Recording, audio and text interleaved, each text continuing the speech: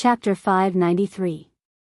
Little Xian, after my father found out that you were the one who gave me such a peerless sword technique like the 9 swords of Dugu, he was very grateful to you and wanted to thank you in person.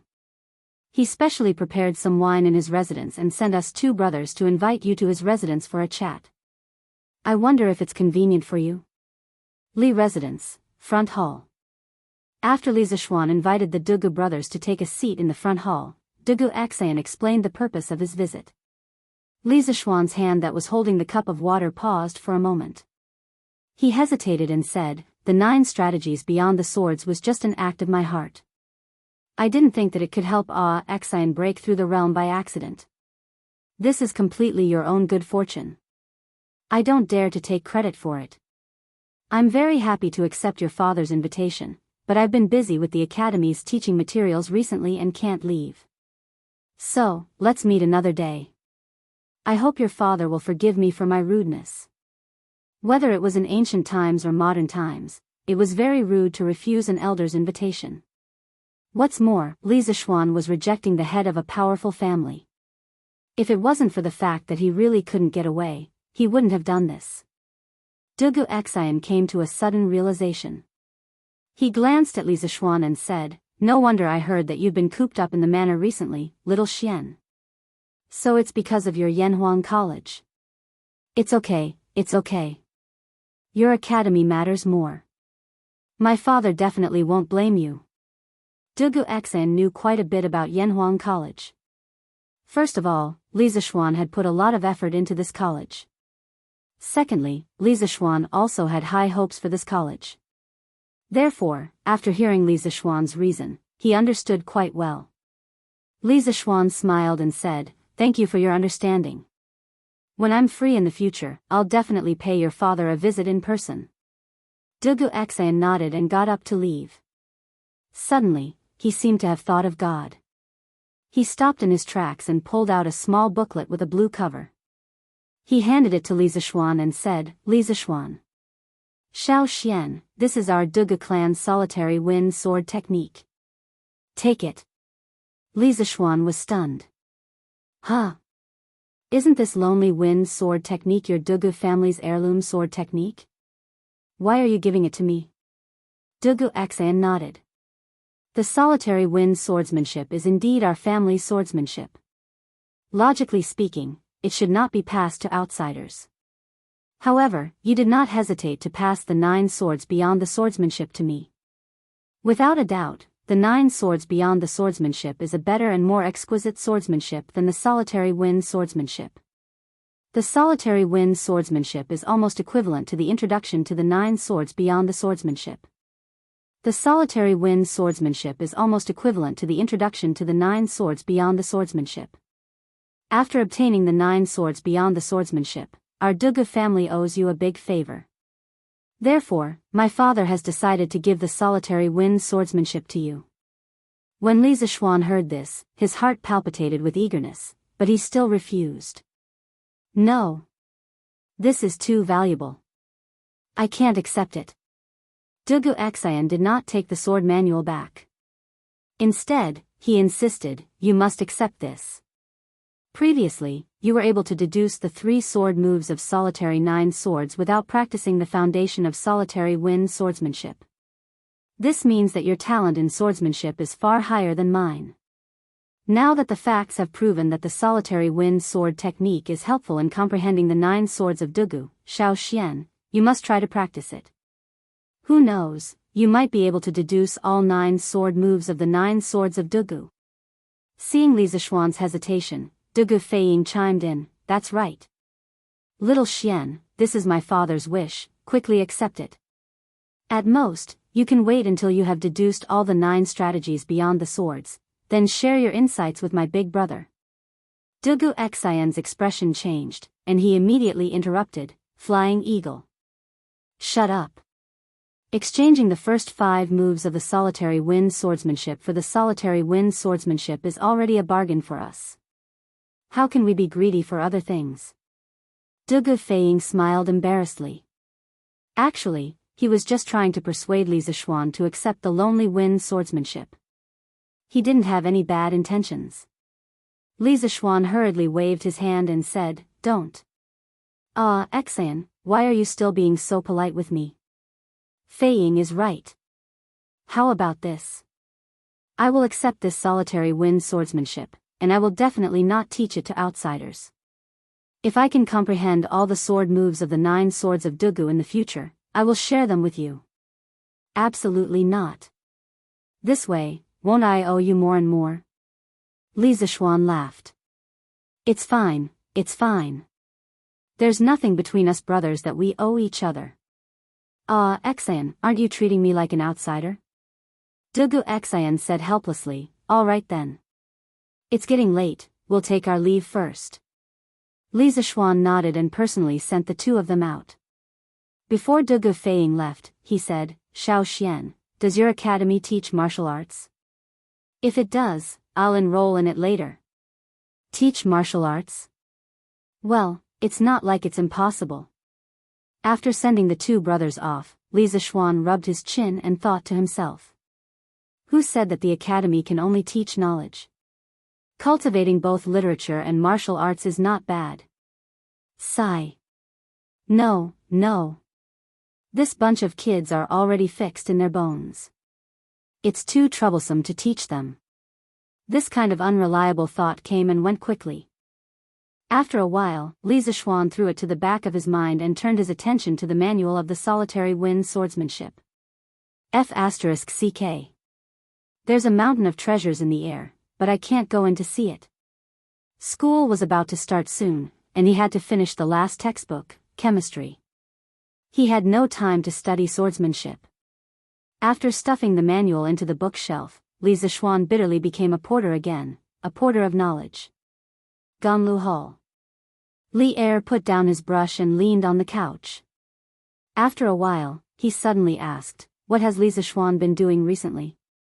Why haven't I heard anything about him?" Ever since Li Zishuan returned at the beginning of the year, he had been stirring up trouble in Cheng and city. Recently, he had suddenly been quiet for so long that Li Er was not used to it. That was why he asked this question. Zhao Song stepped forward and said, "Your Majesty, Li Xiannan has been in his residence recently. He should be busy with Yanhuang College." However, 7 days ago, Li Xiannan personally went to Yunshan and brought His Highness Prince Wei back to Cheng and from the mountain. After hearing this, Li Er was puzzled and asked, "Qingke? How could he bear to come back from there? What is he doing now?" Zhao Song replied, "I don't know. Ever since His Highness Prince Wei returned, he has been in his residence. I don't know what His Highness is busy with. However, there have been many scholars coming in and out of the Prince Wei's residence recently." Li Er said curiously, "Hey. All of them are not coming out. Zhao Song, let Qingke enter the palace to see me later.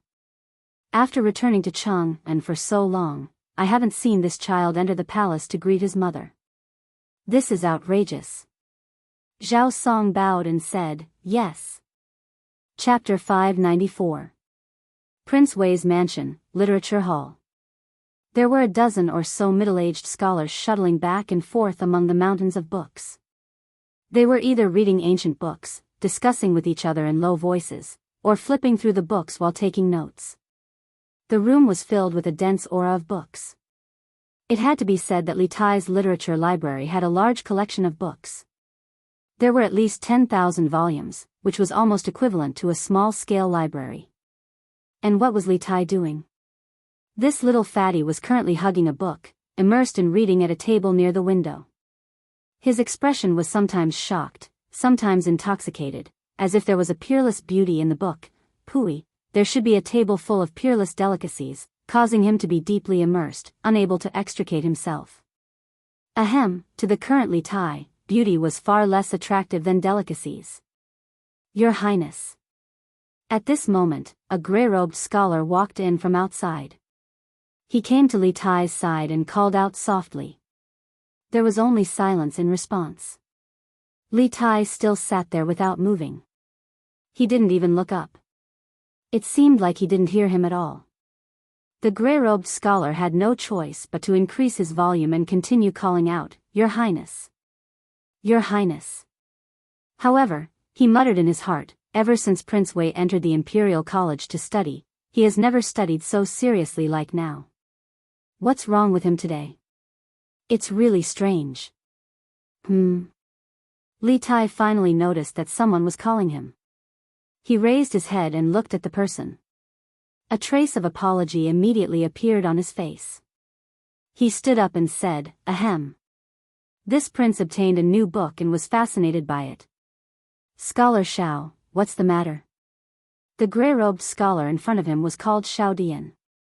He was a scholar of the Hongwen Library and was born in an official's family.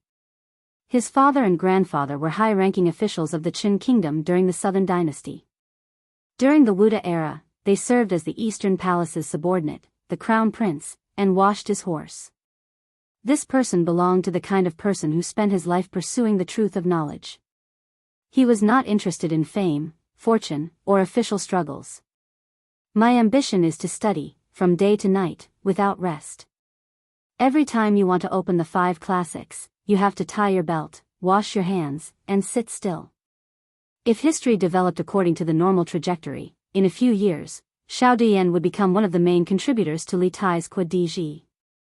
"Your Highness. His Majesty just sent someone to pass on a message, saying that he wants you to make a trip to the palace." Of course, Xiao Dian wouldn't get angry with a child like Li Tai. Seeing that Li Tai had returned to his senses, he hurriedly replied, "Oh. I'll go now." Li Tai reluctantly closed the book, tidied his clothes, and left. As for the book, of course, he couldn't carry it around with him. Instead, he left it on the table. The literature hall was his. What was there to worry about if he put his book in there? "What book is this?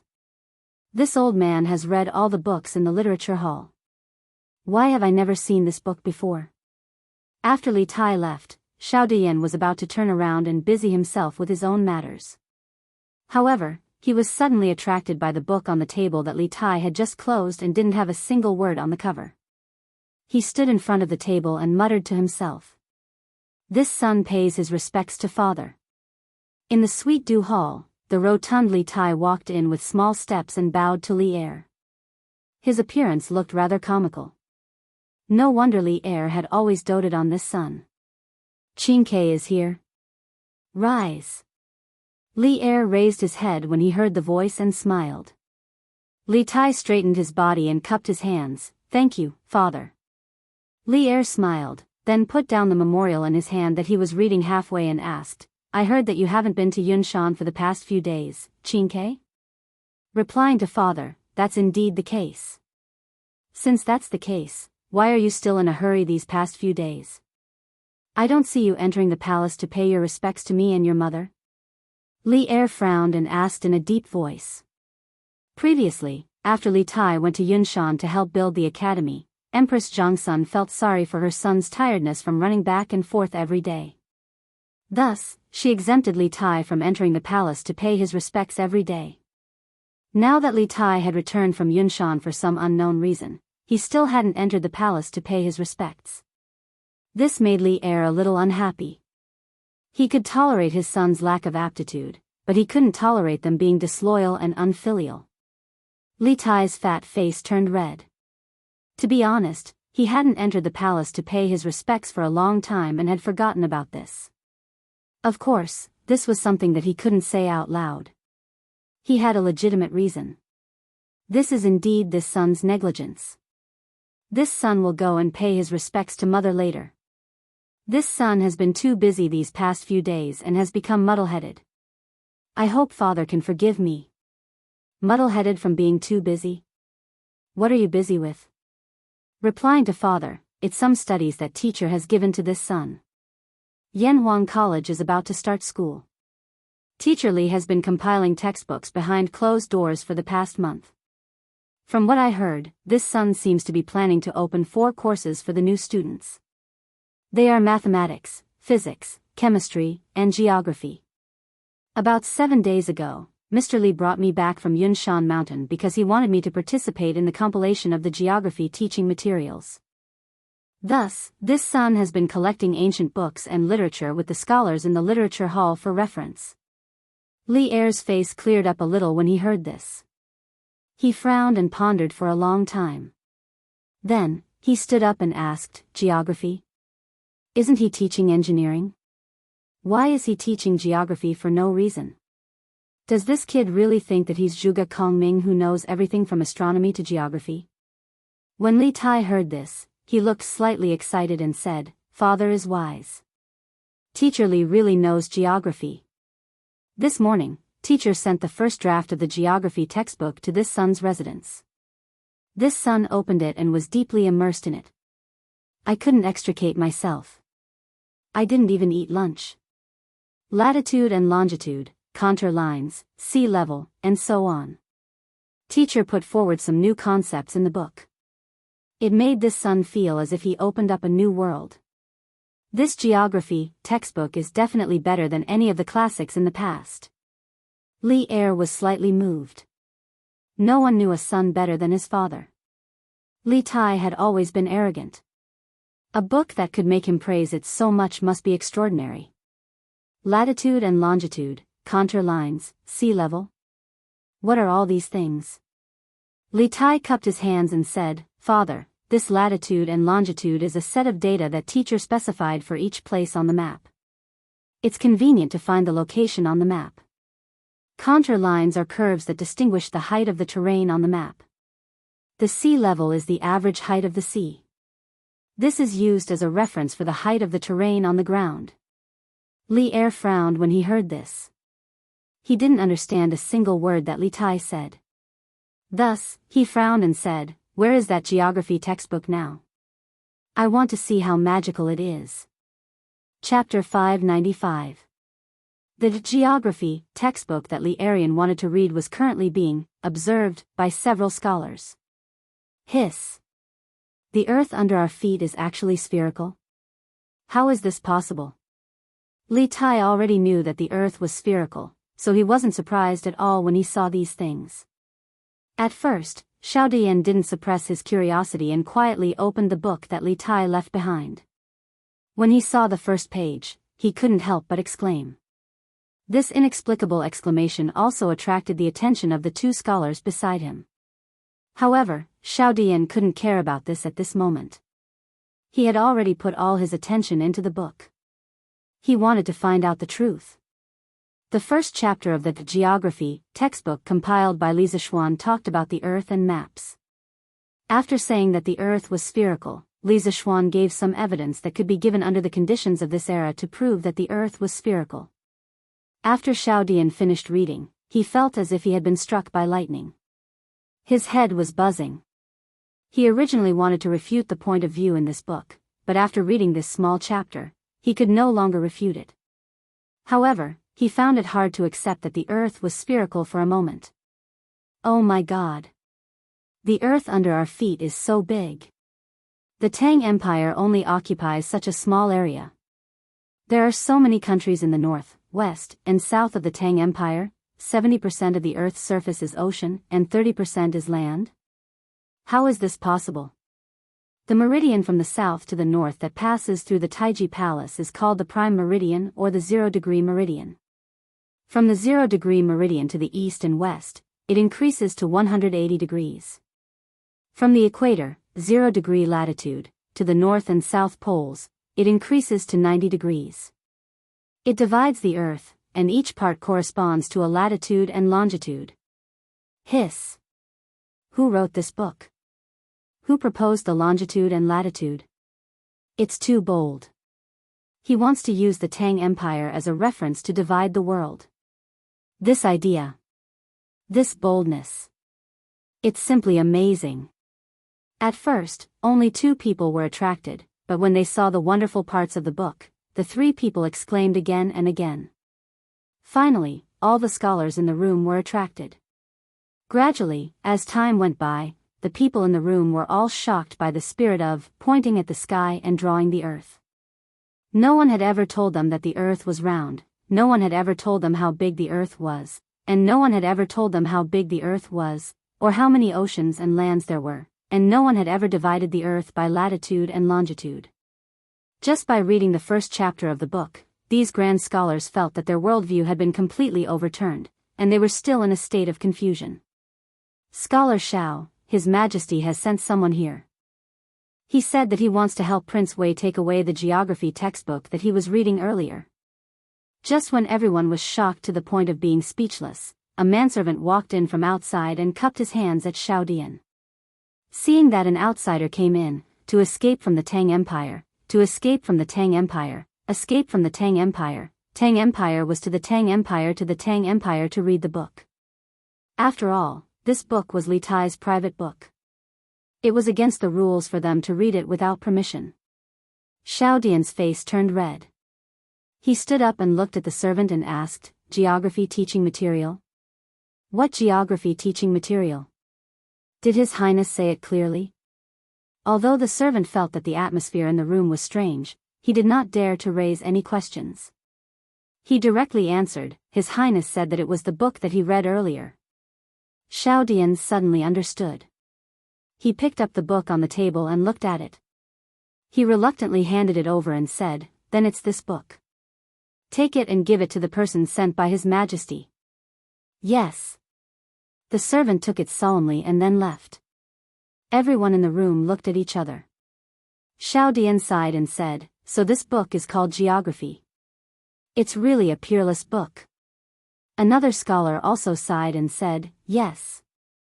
Let's not talk about whether the things in this book are correct or not. The person who can come up with these ideas is definitely a peerless genius. Just this courage and boldness is something that this old man can't compare to." Xiao Dian nodded in agreement and said, "Brother Xia's words are reasonable. I just don't know who wrote this book. How did it appear in the literature hall out of thin air?" This brother Xia was Xia Yan. He was also a scholar in Li Tai's literature hall. He was also one of the people who would revise and write Ji in the future. Xia Yan replied, "This book seems to have been sent to His Highness Prince of Wei by someone in the morning. After His Highness Prince of Wei received the book, he has been reading it. He didn't even eat lunch." Xiao Dian frowned and said, "His Highness said that this book is a geography teaching material. What kind of literature hall would use this kind of teaching material? I have never heard of this before." Xia Yan thought for a while and suddenly shouted in shock, "Yanhuang College. Only a strange existence like Yanhuang College would use such a strange teaching material. Also, His Highness asked us to search for the past few days. It's very likely that it has something to do with this geography teaching material." When Xiao Dian heard this, he agreed and said, "Brother Xia's analysis is right. If that's the case, then the person who wrote this book can only be, pointing to the sky and drawing the earth, dividing the world. This kid is really bold. Not bad, not bad." In the Sweet Dew Hall, Li Er received the geography book from Prince of Wei's residence. After reading it for half an hour, he clapped his hands and laughed. The reason why he said it was not bad was mainly because Li Zishuan defined the zero meridian as the meridian that passed through Taiji Palace. This made Li Er, who valued the holy name, very proud and satisfied. As for the theory that the earth was spherical, Li Tai had introduced it to him before. Now that he saw it written in the book, he wasn't too surprised. "Is this a world map? Why does my Tang Empire only occupy such a small area? And why are there so many gaps in my Tang Empire's territory?" Casually flipping through the teaching material, a large map instantly attracted Li Er's attention. After looking at it carefully for a while, Li Er raised his head and frowned. Li Tai coughed and explained, "Father, although the Tang Empire has a vast territory, it's really only so big on Earth.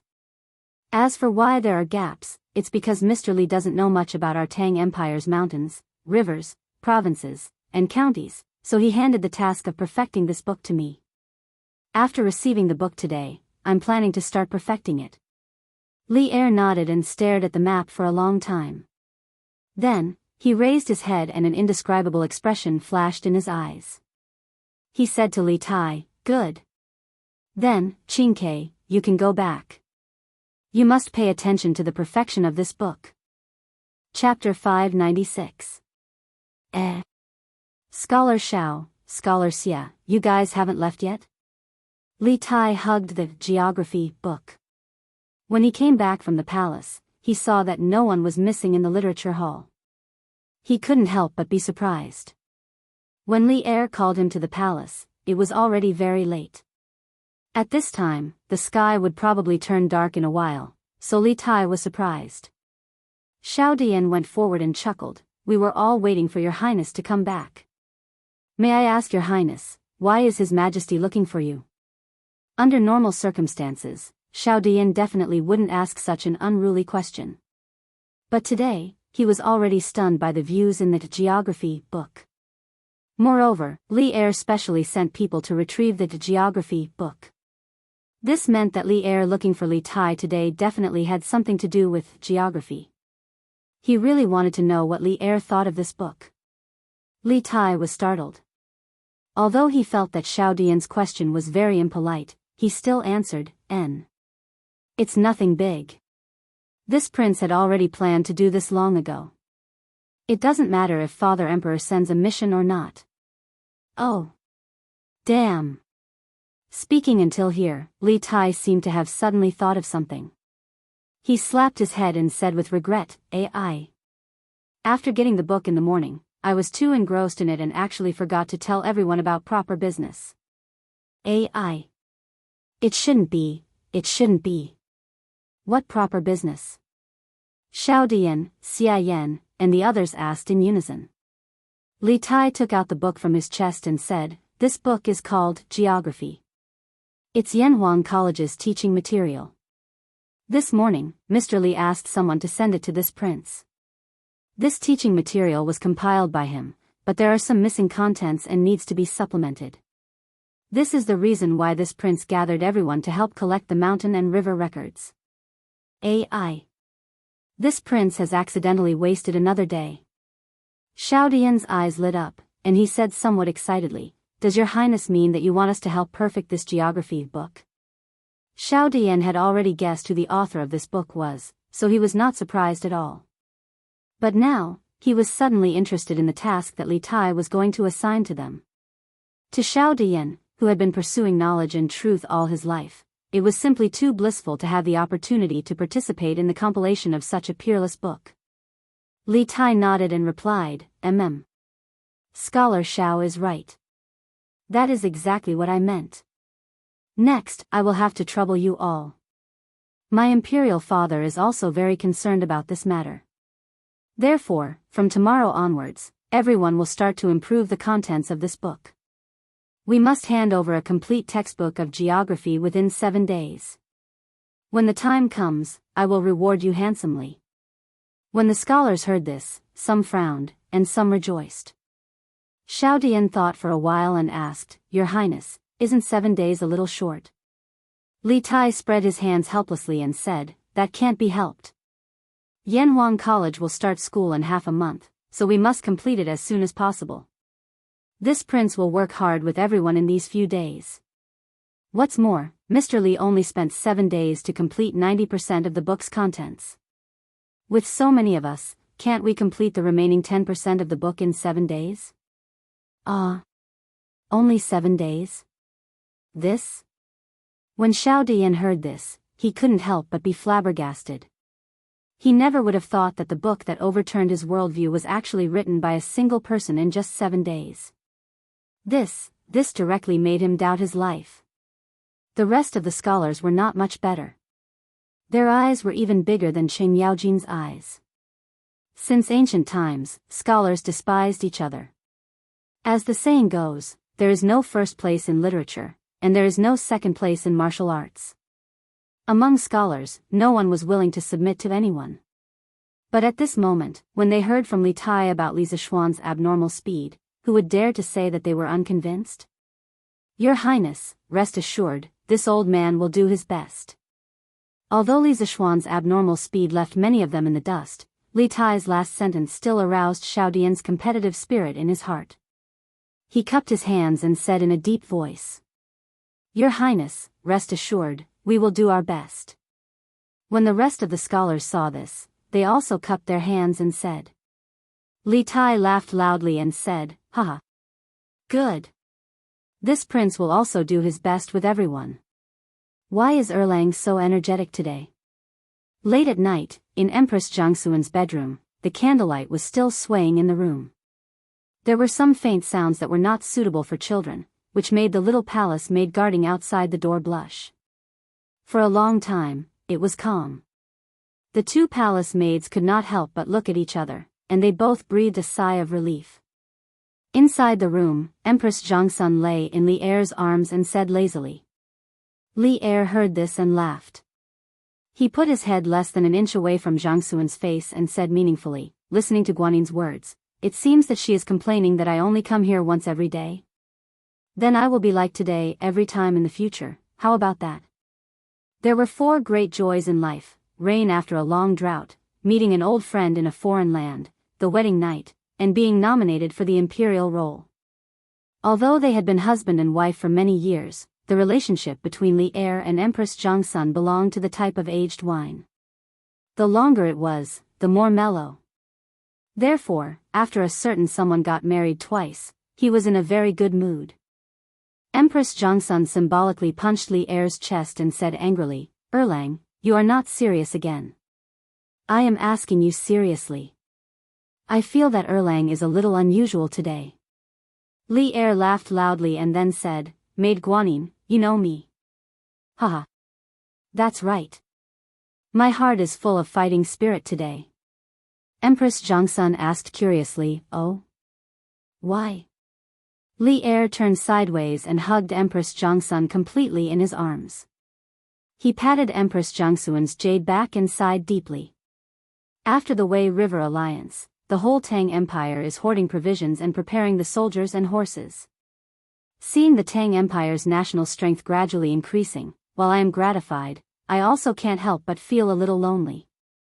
I am thinking that my Tang Empire is full of talents and fierce generals. According to this trend, in less than 2 years, the Turks will be destroyed. At that time, who can be my opponent? Haha. I didn't expect that child Xianxia to give me something today that actually untied the knot in my heart. Maid Guanin, guess what it is?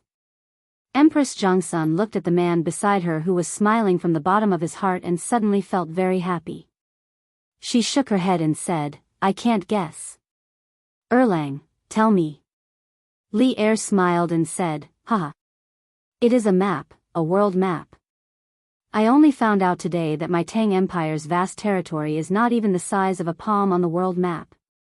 I only found out today that other than the Turks, Tibetans, and Xinlua, there are so many countries and so many powerful opponents on the aristocratic families." Chapter 597. To the west of the Tang Empire, there's a country bigger than the Tang Empire called the Arab Empire. Further west, there's a big country called the Byzantine Empire. Haha. This world is really interesting. I have to ask Li Zishuan about the strength of these 2 countries. Speaking of the source of his excitement, Li Er couldn't help but laugh proudly. Jianghu wasn't stupid. After listening for such a long time, she had long understood that the man beside her had the competitive spirit again tonight. However, she had never heard of the Arabian Empire and the Byzantine Empire. Therefore, she asked softly, "Erlang, is this world map accurate or not? How does that kid Xiao Xian know about those countries in the far west?" Li Er was stunned and replied, "The map should be accurate. That kid is preparing to use this as a teaching material for Yanhuang College in the future. How can he teach something that isn't accurate to the students? As for how he knows about those countries, that's hard to say. This kid has too many doubts, so this one won't make a difference. As long as his heart is with the Tang Empire, I'll turn a blind eye." Empress Jianghu nodded. After a moment of silence, she suddenly said, "Oh right, Erlang. Speaking of Yanhuang College, I heard from my subordinates that many houses on Yunshan Mountain have been completed. In Xiaoshuan's college, the architectural style is not only strange, but also extremely luxurious. Yunshan Mountain used to be cold and cheerless, but now it has become a place where the people of Chang and flock like ducks. It suddenly became lively. I'm really curious about how many students he will be able to recruit this time." Li Er smiled slightly and said, "It must be a lot." This kid is very good at creating public opinion. With the overwhelming publicity of Datong Daily, there's no place in the 358 provinces of the Tang Empire that doesn't know about the engineering school and Yanhuang College. But this college, I've only seen the sand table and haven't seen what it really looks like. When I'm free in the future, I'll accompany Maid Guanyin to take a look. Empress Zhangsun smiled sweetly and said, okay. Li Er used his chin to press against Empress Jiangsuan's forehead, slowly saying, just geography, this brat gave Jin such a big surprise. I heard from Qingke that this batch of students from Yanhuang College will be learning 4 courses. We are now looking forward to what surprises the other 3 courses will bring to us and the great Tang. Dad, why do you have to wake me up early in the morning every day? The next morning. Duke Lu's mansion. Qing Chimo rubbed his sleepy eyes and complained to Qing Yaojin. Good morning. Early my ass. Don't you see that your schoolmates are already on their way to Yunshan? You're the only lazy one who's late every day. Qing Yaojin slapped the table and reprimanded in a bad mood. Qing Chimo pursed his lips and said nonchalantly, isn't it the same whether we go sooner or later? Xiao Xian and I are good brothers. Xiao Xian won't blame me if I go late. This is really a dead pig that isn't afraid of boiling water, thick-skinned, stinking shameless. Qing Yaojin was so angry that he glared. He picked up the stick next to him and waved it over. You stinking brat. You don't know how to make progress and you still have a reason. You don't let Lousy study hard and always score last in the exams. You don't let Lousy practice martial arts well. You're already so old and you're still a dabbler in the body tempering stage. How did Lousy give birth to such a disappointing son? Qing Chimo fled in all directions while shouting, hey, hey, hey. Dad, stop it. Why are you acting crazy so early in the morning? So what if my grades are last? I'm not in the last 5, and I've never been on the roll of shame. So what if I'm in the body tempering stage? A lot of people haven't even succeeded in drawing qi. To be honest, Qing Chimo felt wronged. He knew what he was capable of and he also knew that he wasn't outstanding. However, he originally thought that his father would also know. He hadn't been outstanding for so long, so why did his father suddenly explode today? Could it be that he was provoked by something? Humph. You little bastard, you're really shameless. See if Lousy doesn't beat you to death today. When Qing Yaojin heard his son's shameful words, he, who was already angry, completely exploded. He dodged and easily caught Qing Chimo who was still trying to escape. Then, he raised the stick and greeted Qing Chimo's butt. Ouch! Mother! Save me! Qing Chimo's stick hit hard. Qing Chimo immediately cried out in pain. No, it should be crying for his mother. Stop. Sure enough, Madame Qing didn't let her son down. She came out after being called for a long time. She angrily walked over and snatched the stick from Qing Yaojin's hand. Then, she scolded, you old thing, why are you acting crazy so early in the morning? It's fine if you're crazy, but why are you venting your anger on ugly cow? Qing Yaojin snorted. I'm educating this ignorant thing. Madame Qing didn't let it go. What do you mean ignorant? Did you only know what kind of character your son has today? If you're angry, go to the backyard and move stones. Don't vent your anger on your son. Did you only know what kind of character your son has today? Qing Chimo was so touched that he almost cried. For the first time, he felt that the feeling of being looked down on was so good. Qing Yaojin was hit where it hurt, and he angrily said, humph. A loving mother is a loser. Let's not compare Xiao Xian. Look at that kid from the Dugu family. He became a master before he was 30. What about this kid? He only knows how to be lazy and idle all day long. Qing Chimo was stunned. He finally understood why his father went crazy this morning. It was because he saw someone else's outstanding child and was provoked. He chuckled and said, haha. Dad, so that's why you're angry. That kid, Dugu Xian, only became a master by luck with Xiaoshuan's help. Besides, he has a strong foundation in martial arts. Do you have to compare him to me? Qing Yaojin said angrily, oh, you still have the nerve to say that? Between you and Wuxia Xianxia, who got to know Xiao Xian first? And in the end? In the end, Xiao Xian helped Wuxia Xianxia to break through, and you're still sleeping at home. You don't know how to reflect on yourself. Qing Chumo was puzzled. What should I reflect on? Reflect on why Xiao Xian helped Wuxia Xianxia to break through and not you. How would I know why? You, Qing Yaojin really wanted to say, I'm really ****** up. However, his wife was beside him, and he could not say that. He could only say angrily, isn't it because you're lazy and don't know how to improve yourself that Xiao Xian doesn't want to be with you? Qing Chumo pursed his lips and said, that's not it. Xiao Xian is much lazier than me. Qing Yaojin was speechless. Chapter 598. Achoo. Ah, achoo. Li Zishuan, who was engrossed in writing in the study, inexplicably sneezed twice. He was already under pressure from a bunch of chemical reactions, and at this moment, he was even more depressed. Damn. Which family's little girl is thinking of me? Sigh. It's also a sin to be too outstanding.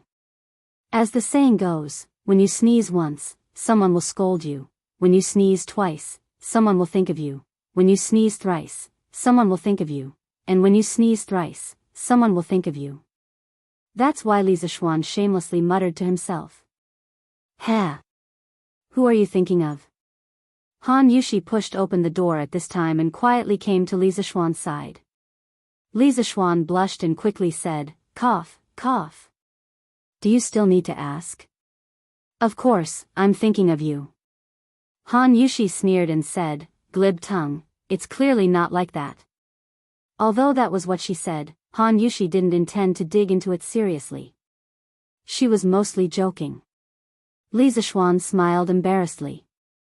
Suddenly, he caught a glimpse of the cup of bright red juice that Han Yushi brought in. He said in surprise, ah. This is iced watermelon juice?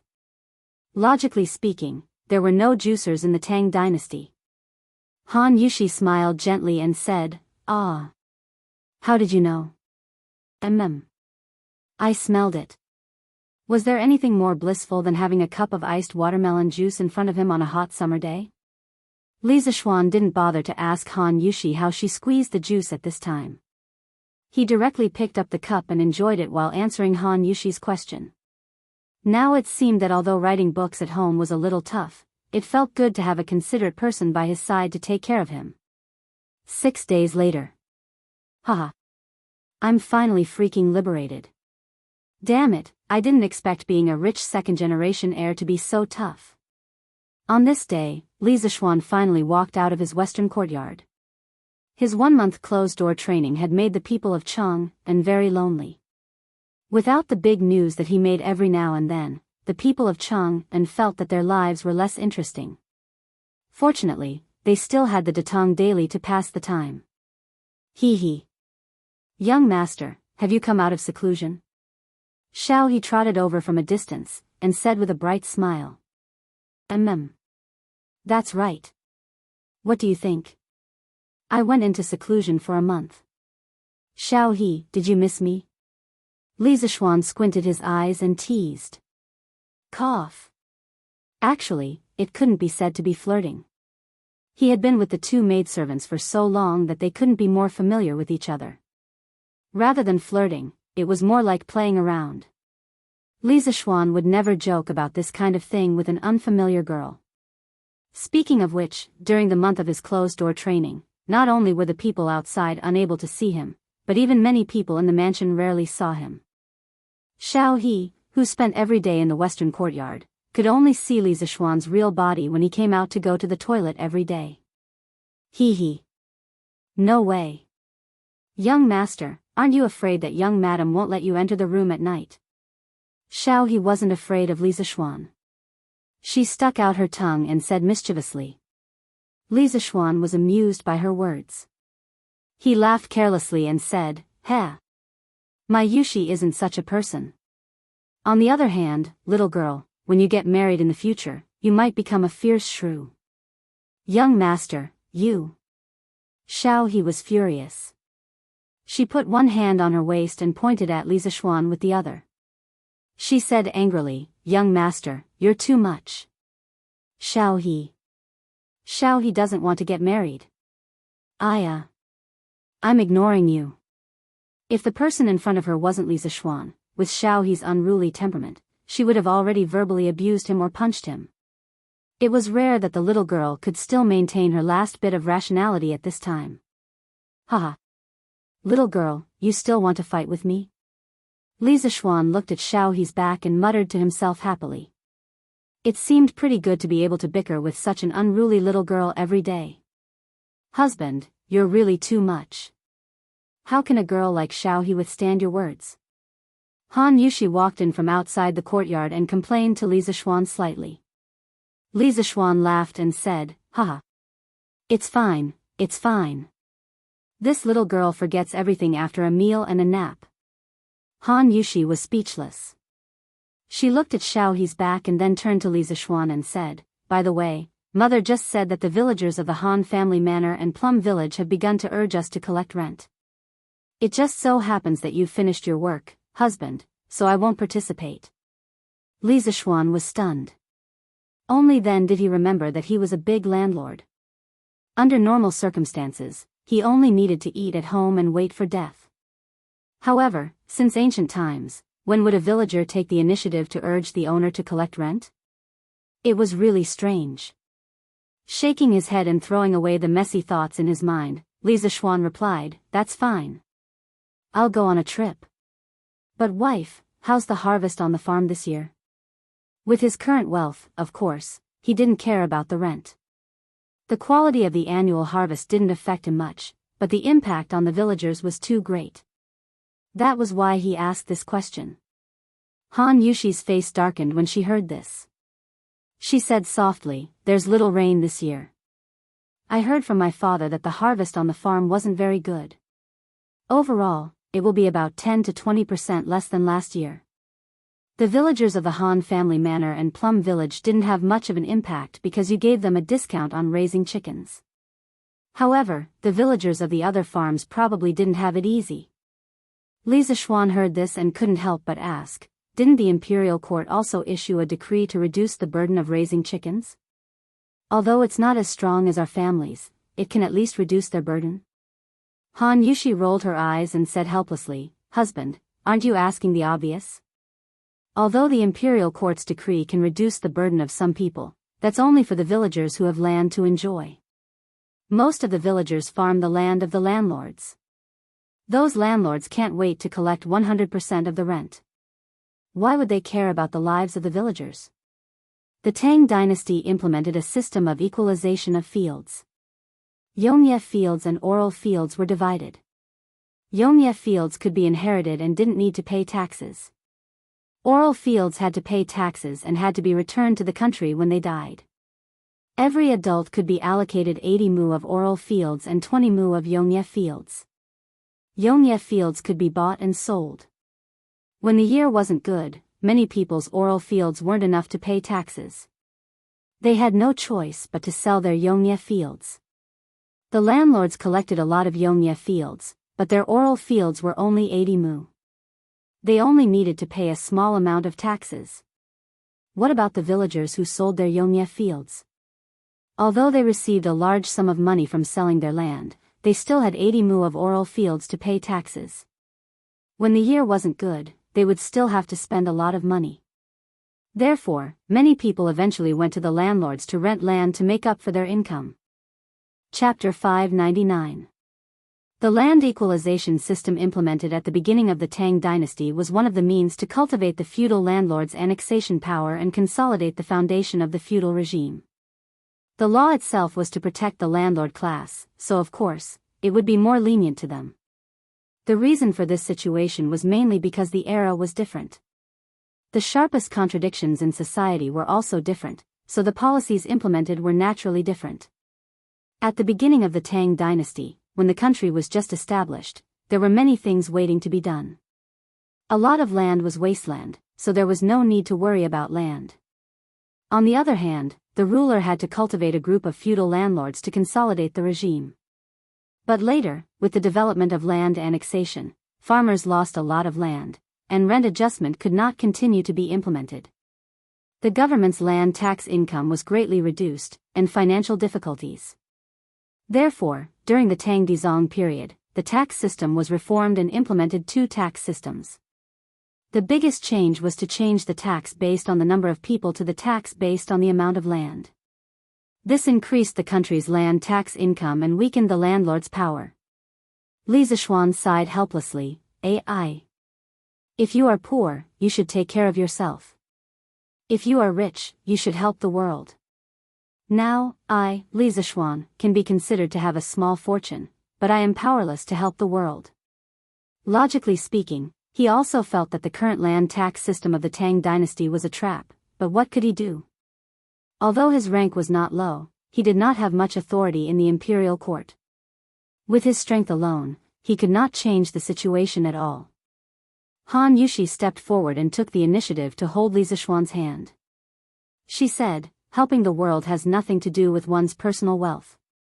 No matter how rich husband is, it's impossible to support everyone in the world, right?" Laozi said, "Instead of giving a man fish, it is better to teach a man to fish. Instead of giving others money, it is better to teach them a survival skill. In fact, husband, what you are doing now, is helping the world." Yanhuang College teaches and educates people. 10 years later, or even 100 years later, people will forget how glorious and rich our family is now, but there will definitely be a lot of people who will remember that our family's Yanhuang College has cultivated a large number of talents. Although husband did not go to the battlefield to kill the enemy and expand the country's territory, what husband did is more glorious than those generals on the battlefield. This concubine feels extremely honored to have married such an outstanding person like my husband. Han Yushi's words could be said to be true.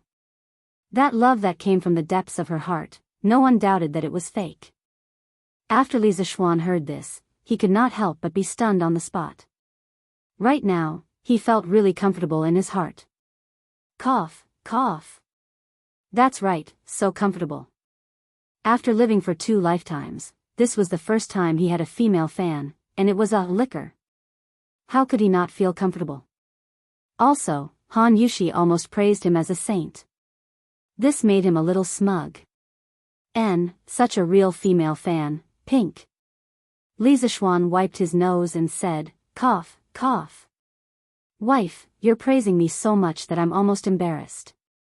Come, come, come. Say a few more words." The words that were just about to come out of Han Yushi's mouth were immediately blocked by Li Zishuan's big turn of events. She almost choked. She was both angry and amused as she said, "I was serious just now, but you're being sarcastic again. Young master. Young master." When the husband and wife were flirting, Xiaoxi took small steps and ran in from outside. She bowed to Han Yushi and then said to Li Zishuan, "Young master. Old Mr. Li Gang sent his little grandson to pass a message. He said that there's something important for you to go to his residence for a chat." "Oh."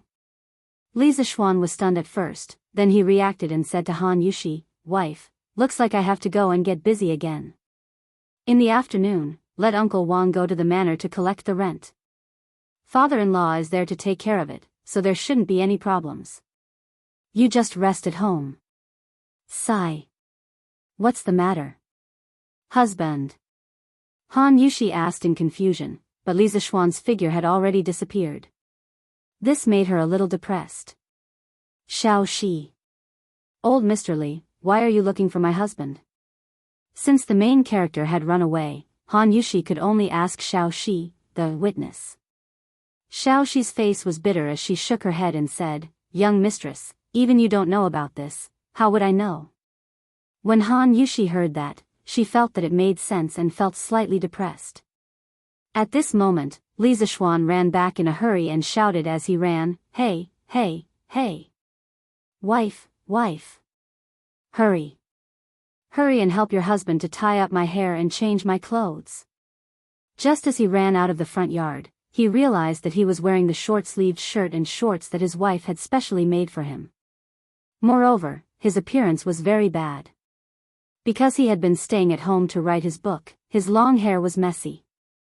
If it weren't for his handsome face, he would probably be treated as a beggar walking on the street at this moment. Han Yushi was speechless by Li Zishuan's actions. She followed Li Zishuan into the house and covered her mouth as she laughed. Since when did my husband care so much about his appearance? After dressing up, Li Zishuan brought Li Gang's 6 or 7-year-old grandson, Li Anren, and rushed to Jianghu Square. When he heard Xiao Shi say that Li Gang was looking for him, he immediately thought of the time when he personally visited Li Gang. Li Gang had told him that he would help him find a few respectable teachers from the academy. Among them, there were a few people who knew about mechanisms and machines. Li Zishuan had always wanted such talents. That was why he was so concerned about his appearance today. He didn't want others to look down on him because of his sloppy appearance.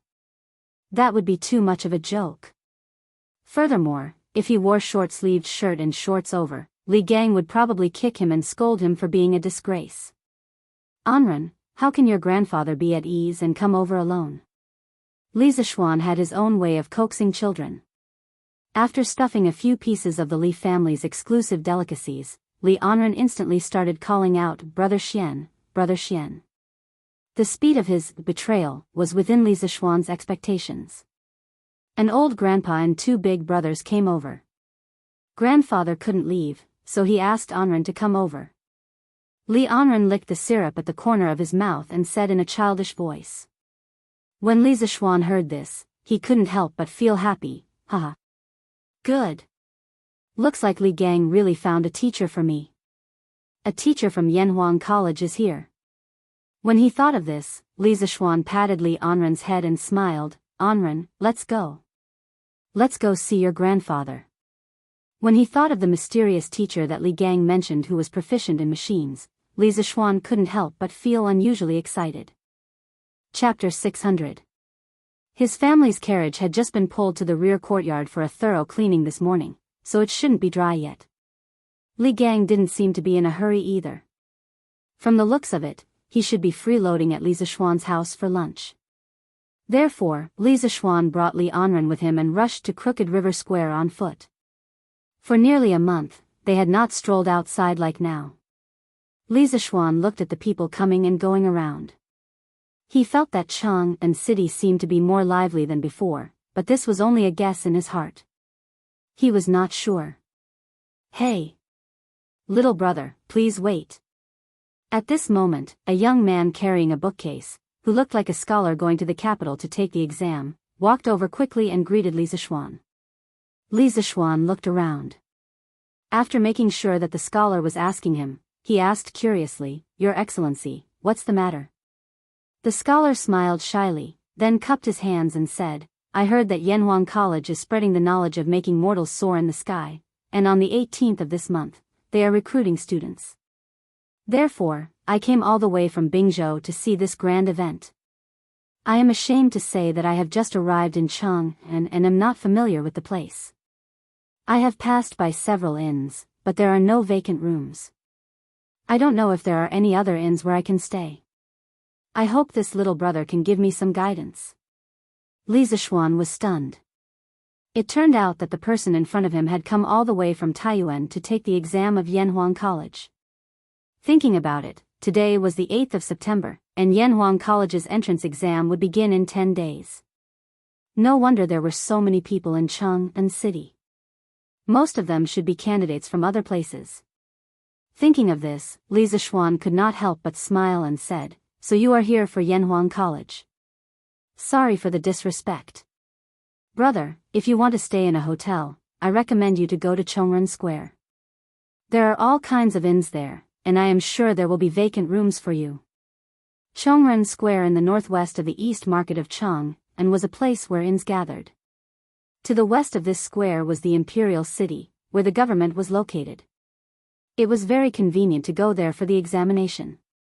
To the southeast was the East Market, where it was convenient to go shopping. To the south was the Peace Square, where it was convenient to talk to the prostitutes.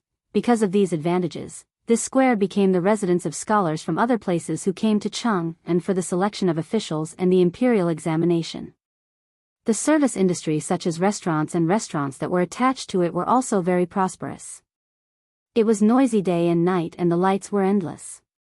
It was just like the nightlife center of Chang'an. Of course, the cost of living in a bustling place was naturally incomparable to other places. Li Zishuan also saw that the young scholar in front of him was dressed exquisitely and had a good temperament. He reckoned that his family background was not bad, so he recommended him to Chongren Lane. Now that so many examinees had gathered in Chang'an, those cheap inns were almost full. Only high-end inns could satisfy the needs of this man in front of him. The young scholar asked, "Where is this Chongren Square?" "Little brother, please enlighten me."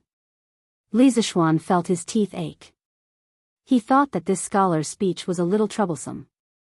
He pointed to the north and said, "Brother, follow this road to the north.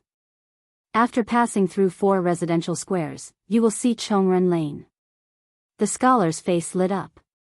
He hurriedly cupped his hands and thanked, "Little brother, thank you for your advice. I am Di Zhishuan. If fate allows us to meet again in the future, I will definitely invite you to drink and chat." Di Zhishuan? Li Zishuan's heart skipped a beat. In his previous life, when he read Young Di Renjia, there was 4 heroes of capital city. One of them was Di Zhishuan, Di Renjia's father. However, he had been here for so long and was still a native of Chang'an. He had never heard of the 4 heroes of capital city. It was obvious that the stories in the novel were all fabricated. However, he did not expect to meet the future divine minister of Tang, Di Renjia's father.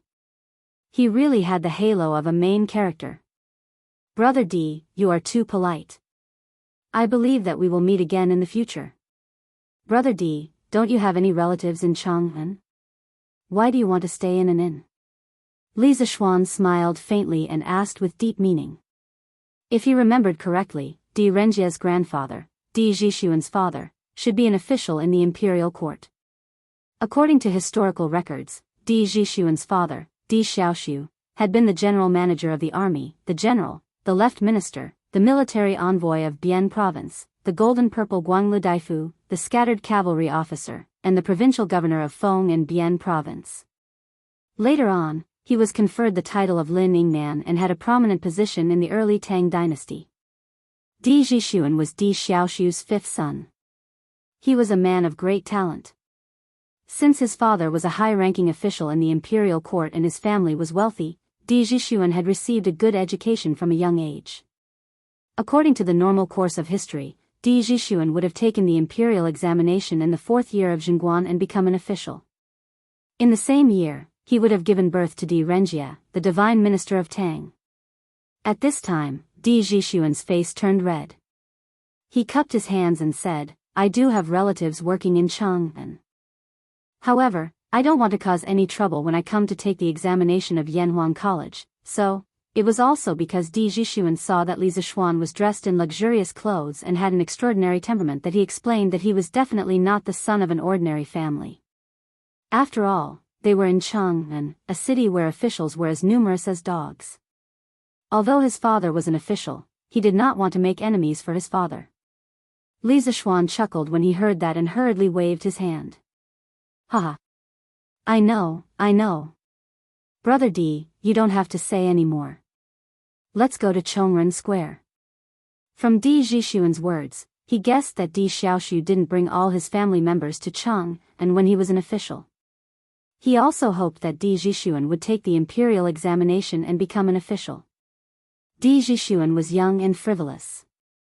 He was attracted by the large number of reports about Yanhuang Academy in the newspaper. However, because of Di Xiaoxiu's opinion, he could only secretly come to Chang and to take the examination. This was a rebellious young man who left the Li family without permission. Di Zhishuan breathed a sigh of relief and said, "Haha. Then I will take my leave. Thank you very much, little brother." Li Zishuan smiled and cupped his hands in return. He said, "Brother Di, I wish you all the best in the examination and have a good time in Chang'an. If you are free in the next few days, you can go to Yunshan Mountain in the eastern suburbs of Chang'an and take a look at Yanhuang College. Brother Di will not be disappointed." Di Zhishuan's eyes flashed. He nodded and said, "I will go and take a look." After that, the two of them cupped their hands and said goodbye. Li Zixuan took Li Anren and continued to rush to Crooked River Square. Looking at the crowded Chang'an, he muttered to himself, "It's the golden autumn of September. Talents from all over the world are gathering. I wonder how many students will pass the examination this time." Chapter 601. According to the statistics of the various branches of the Tang Dynasty daily, there were a total of 3,800 students who applied for the Yanhuang Academy. Even if they used the 50% reference rate, there would still be more than 1,900 students who came to take the exam. This number was more than the number of examinees who came to Chang'an every year. The imperial exam of the Tang Dynasty was held in January or February every year. Generally, registration would start in November of the previous year. The exam location was at the southern courtyard of the Ministry of Rites of the Shangshu province. The examiner was the assistant minister of the Ministry of Rites. Generally, the number of examinees who came to Chang'an for the exam every year was around 1,000. At its peak, it could reach 2,000 examinees. However, Li Zixuan's academy was able to attract 4,000 examinees. One had to say that his publicity work was really on point. In many people's eyes, Yanhuang College's entrance exam was second only to the imperial exam. After all, the imperial exam had a limited number of examinees. Mingjing could not exceed 100 examinees, Jinshi could not exceed 30 examinees. Yanhuang College didn't seem to have any restrictions as long as one could pass the exam. After entering Yanhuang College, one could use the Yanhuang College's mathematics to participate in the imperial exam. If one failed, one could use engineering to earn money to support his family and become a rich man. Or, one could invent a divine artifact. Like Li Zixuan, one could directly become a baron from a commoner and reach the pinnacle of life. Of course, there were fewer people who took the imperial exam than the Yanhuang College's entrance exam. Another reason was the threshold. The threshold for the imperial exam was obviously much higher than the threshold for Yanhuang College. The examinees who took the imperial exam came from two sources. The examinees who took the imperial exam came from Xingtu and Xiangong. There were many subjects in the imperial exam. According to the examinees' conditions and the content of the exam, they were divided into Xiuzai, Mingjing, Jinshi, Mingfa, Mingjing, etc.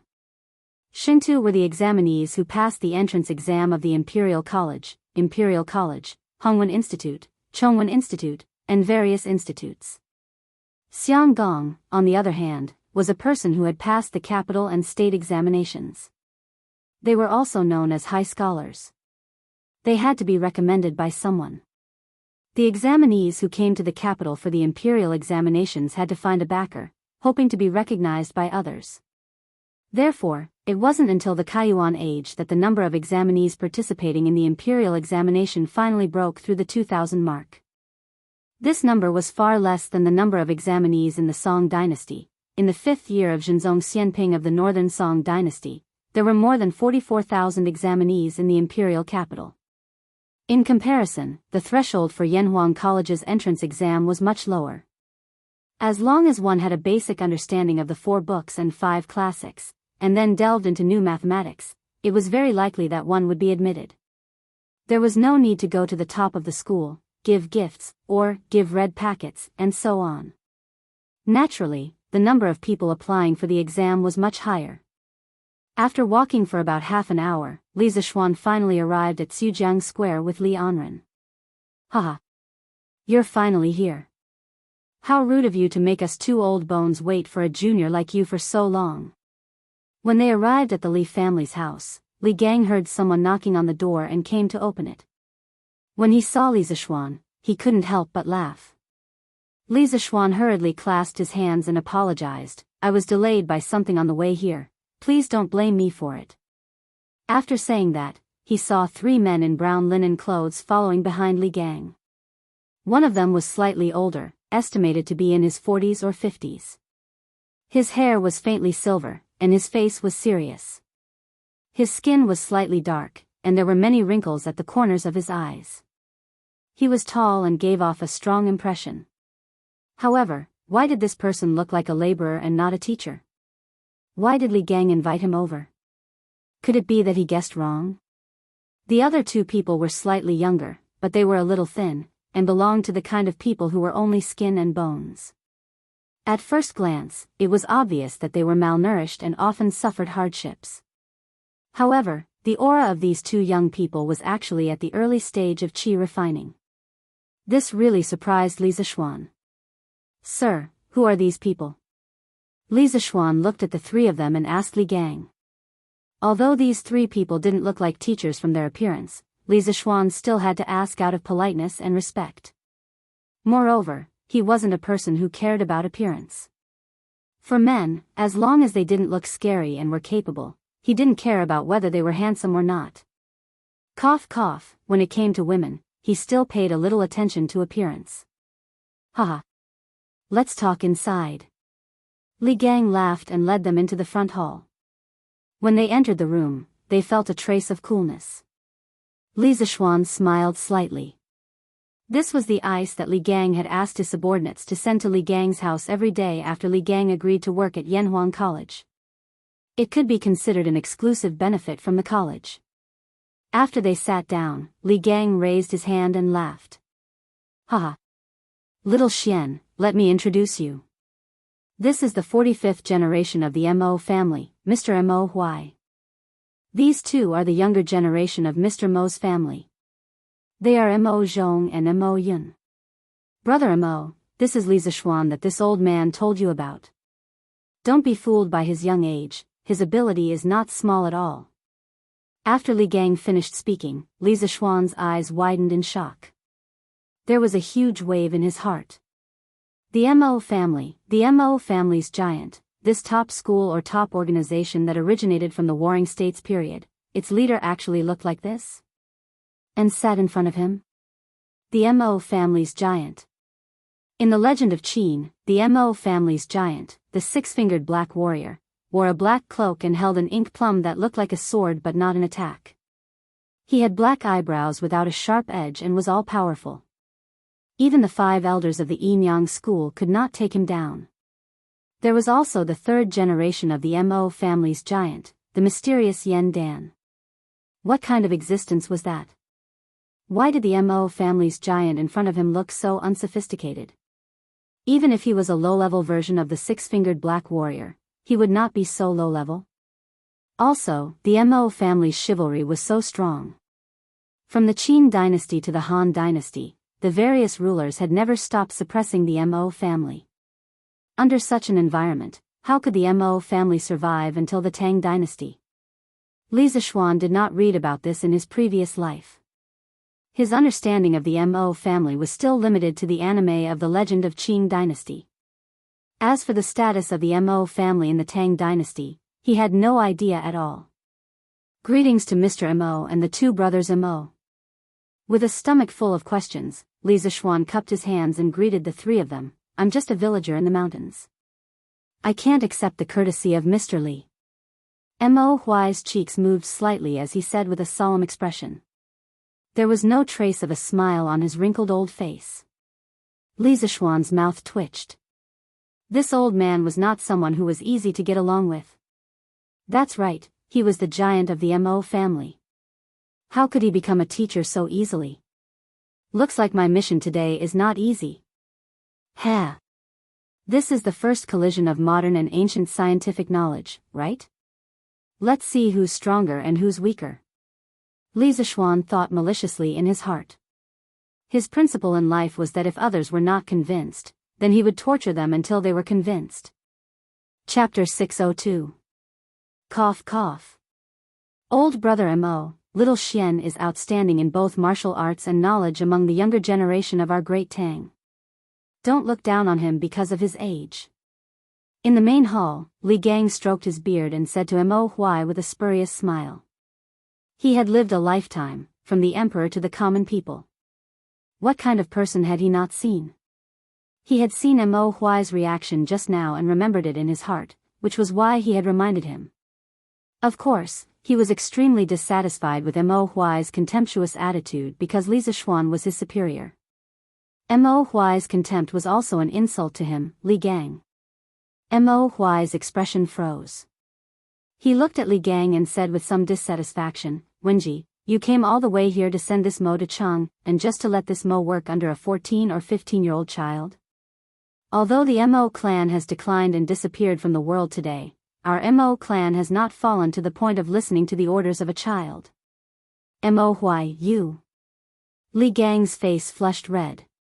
Li Gang had wanted to give the dying Mo clan a chance to prolong its feeble existence and display its remaining strength. But now, not only did Mo Huai not appreciate his kindness, he was even so arrogant. Li Gang could not help but feel anger rising in his heart. Haha.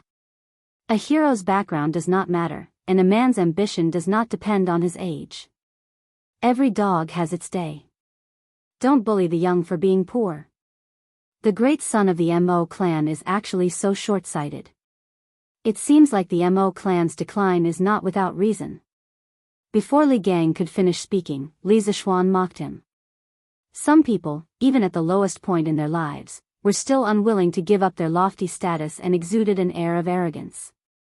This kind of person needed to be taught a lesson, and Li Zishuan would never indulge this bad habit of theirs. Mo Zhong and Mo Yun paled at these words.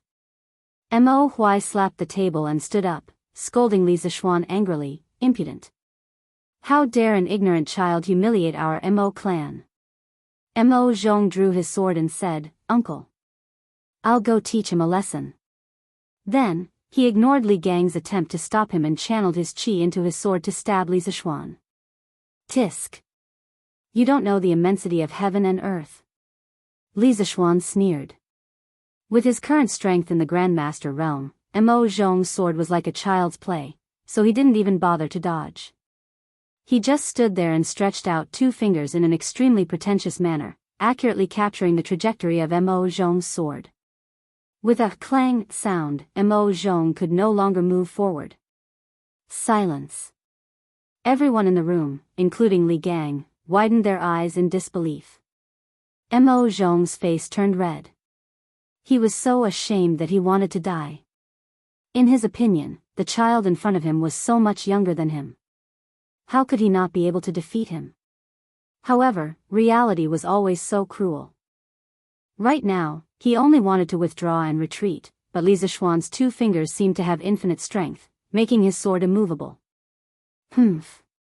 Those who kill will die, those who injure will be punished. You call yourselves followers of the school of Mo, but have you forgotten the philosophy that your Mo clan has always pursued? Today, I'll teach you a lesson. Li Zishuan sneered. Then, everyone heard a clang.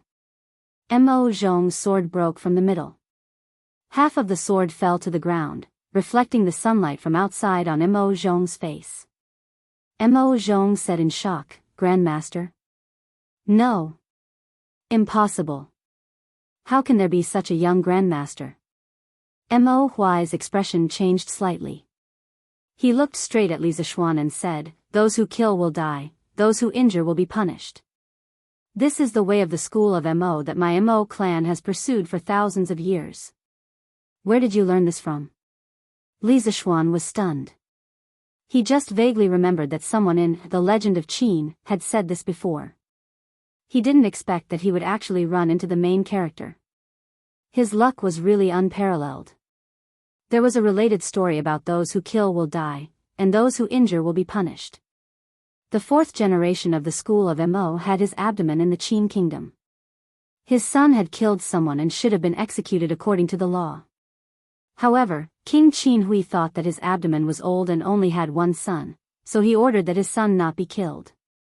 However, his abdomen said that the way of the school of Mo stated, those who kill will die, and those who injure will be punished.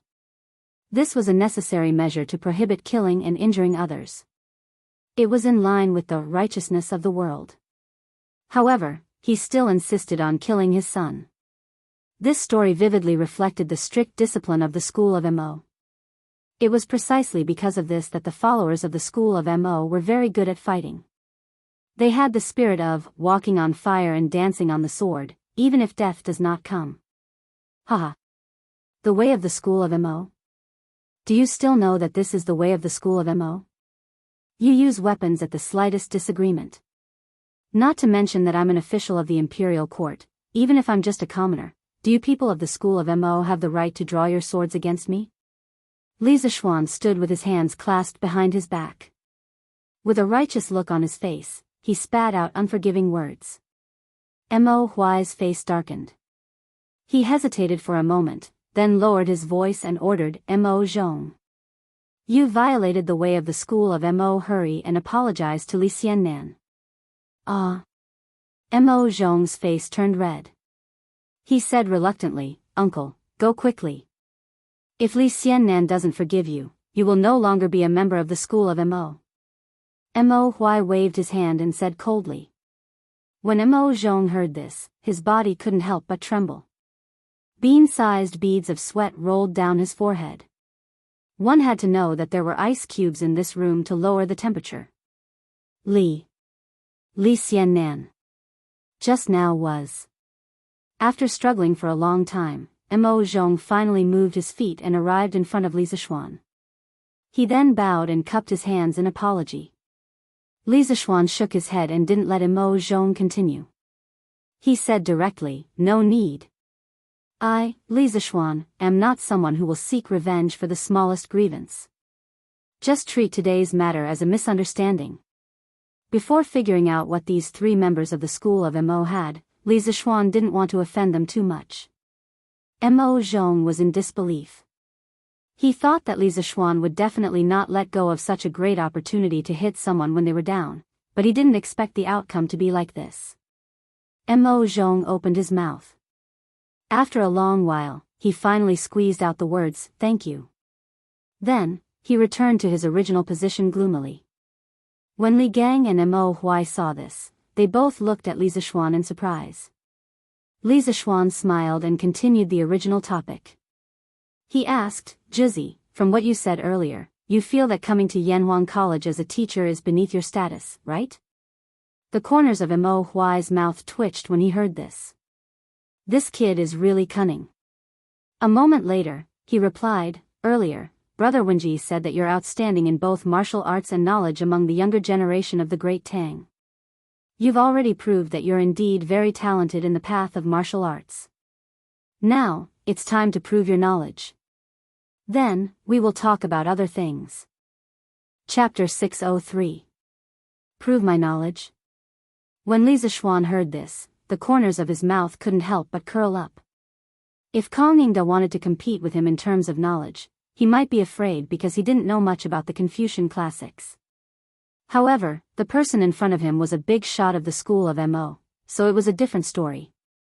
Although his engineering knowledge did not originate from the Mo family, it had a lot to do with them. The Mo family was most famous for machinery and machinery. Back then, Moz was proficient in handicraft and could be compared to the craftsmen of that time. As a modern engineering student, Li Zishuan felt that he should have a lot in common with the people of the Mo family. Haha. I can prove my knowledge, but there has to be a prize. Otherwise, if anyone doubts my knowledge, won't I have to waste my time debating with them?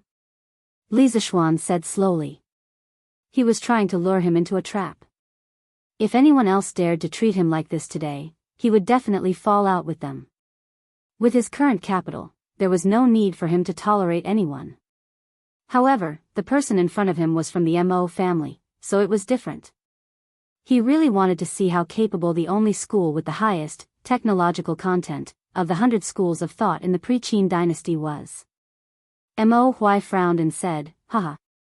Do you think you have victory in your hands? You're really a newborn calf that is not afraid of a tiger. Alright, to prevent others from saying that I'm bullying the weak, you can decide the rules and the prize. Mo Yun panicked and said, Uncle, you can't do that. Li Zishuan laughed loudly and said, haha. Good. Big shot, you're so bold. Since that's the case, I won't take advantage of you. Next, you and I will each come up with 5 questions in our field of expertise. The 5 questions will be limited to 1 hour. Whoever can answer the most questions will be the winner. If I win, you will have to stay in Yanhuang College to teach your knowledge. If I lose, I'm willing to take out 1,000 taels of gold as compensation. How about that? 1,000 taels of gold? Mo Zhong and Mo Yun's eyes widened and their breathing quickened. They were so shocked by this huge sum of money that they lost control of their hearts and souls. Although the Mo family was glorious for a period of time and had hundreds of thousands of disciples at its peak, after Moz, the Mo family no longer had a master of Moism. Coupled with the suppression of the ruling class, the Mo family's glory was long gone and there were fewer and fewer followers of the school of Mo in the world. Today, only the core followers of the school of Mo were still adhering to and carrying out the original intention of the school of Mo. In terms of life, they were no different from farmers and could barely afford to eat and wear. Mo Zhong and Mo Yun probably couldn't even imagine how much this 1,000 taels of gold was worth. Even Mo Huai's eyelids couldn't help but twitch. He clenched his hands behind his back and said, "Since you're so confident, how can this old man back down? If I lose, I'll go to your Yanhuang Academy to teach, and I won't ask for any salary.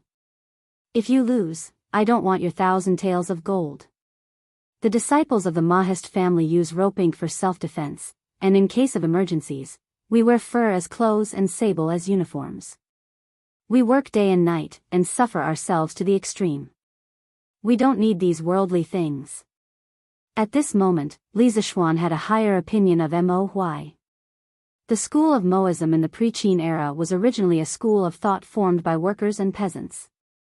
Unlike the Confucian school of thought, which was never tired of eating and never tired of eating, the members of the school of Moism had to endure the hardships of life and had to have a heart of universal love for everyone. They could not talk about personal feelings.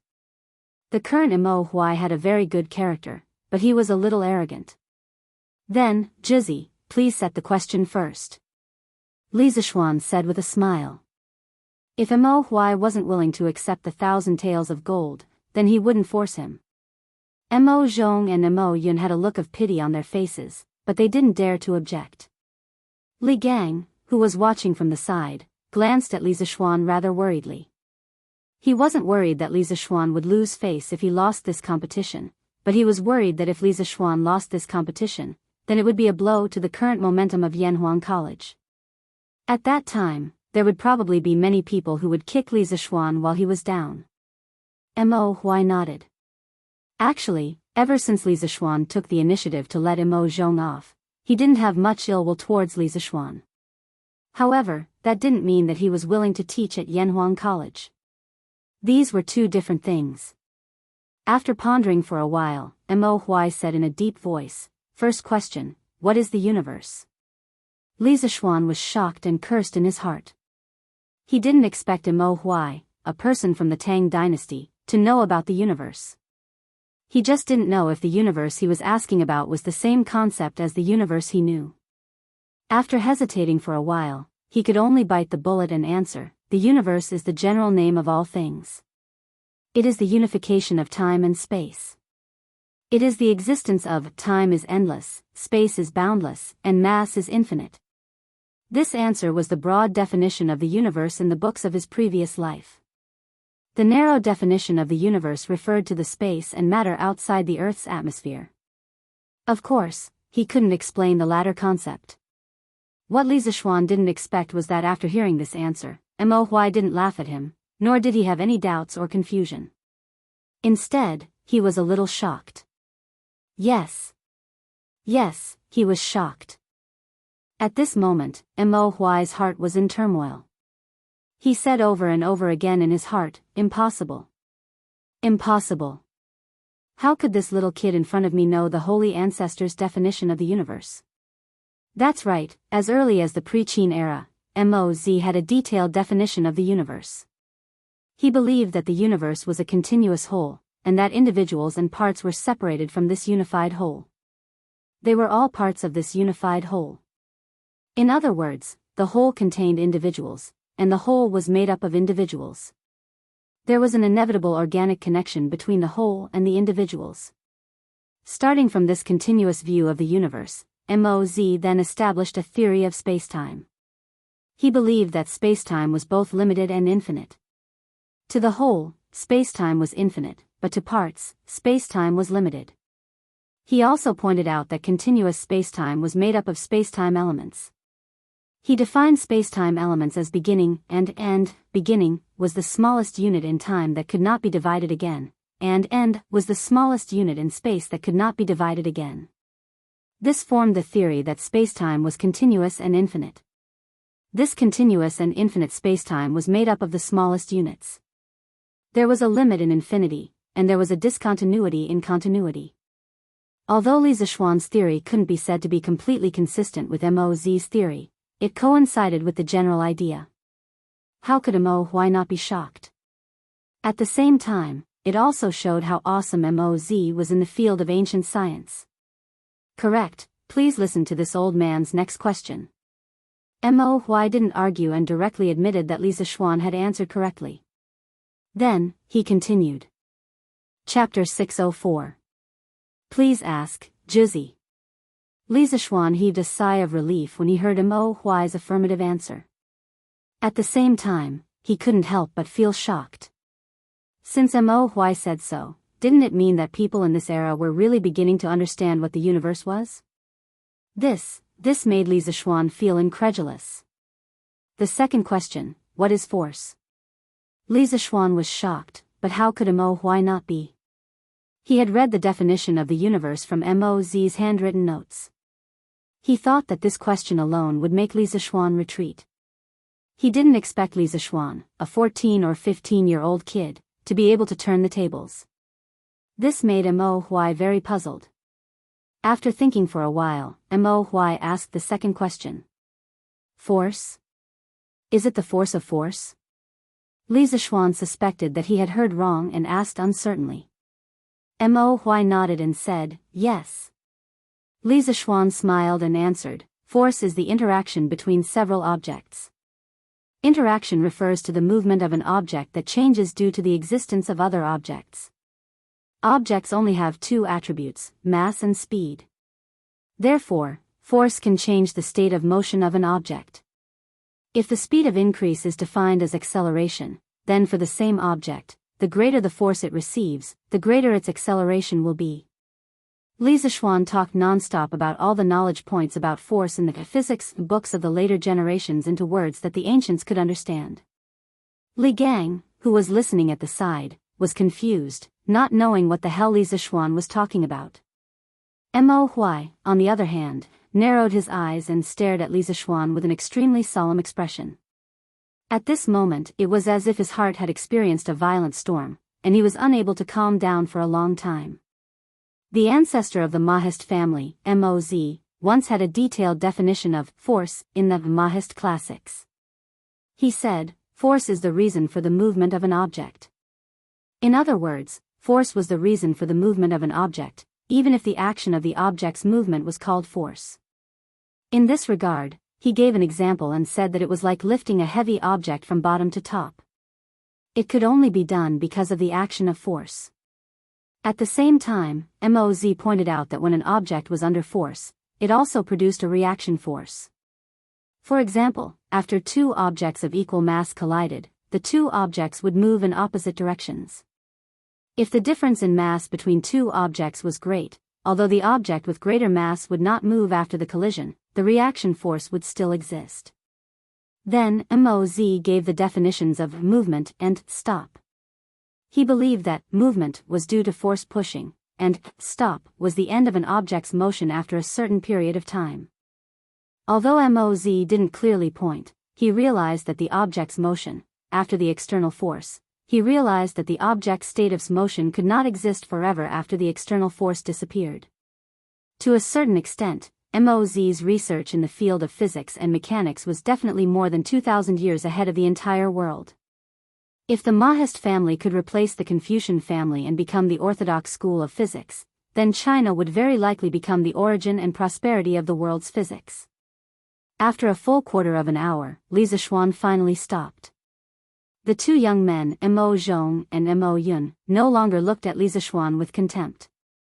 As the core disciples of the Mahist family, they certainly had a certain understanding of Mo's handwritten notes and works.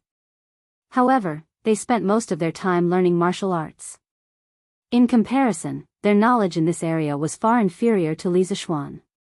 Mo Zhong and Mo Yun, who had always flaunted themselves as the children of reclusive masters, felt very hurt in their hearts.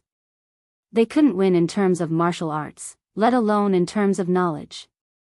Mo Huai closed his eyes and digested what Li Zixuan had just said in his heart, trying to find some loopholes in it. However, after a long while, he opened his eyes somewhat dispiritedly, because he found that what Li Zixuan had just said was not only impeccable, but also more detailed than what was recorded in the ancient books of the Daoist family. He even went a step further in explaining and proving some of the concepts. He had never heard of some of them, but he had to admit that Li Zixuan's words were very reasonable. Li Xiannan, you got this question right. Mo Huai looked at Li Zixuan with a complicated expression and said. Although there were rare copies of the Daoist classics circulating in the world, in the social context of Confucianism, how many people in the world would read such an obscure book? Moreover, Li Zixuan's theories had clearly surpassed the definition of force in the Daoist classics. He had expanded force into a complete and detailed knowledge on the basis of Daoist classics. Where did Li Zixuan's knowledge come from? Why did he know so many things?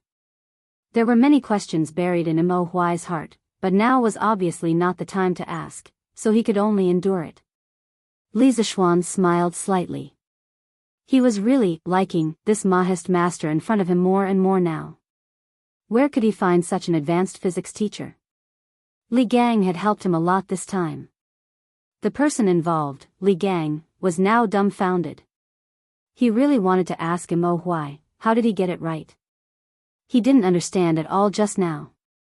Mo Huai put his hands behind his back and walked 2 steps on the spot. Then, he suddenly had a flash of inspiration. He turned to Li Zixuan and asked, third question, put a small hole behind an open candle. What is the phenomenon behind the small hole?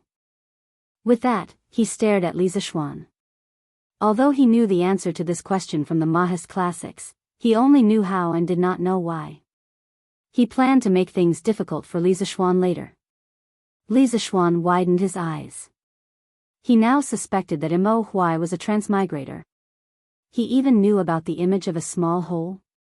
He was going to ascend to the heavens. What? Mr. Li can't answer? Mo Zhong asked happily when he saw this. Li Zixuan was shocked and speechless, but in Mo Zhong's eyes, he could not answer. Li Zixuan came back to his senses and suppressed the shock in his heart. Then, he smiled and said, it's not difficult. There will be an inverted image of a candle flame behind the small hole. As the small hole in the middle moves back and forth, the size of the image will also change. Jizzy, am I right? As a modern engineering student, although Li Zixuan easily answered Mo Huai's question, he had a stomach full of questions like Mo Huai. This was because the image of a small hole involved the knowledge of geometrical optics. How could the people of the Tang dynasty know about it? However, he did not know that Mo Huai only saw this knowledge from the Daoist classics. The real person who proposed the image of a small hole was Mozi. Not only did Mozi research in mechanics, but he also had deep attainments in geometrical optics. Chapter 605. More than 1,000 years ago, Moz had conducted an experiment on the imaging of small holes. He clearly pointed out that light traveled in a straight line, and the image formed by an object passing through a small hole was an inverted image.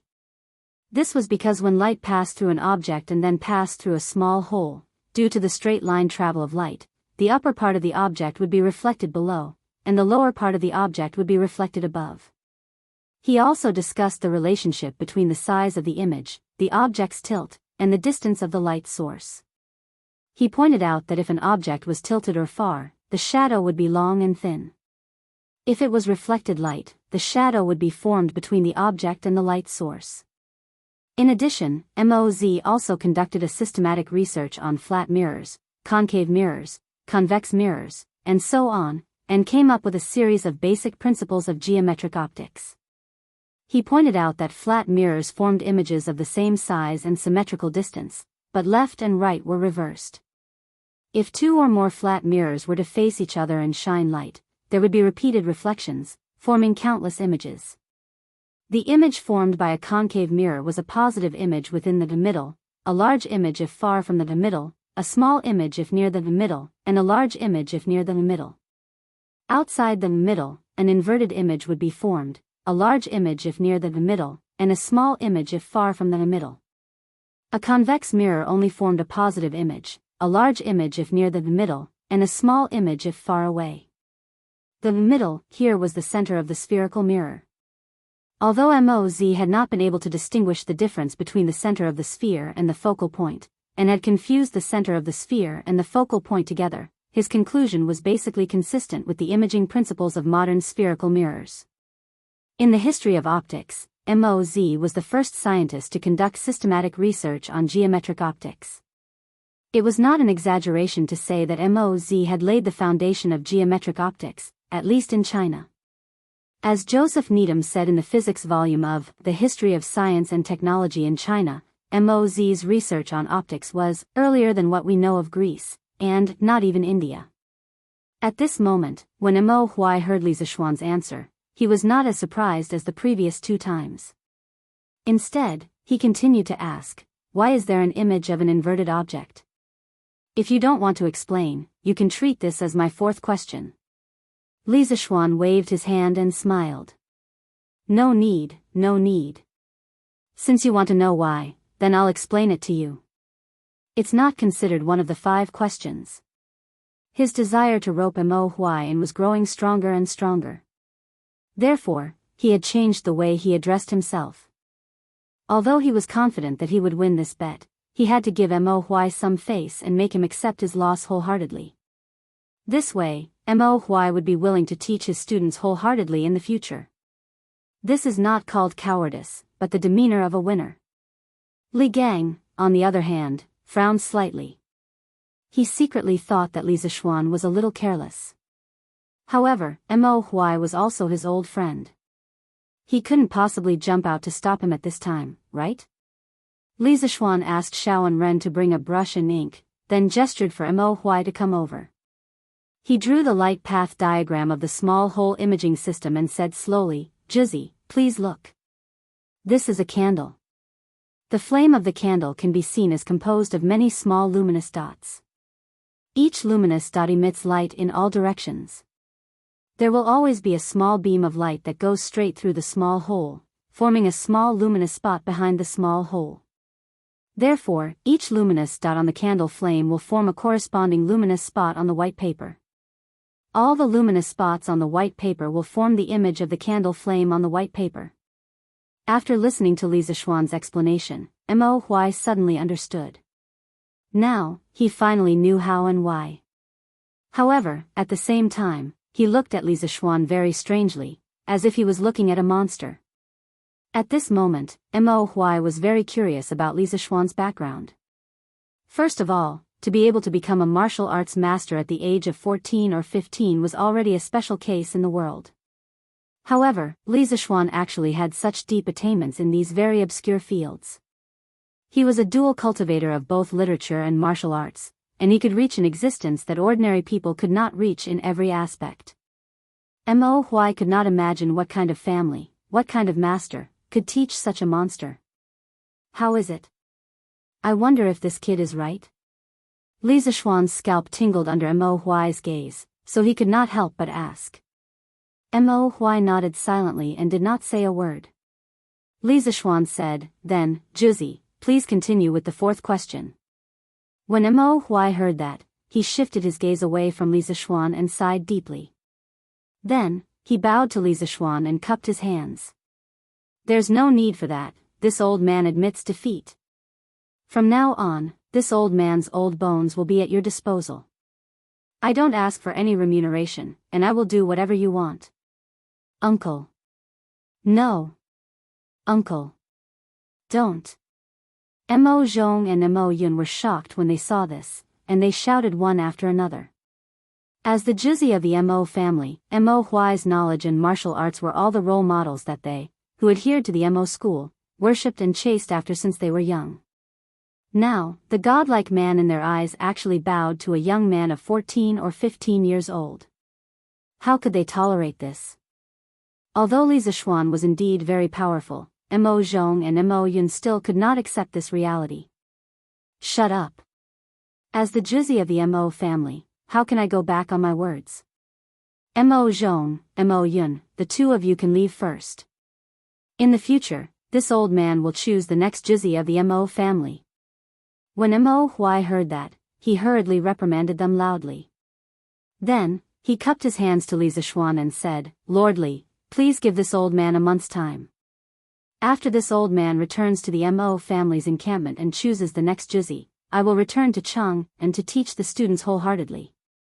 Now, Mo Huai's gentle pleading was no longer as high-spirited as he was at the beginning. Instead, he looked more like a hero at the end of his road. Li Gang looked at him and could not bear to see this. After all, this was an old friend he had known for many years. Thus, he said, Brother Mo, you don't have to do this. Your position as a Juzi does not conflict with your identity as an instructor at Yanhuang College. Xiao Xian is not an unreasonable person. He will not restrict your freedom. You can manage the Mo family's affairs while teaching at Yanhuang College. Besides, the Mo family has declined to this day. How many affairs do you still need to manage? The corner of Li Zixuan's mouth curled up. He secretly thought that his opportunity had come. He hurriedly interjected, Mr. Li is right. Juzi, if you go to Yanhuang College to teach, this young man will definitely not restrict your freedom. Furthermore, this young man will definitely not shortchange your salary by a single cent. Also, Juzi, you can move the Mo family's encampment to Chang'an. At that time, this young man will be in charge of settling all the followers of the Mo family. If there are any followers of the Mo family who are proficient in mechanics, optics, or machinery like you, this young man is also willing to hire them to Yanhuang College. As for the salary of the teachers at the college, I'm sure you already know about it, so this young man will not repeat it. What do you think? Chapter 606. It had to be said that Li Zixuan's ambition was really big. He wanted to take in all the capable people in the Mo family under his command. Of course, he couldn't be blamed for this. Mo Huai's abilities, especially in astronomy, physics, and optics, made him the perfect candidate for Li Zixuan, who had just finished building Yanhuang College. With Mo Huai's addition, his workload at Yanhuang College would be greatly reduced. After Li Zixuan said that, Mo Zhong and Mo Yun's eyes flashed, and a glimmer of hope appeared on their faces. To put it nicely, they were the core disciples of the Mo family, but their work was no different from that of farmers. They also had to do farming on a regular basis. Otherwise, what would they eat? What would they drink? They would only return to the Mo family when they were not farming to accept the organization's training or other arrangements. They were all capable, but because of their identity as followers of the school of Mo, they had to stay in a desolate place and do hard work. Originally, it wouldn't have been a big deal if they continued like this, but after seeing the prosperity of Cheng and city with Mo Huai, their hearts wavered. The suffering of the followers of the school of Mo was something that the disciples of other sects could not understand. Now that Li Zixuan had said this, they could not help but let their imagination run wild. Why couldn't they rely on their own abilities to let their families live a good life? However, although that was what they thought, they wouldn't easily say it out loud. After years of being a follower of the school of Mo, the organization's discipline was deeply engraved in their hearts. Mo Huai frowned. He straightened his body and stared at Li Zixuan seriously. This old man appreciates Lord Li's good intentions. However, as a follower of the school of Mo, I have to wear fur as my clothes and sassafras as my clothes. I have to work day and night, and I have to suffer myself to the extreme. How can I be a follower of the school of Mo if I only covet worldly pleasures? This old man has already violated the school of Mo's laws by agreeing to become an instructor at Yanhuang College. In the future, I will no longer be qualified to lead the followers of the school of Mo in the world and carry forward the school of Mo. Therefore, this old man must resign from this position. As for the other followers of the school of Mo, I advise you not to waste your efforts. As soon as Mo Huai finished speaking, Mo Zhong and Mo Yun's faces instantly became 70% ashamed and 30% regretful. They lowered their heads and didn't say a word. Li Gang frowned and said, "Younger brother Mo, you're muddle-headed. The Mo clan had hundreds of thousands of disciples during the peak of the pre-Qin dynasty, but now, there are less than 100 disciples. Have you not thought about the reason for this? Do you think that the decline of the school of Mo was only caused by the suppression of the various emperors?" Mo Huai said indignantly, "Isn't that so? If it wasn't for the martial emperor dismissing the 100 schools of thought and respecting only Confucianism, how could the Maoist school have fallen to such a state?" When Li Gang heard this, he said rather painfully, "Ridiculous. I didn't expect brother Mo to still be unable to see the true reason behind the decline of the Mo family. Fine, this old man will enlighten you. The onlooker sees more clearly than the person involved. Although this old man studies Confucianism, this old man will not help the Confucian school or your school of thought today. This old man will analyze with you as an outsider. You said that the decline of the Confucian school of thought was due to the suppression of the various emperors. However, ever since the martial emperor dismissed the 100 schools of thought and respected only Confucianism, why did the school of thought, which was known as a prominent school of thought in the world, decline so quickly while the school of thought and the school of thought could survive until now in the cracks of Confucianism? Have you ever thought about the reason behind this?" Li Gang's words directly revealed the fundamental reason for the decline of the school of thought.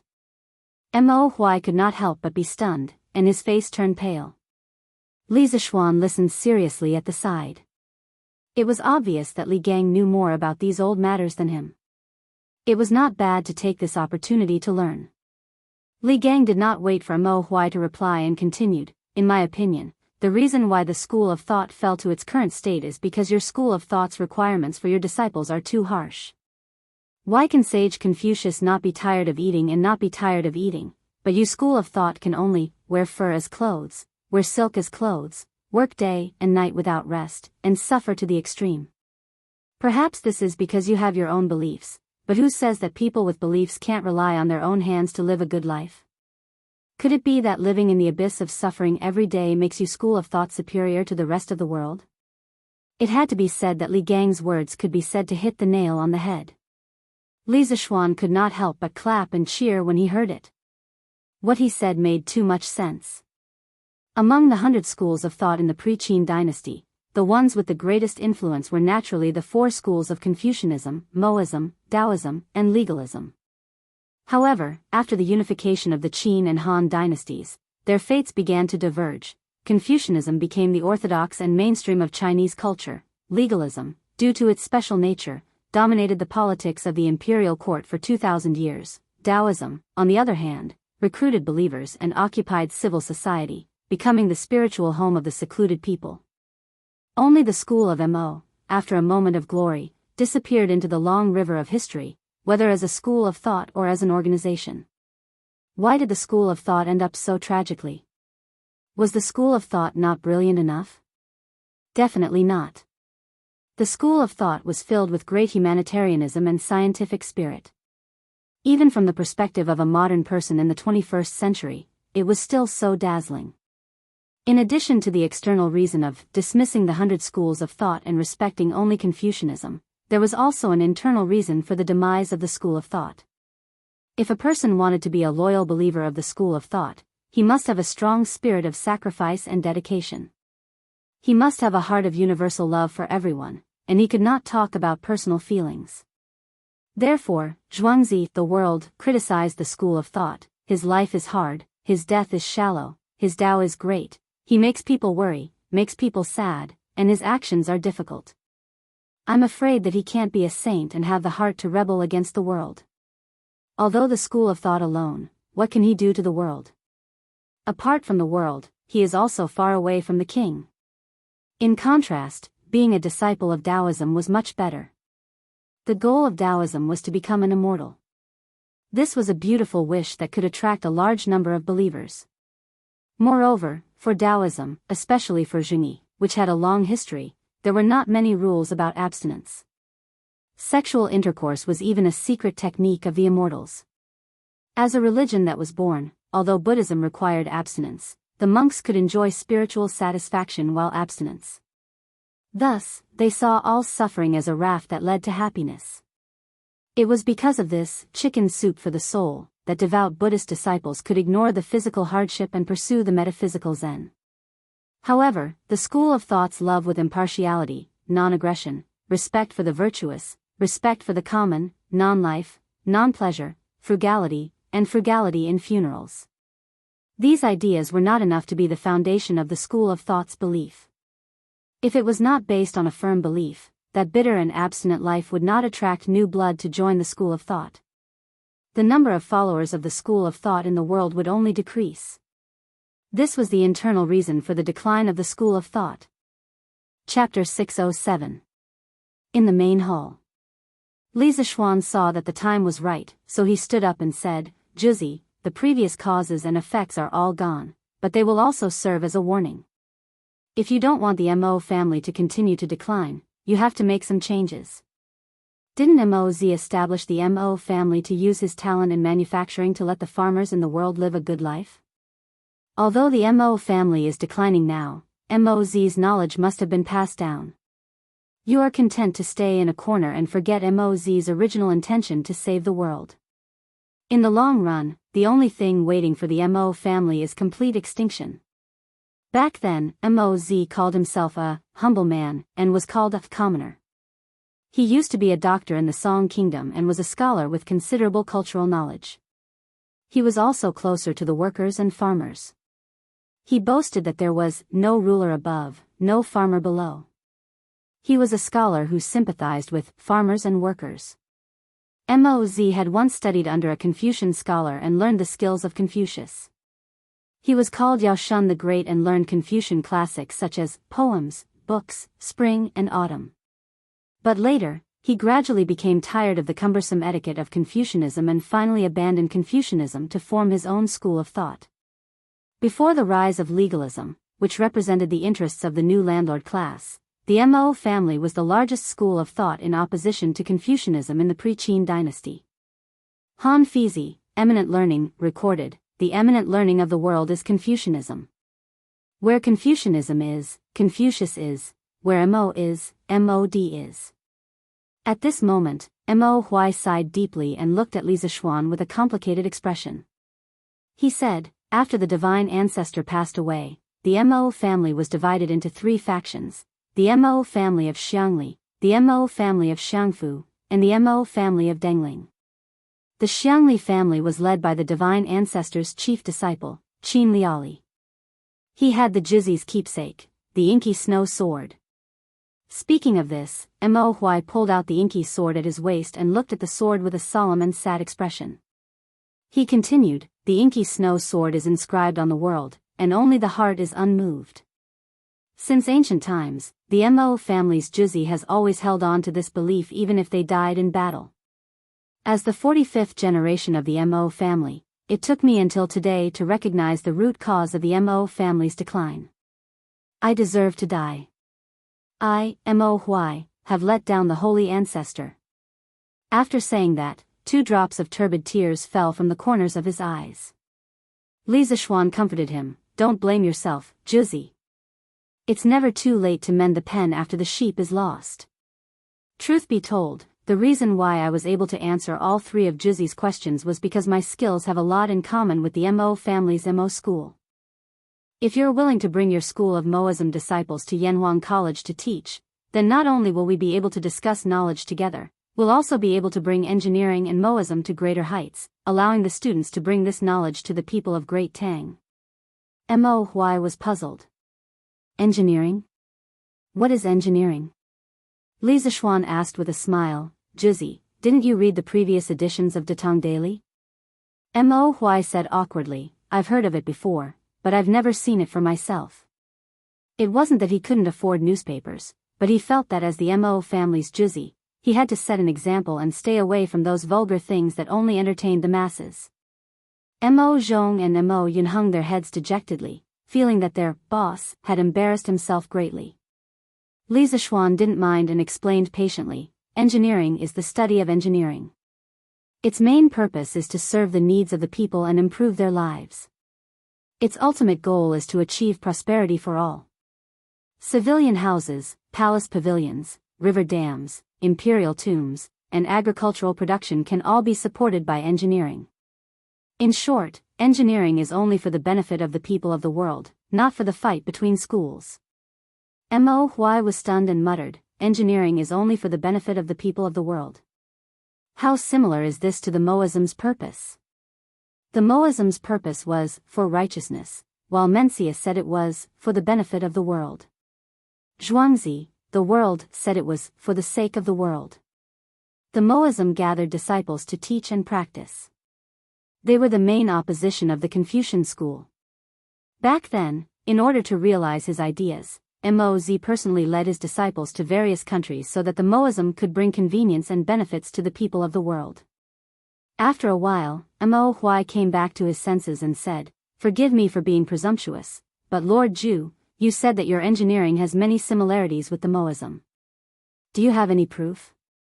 Now that things had developed to this point, Mo Huai's attitude towards Li Zishuan had changed greatly. From the initial arrogance and contempt, to the new respect after losing the bet, and now, after hearing that Li Zishuan had created his own engineering, he already regarded Li Zishuan as someone of the same generation. Since ancient times, a capable person, regardless of age, beauty, or ugliness, would be respected no matter where they went.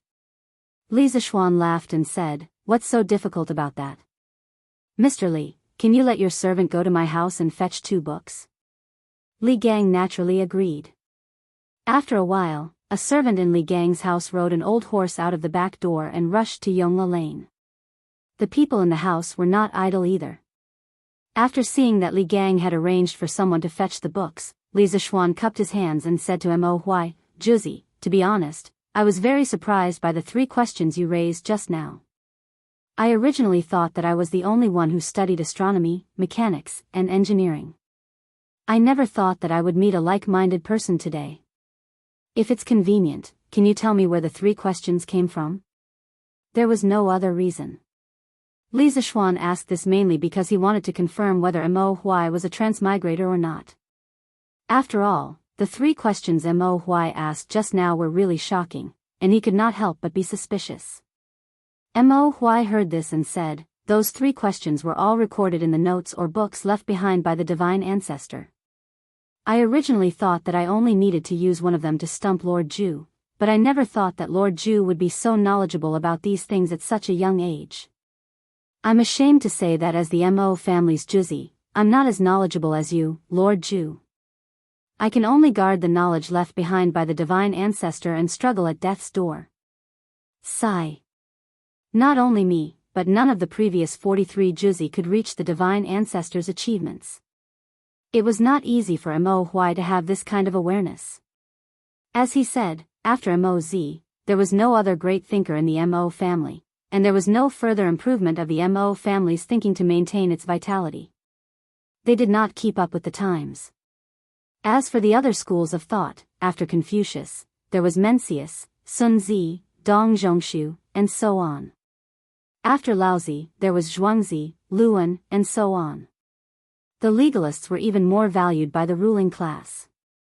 Especially at the beginning of the Western Han dynasty, when the country was under great rule and the ruler needed good strategies to govern the country, Dong Zhongshu of the Confucian school offered the spring and autumn dew, and the 3 strategies for heaven and man. Luan of the Daoist school offered the Huainanzi. As for the Mo family, they did nothing in terms of academics and governance at that time. This was also one of the reasons why the Mo family was on the decline. Chapter 608. It's Moz. Li Zishuan was extremely shocked when he heard Mo Huai's reply. Since when was Moz? Qin dynasty. It was more than 1,000 years since the Tang dynasty, and more than 2,000 years since the modern era. Moz had already started researching astronomy, mechanics, and optics at such an early age. Li Zishuan suddenly had an extremely absurd thought. Could it be that Moz was also a transmigrator like me? And he was also an engineering student in his previous life? Alright, after this incident, Li Zishuan expressed that he would never underestimate the ancients again. Brother Mo, don't be too harsh on yourself. Moz was also a godlike figure back then. It's extremely difficult for future generations to surpass him. Let's not talk about surpassing him. It's already very difficult to carry forward the knowledge that he left behind. And Xiao Xian's Yanhuang College's content is somewhat similar to the Mo family's teachings. Brother Mo, why don't you take this opportunity to carry forward the Mo family's teachings and benefit the world? Li Gang couldn't help but console Mo Huai when he saw his dejected expression. However, as he spoke, he took the opportunity to advertise Yanhuang College. As the saying goes, the older you get, the wiser you become. Although Li Zishuan concealed it well, how could Li Gang not see that Li Zishuan wanted to recruit Mo Huai? Li Gang admired Li Zishuan very much for this rather ambitious young man.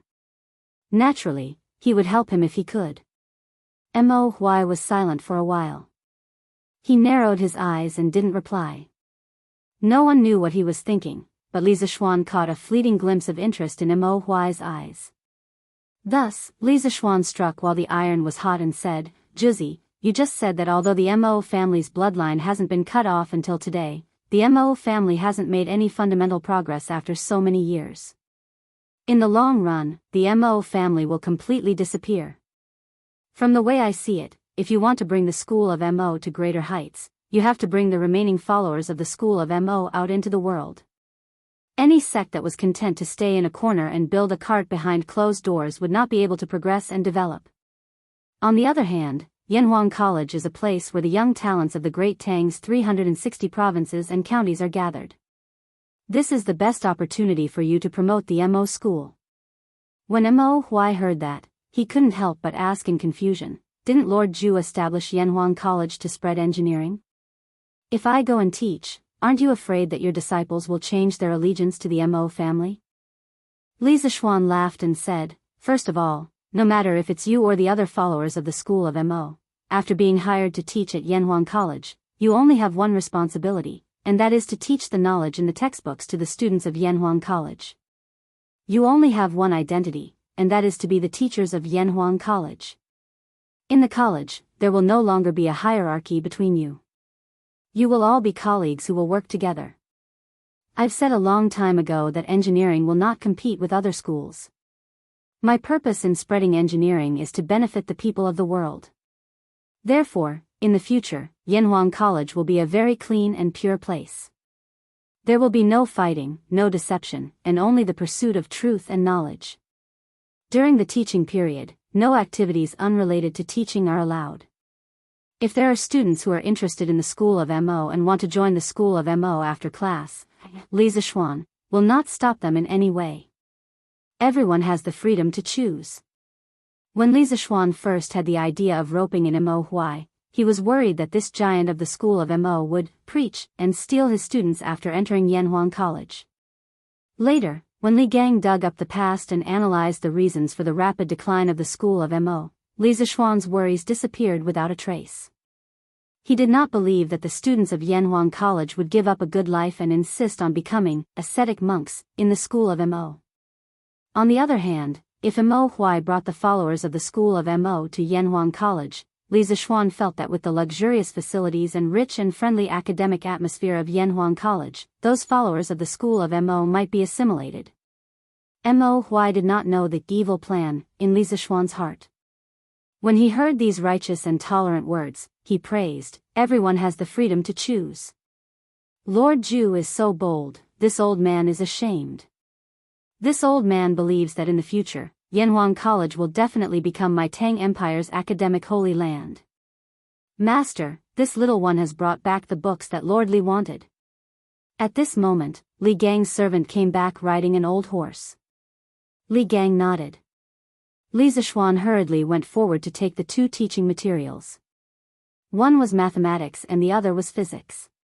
He handed the two teaching materials to Mo Huai and said with a smile, "Giant, please take a look. These two books are the teaching materials that Yanhuang College will use." Of course, Yanhuang College's curriculum is definitely more than these two. Mo Huai did not dare to be careless at this time. He solemnly took the teaching materials with both hands, then excused himself to Li Zishuan and Li Gang. He could not wait to sit on the stool and start reading seriously. Li Zishuan and Li Gang smiled to show that they understood. Then, the two of them started chatting in low voices. On the other side, Mo Huai first opened the mathematics textbook. As a giant of the Mo family, he was quite proficient in mathematics. However, after getting used to the Arabic numerals with great difficulty, his eyes could not help but widen as he read. Algebra, equations, geometry, and so on. There were many new concepts defined in the textbook. Then, Mo Huai realized that many of the problems he had encountered before became very simple after using these things. What was even more unbelievable was that he seemed to have seen many of the concepts in the mathematics textbook before in the Mo family's classics.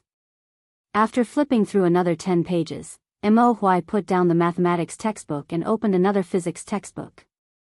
Li Zishuan's physics textbook was very rich in content. It included a preliminary introduction to basic physics concepts such as motion, speed, sound, heat, light reflection, light refraction, and mechanics. There was also Newton's 3 laws. Ahem, of course, Li Zishuan shamelessly used his name here again. He called it Xiaoshuan's 3 laws. Unlike the mathematics textbook, Mo Huai flipped through the physics textbook very quickly. In less than half an hour, he had flipped through more than half of the physics textbook. Then, he closed the book and put it away. He took a few deep breaths, then suddenly stood up and went to Li Zishuan. He bowed and said excitedly, "Thank you for your help."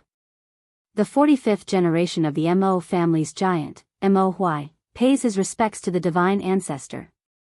Li Zishuan, who was still wondering why Mo Huai would bow to him, felt that it was ridiculous when he heard Mo Huai's words. He stomped his feet and said, "Divine ancestor? How can I be your divine ancestor? Are you all right, giant?"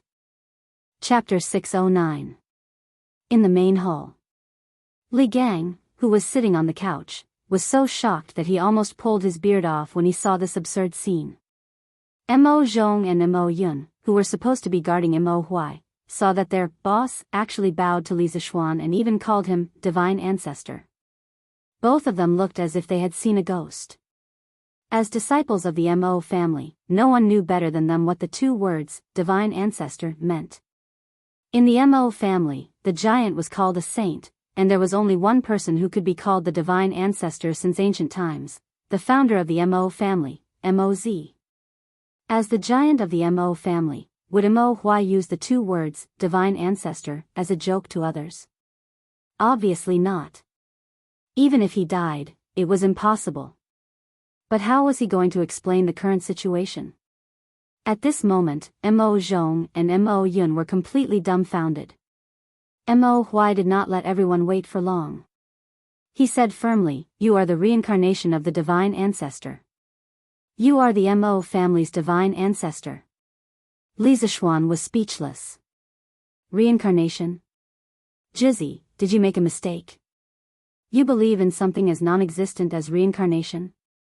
Actually, he was more certain than anyone that he was not the reincarnation of Moz because the soul in his body had transmigrated from the modern world and had nothing to do with Moz. Yes. Brother Mo, reincarnation only exists in supernatural novels. There is no such thing as reincarnation in reality. Brother Mo, are you too tired? Why don't you go back and rest first? Li Gang could not help but frown and interrupt.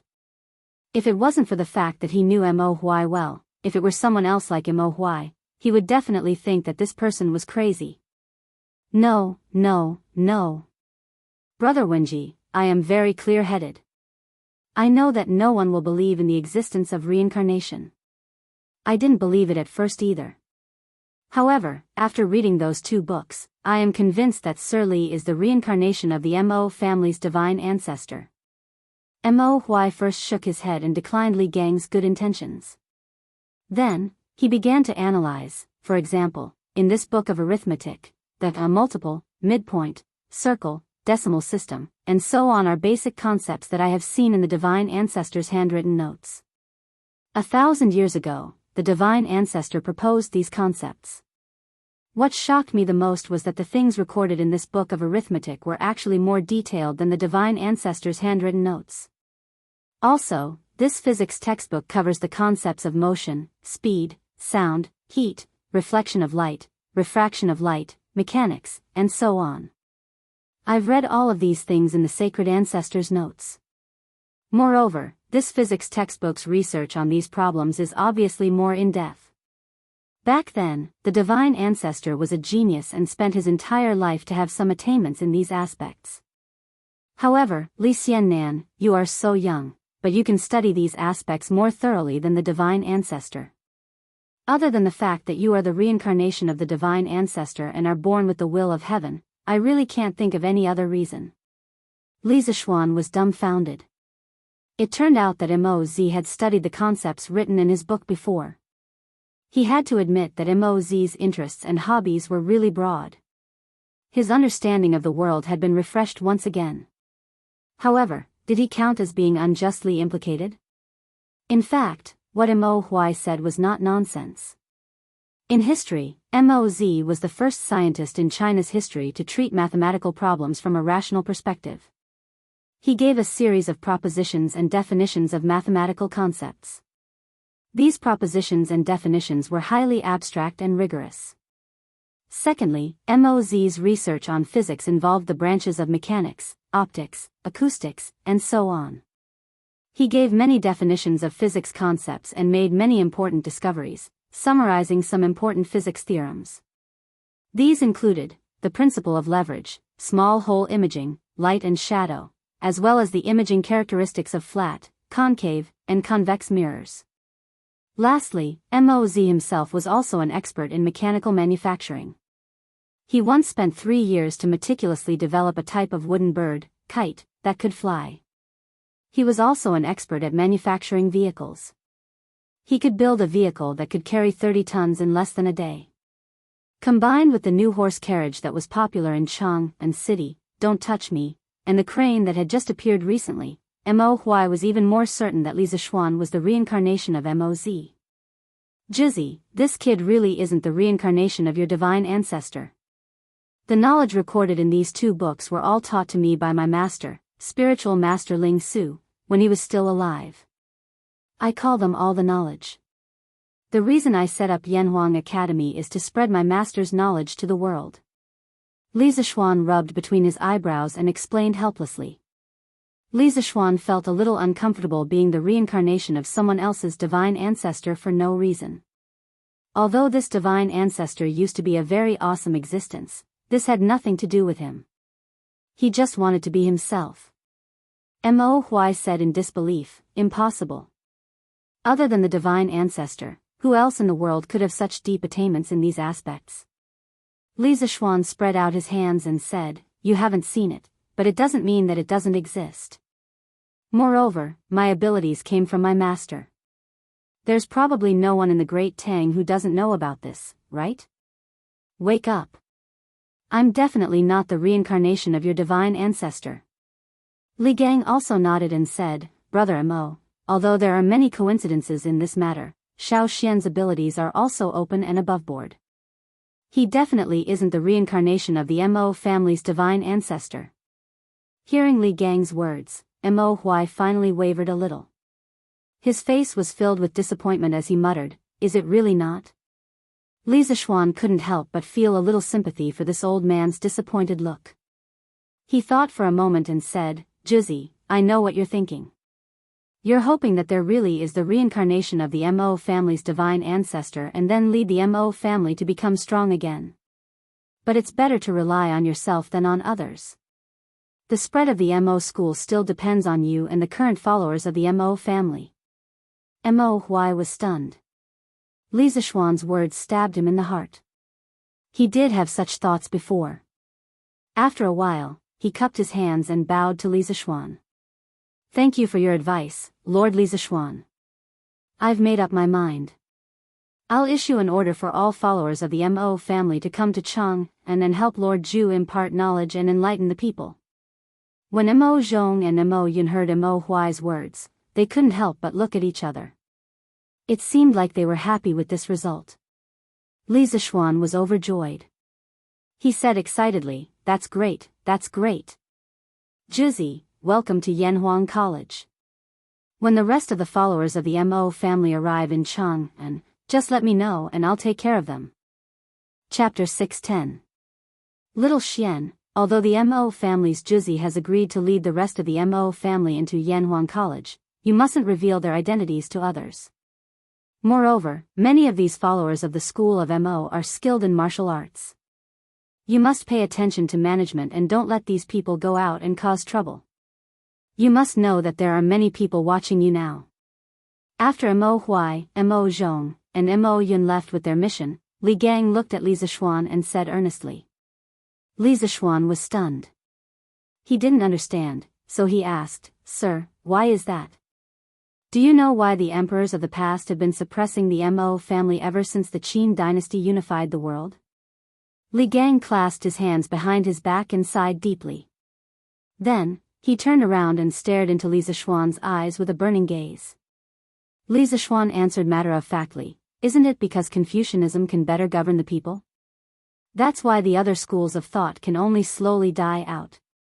This question was something that any modern person could answer, because countless historians had analyzed this problem.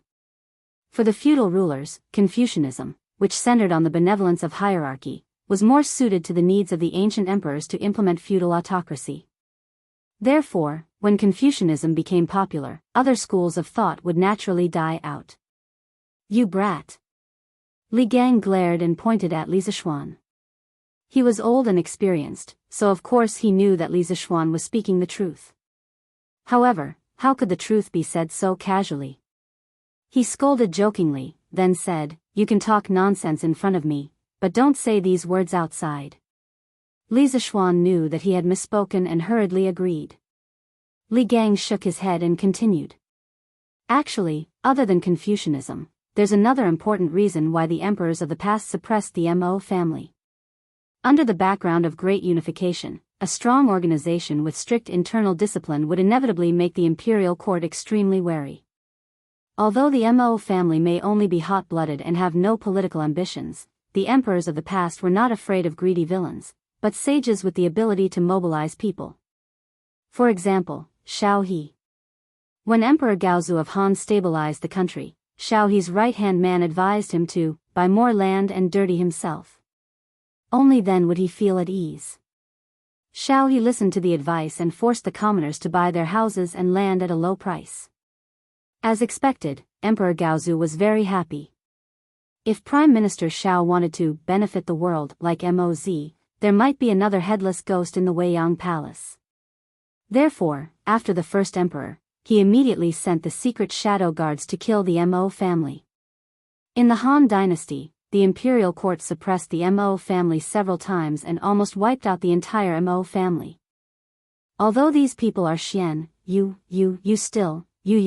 still have to avoid suspicion to avoid to our eyes to Li's, don't give, you still avoid Araroff, you don't Araroff, you don, you, they, you to avoid Araroff, to avoid.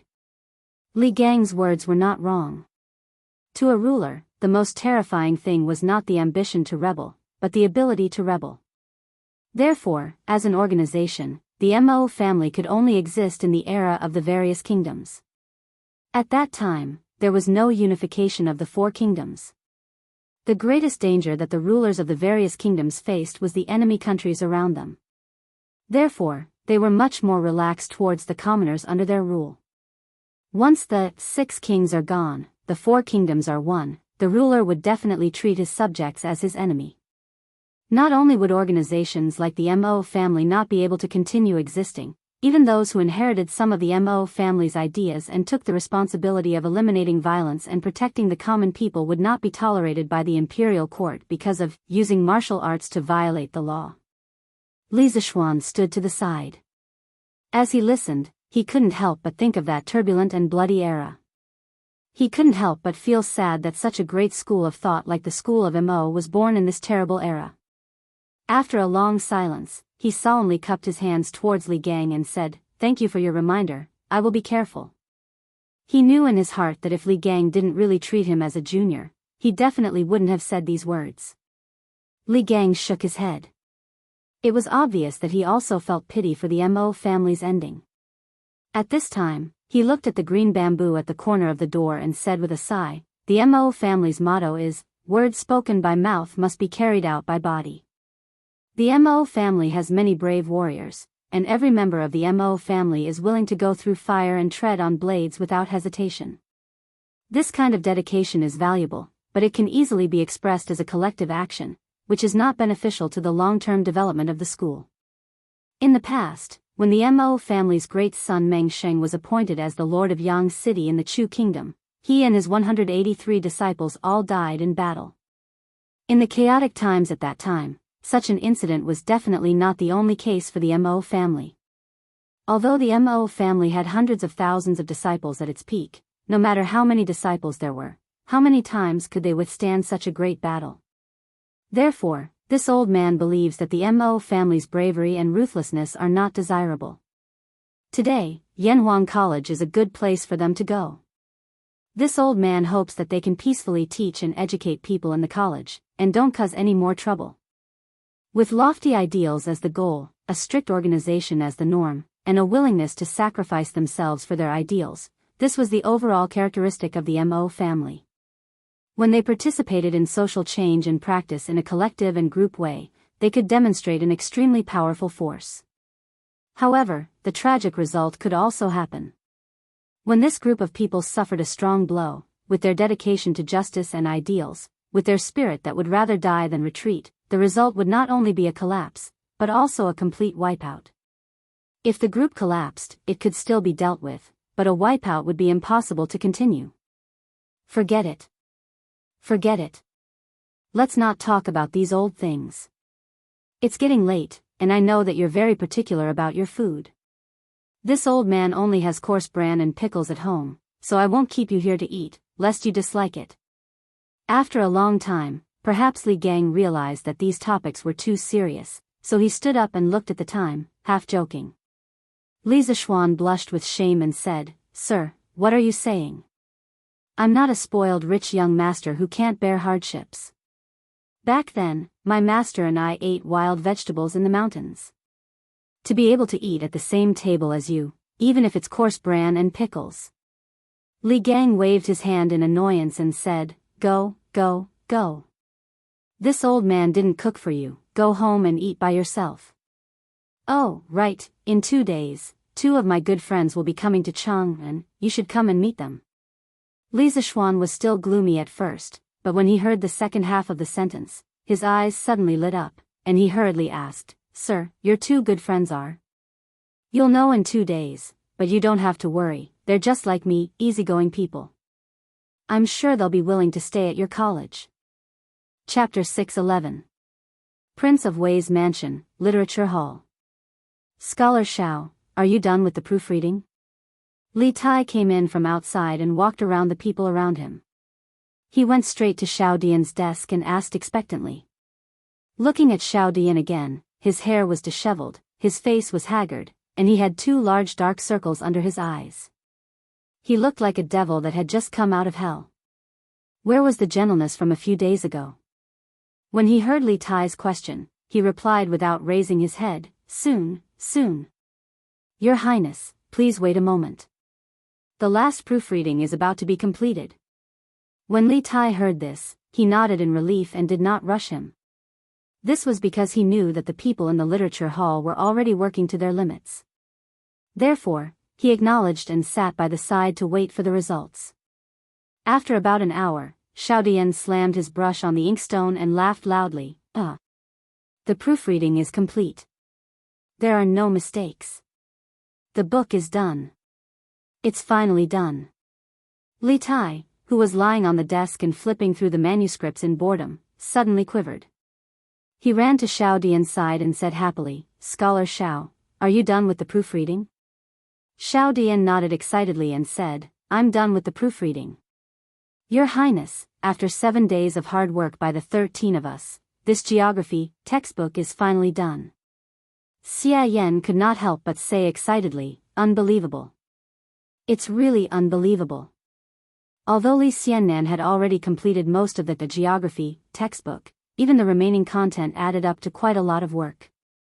"I didn't expect that we only used 7 days to complete it."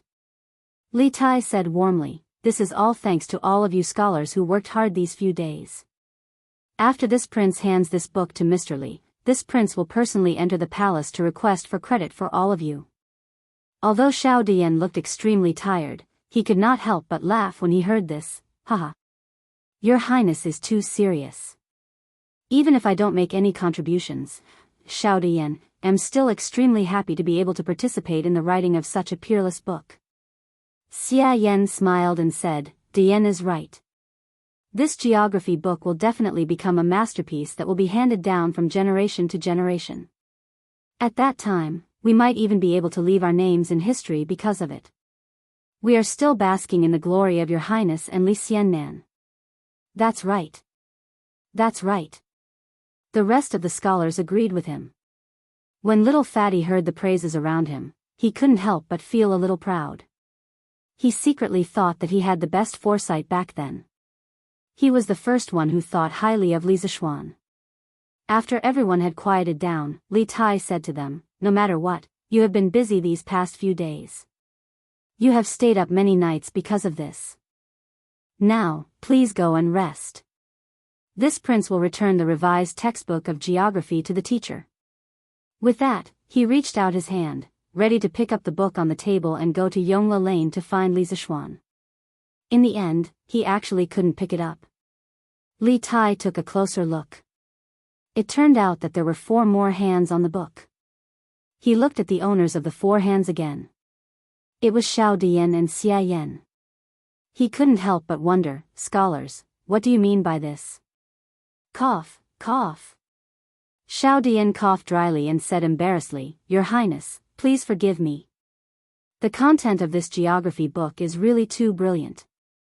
I am a little reluctant to part with it and would like to borrow it for a few days to make a copy for my collection. May I know if it's possible? Xia Yan looked at Li Tai and nodded, indicating that he also had the same intention. The rest of the people came back to their senses and couldn't help but whisper behind them. They were eager to try. Li Tai suddenly felt a lot of pressure. Logically speaking, these people had put in so much effort to perfect this book. Therefore, lending the book to them to make a copy for their collection was not an unreasonable request at all. However, Yanhuang College couldn't wait. After thinking about it, Li Tai tactfully refused.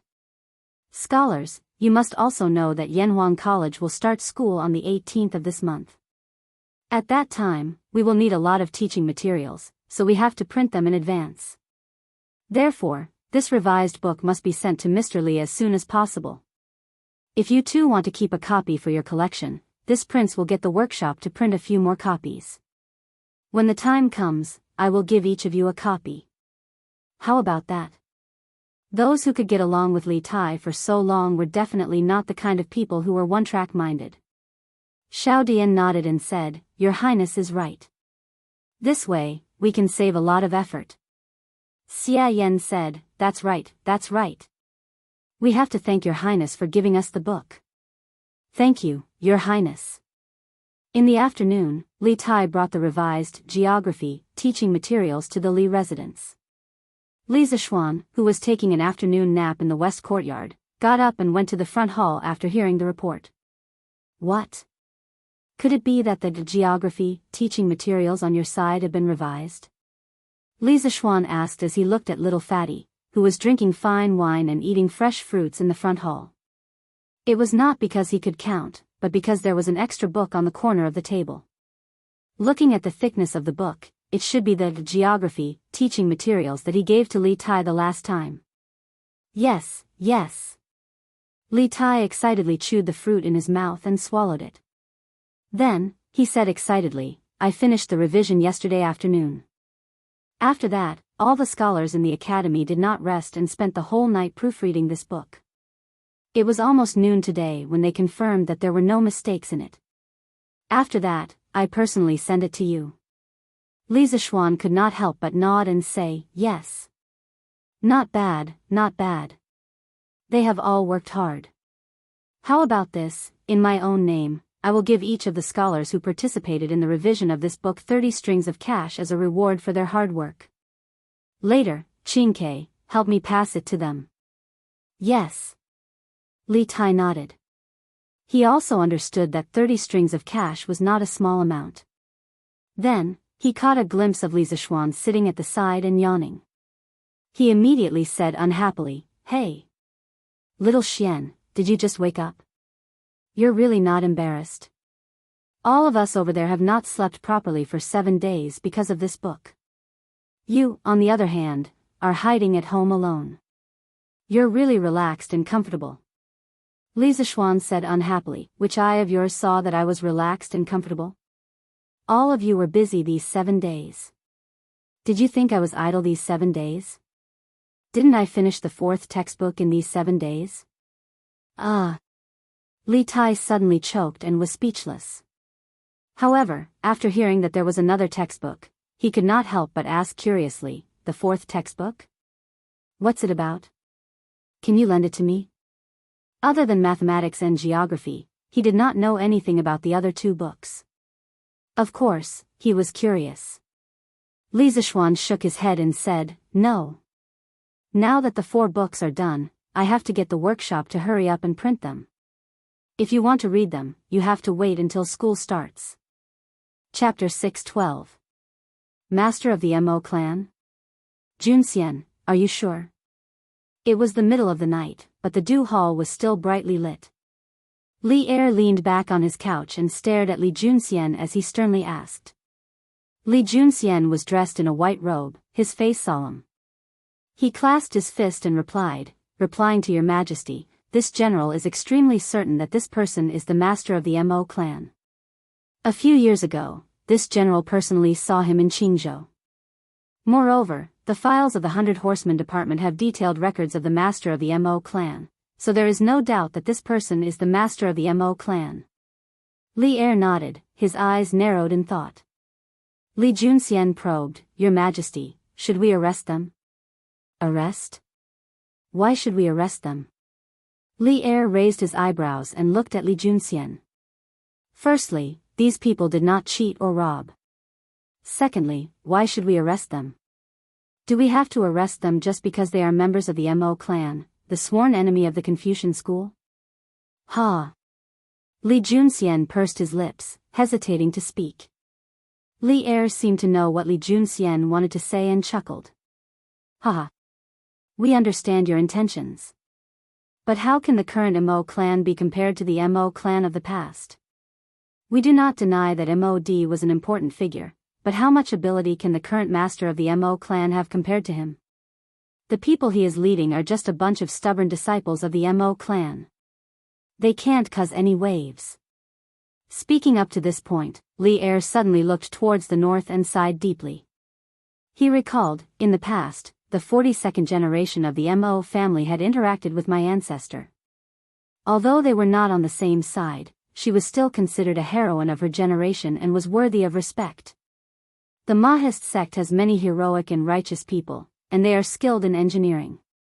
It must have been difficult for Li Zishuan to find their master. This time, Yanhuang College will be lively. Li Ying, the 42nd generation great son of the Mo clan, was the first female great son of the Mo clan. She was the daughter of the previous generation's great son Mo Chen. She was born during the Northern and Southern dynasties and was one of the valiant generals of the Southern dynasties. She had fought with the Northern Wei dynasty many times and had even fought with the Erzhu clan. She had also fought with the Li's second great ancestor, Li Hu's father, Li Yun, and defeated the Erzhu clan. Li Junxian responded with silence. Although he had learned about these matters from the files of the 100 Horsemen Department, this matter concerned the imperial household, so he had no choice but to be cautious. After Li Er sighed, he walked a few steps with his hands behind his back and instructed, Send someone to pass a message to Li Zishuan. Tell him that he can accept people from Mahist sect, but you have to be careful. If something happens, you'll have to bear the consequences. Li Junxian blushed with shame. It wasn't that he had never delivered an imperial decree for Li Zishuan, but an imperial decree in this tone could only be heard when delivered to Li Zishuan. This was a testament to just how much the emperor favored Li Zishuan. Yes. Your Majesty. Although many strange thoughts were popping up in his mind, Li Junxian didn't hesitate to respond, clasping his fists and bowing. Li Er nodded and returned to his throne. Just when Li Junxian thought that there was nothing else for him to do and was about to leave, Li Er suddenly said, That's right, Junxian, you should also work harder on your martial arts. Dugu Xian broke into the Grandmaster realm several days ago, and logically speaking, your talent shouldn't be any worse than his. Yet you're still stuck at the Qi transformation realm. This truly shouldn't have happened.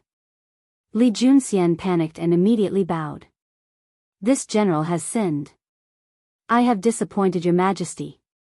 Li Er shook his head and softly said, we don't blame you for anything. We just want to say that while the position of 100 Horseman officer often relies on one's brain, there are also times when one needs martial arts.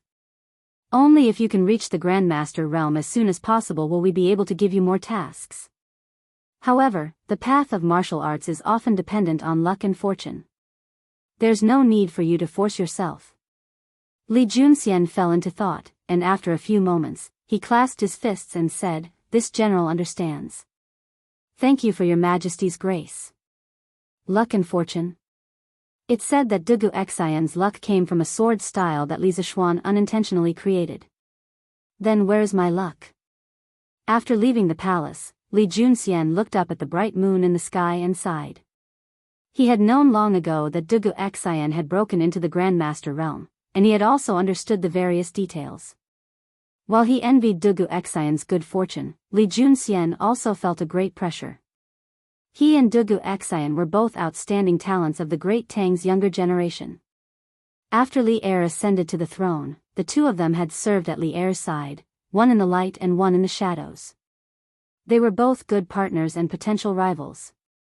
Just as a matter of fact, Li Er had used Dugu Xian to compete with him tonight. Although Li Er might not have had such intentions, it was said that with great power came great responsibility. If Li Junxian wanted to stabilize his position, he had to do both his duty and break through as quickly as possible. However, it was extremely difficult to break through to the Grandmaster realm. In the world, there were thousands of Qi transformation realm martial artists, but only a few dozen Grandmaster realm martial artists. This proved the value of Grandmaster realm martial artists. Li Junxian had been born into a poor family, and he did not have Dugu Xian's profound family background. In his early years, he had served under Li Mi and later became Wang Shichong's general. But because he loathed Wang Shichong's conduct, he had led his men to defect to Li Yuan and was made a light carriage commandant. He had followed Li Er to the Central Plains. During the battle, he rode out alone, charging and breaking through enemy lines, fighting bravely. In the third year of Wuda, Li Junxian had followed Li Er to defeat Song Jingang in Jieshou. He had been made the general of agile cavalry and given palace servants and silk. In the fourth year of Wuda, Li Junxian had gone to Luoyang to attack Wang Shichong and was made the deputy commander of the cavalry. Wang Shichong's son, Wang Xianying, had transported grain into Luoyang from martial prison. Li Junxian had captured his army, and Wang Xianying had fled. He had followed the army to defeat Dou Jianda and Lu Haida. After Li Er ascended the throne, he had been made the Left Guard Residence's assistant commander. In the 8th month of the 9th year of Wuda, the Great Tang dynasty, which had just undergone a coup less than a month ago, had been invaded by the Turks. At that time, the Turks had attacked Jingyang, which was only 40 li away from Chang'an, and the capital had been shaken. Li Junxian and Yuqi Jingda had been ordered to meet the enemy and resolve the crisis in Chang'an. Li Er sighed, Junxian is so valiant. What is there to worry about? He had been made the general of the Left Guard, in charge of the Xuanwu Gates Guards, and had been made the County Duke of Wulyan. Li Junxian had been very diligent in his work during the war, and he had often been rewarded by Li Er. This year, Li Er had formed the 100 Cavalry, and the brave and intelligent Li Junxian had been made the commander of the 100 Cavalry Department. It could be said that he had been blessed by the emperor for a long time.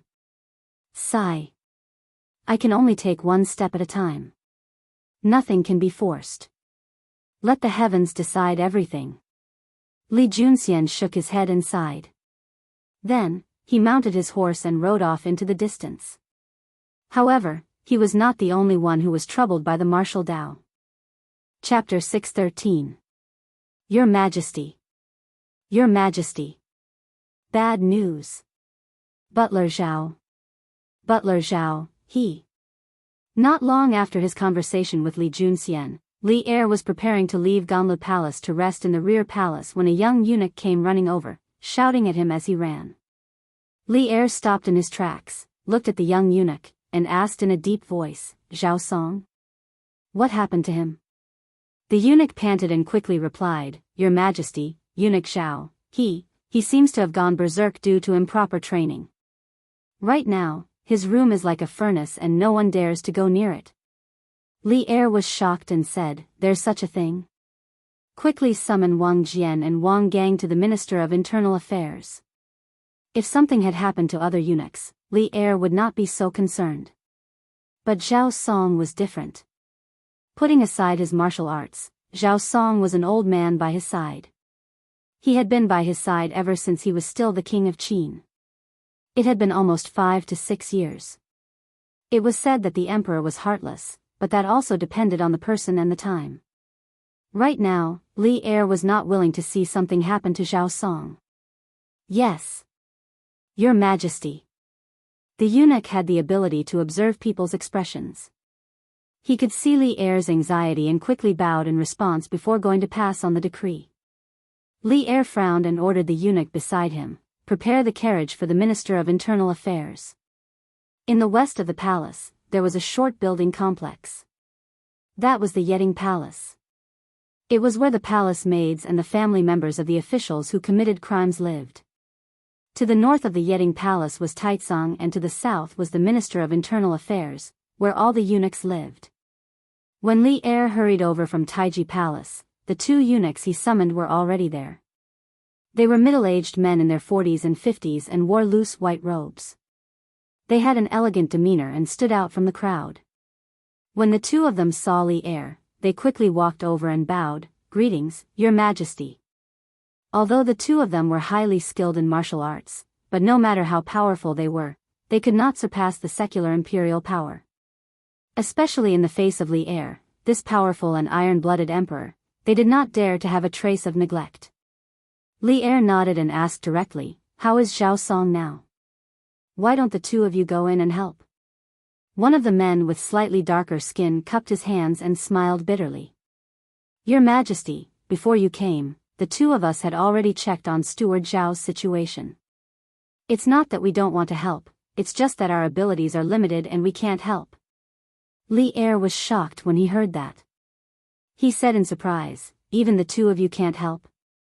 The other consecrator shook his head helplessly and said, "Your Majesty, Head Steward Zhao's martial cultivation is already slightly higher than both of us.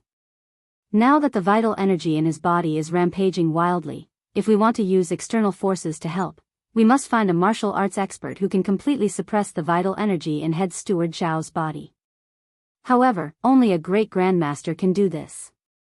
With the strength of both of us, if we rashly intervene, we will only harm Head Steward Zhao. The only thing we can do now is to see if Manager Zhao can make it through." "Great Grandmaster?" When Li Er heard that, he couldn't help but frown deeper.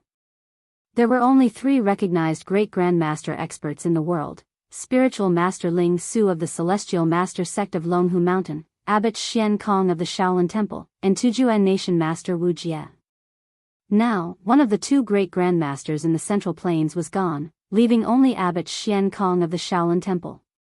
If Li Er gave an order, Xian Kong would definitely do him a favor. However, was there really enough time? Li Er, who sat on the world and had hundreds of thousands of soldiers in his hands, was at a loss at this moment. Wang Jian. Zhao Song was fine before. How did he suddenly become like this? After thinking for a while, Li Er frowned and asked. The 2 consecrators of the imperial family looked at each other. Finally, the slightly darker and older consecrator stepped forward and cupped his hands. "Your Majesty, Manager Zhao's meridians are full of genuine qi. At first glance, it seems to be a sign of a breakthrough. However, the total amount of genuine qi in Manager Zhao's body is definitely not enough for him to break through to the Great Grandmaster realm. After thinking about it, I feel that the violent genuine qi in Manager Zhao's body seems to have been formed after being forcibly compressed before suddenly going out of control." Li Er was stunned. He suddenly remembered the lie Li Zishuan told in the imperial court after he destroyed the 7 cultivators of virtue sect. Seeing Li Er's gloomy face, Wang Jian thought that he had said something wrong and hurriedly said, "Your Majesty, it was just my humble opinion. I don't think Manager Zhao would do such a thing without common sense." Li Er's face darkened and he said in a deep voice, "No, you're right. Zhao Song really did do such a thing without common sense." Previously, Li Zishuan mentioned the genuine qi bomb in the imperial court and told a big lie to deceive everyone. Later, only the two of them knew about the gunpowder. Zhao Song didn't know about it, which led to the current situation. Li Er was really anxious and annoyed now. Wang Jian and Wang Gang were dumbfounded. They never thought that this unreliable guess would become the truth. "I'll go in and take a look." Li Er thought for a while and was about to enter the house. Wang Jian was shocked and hurriedly stopped him. "Your Majesty, you can't. Manager Zhao is not conscious at the moment and his genuine qi is still in a violent state. It's very likely that he will accidentally hurt your Majesty. Besides, this house is very hot at the moment. Your Majesty shouldn't go in. Your Majesty's body is priceless. Please think twice." The accompanying eunuchs and maids stopped him in unison. Li Er was helpless. He sighed and said, "Then you two stay here and take good care of him. You must protect Zhao Song's life. When he wakes up, inform me as soon as possible." Wang Jian and Wang Gang naturally cupped their hands and said yes. Qin Mansion. Although it was late at night, it was still brightly lit. "Zhuangqi, why hasn't Master come out yet? He's been in there for almost a day." Outside a house in the backyard of Qin Mansion, a group of anxious people gathered. There was Madame Qin, Qin Huayu, and the maids, servants, and guards in the mansion. At this moment, Madame Qin glanced at the tightly shut door and asked the burly man beside her with a worried expression. Zhuangqi was not sure himself, but he still forced himself to be calm and said, "Madame Qin, don't worry. Master's body has been getting better day by day for the past few months. Ever since he started practicing Tai Chi, his old injuries have been recovering faster and faster. It must be a good thing that he suddenly went into seclusion today. Who knows, maybe Master will be able to recover to his peak strength this time." Madame Qin wiped the sweat on her forehead and sighed, "I only hope that Master can be healthy. As for the strength of his martial arts, I don't care about it." At this moment, Qin Huayu came over and patted Madame Qin's shoulder, comforting her. "Mother. Father will be fine. Go back to your room and rest. I'll stay here and guard." Chapter 614. The next morning, Li Zishuan had just woken up when he heard a piece of big news. "What? Uncle Qin's injuries are completely healed? And he even broke through?" Li Zishuan was eating breakfast in the main hall when Han Yushi suddenly came in and told him the news. Li Zishuan couldn't help but exclaim, "That's right. I heard that after practicing Tai Chi yesterday, Godfather suddenly felt something and locked himself up. Last night, Godfather broke out of seclusion.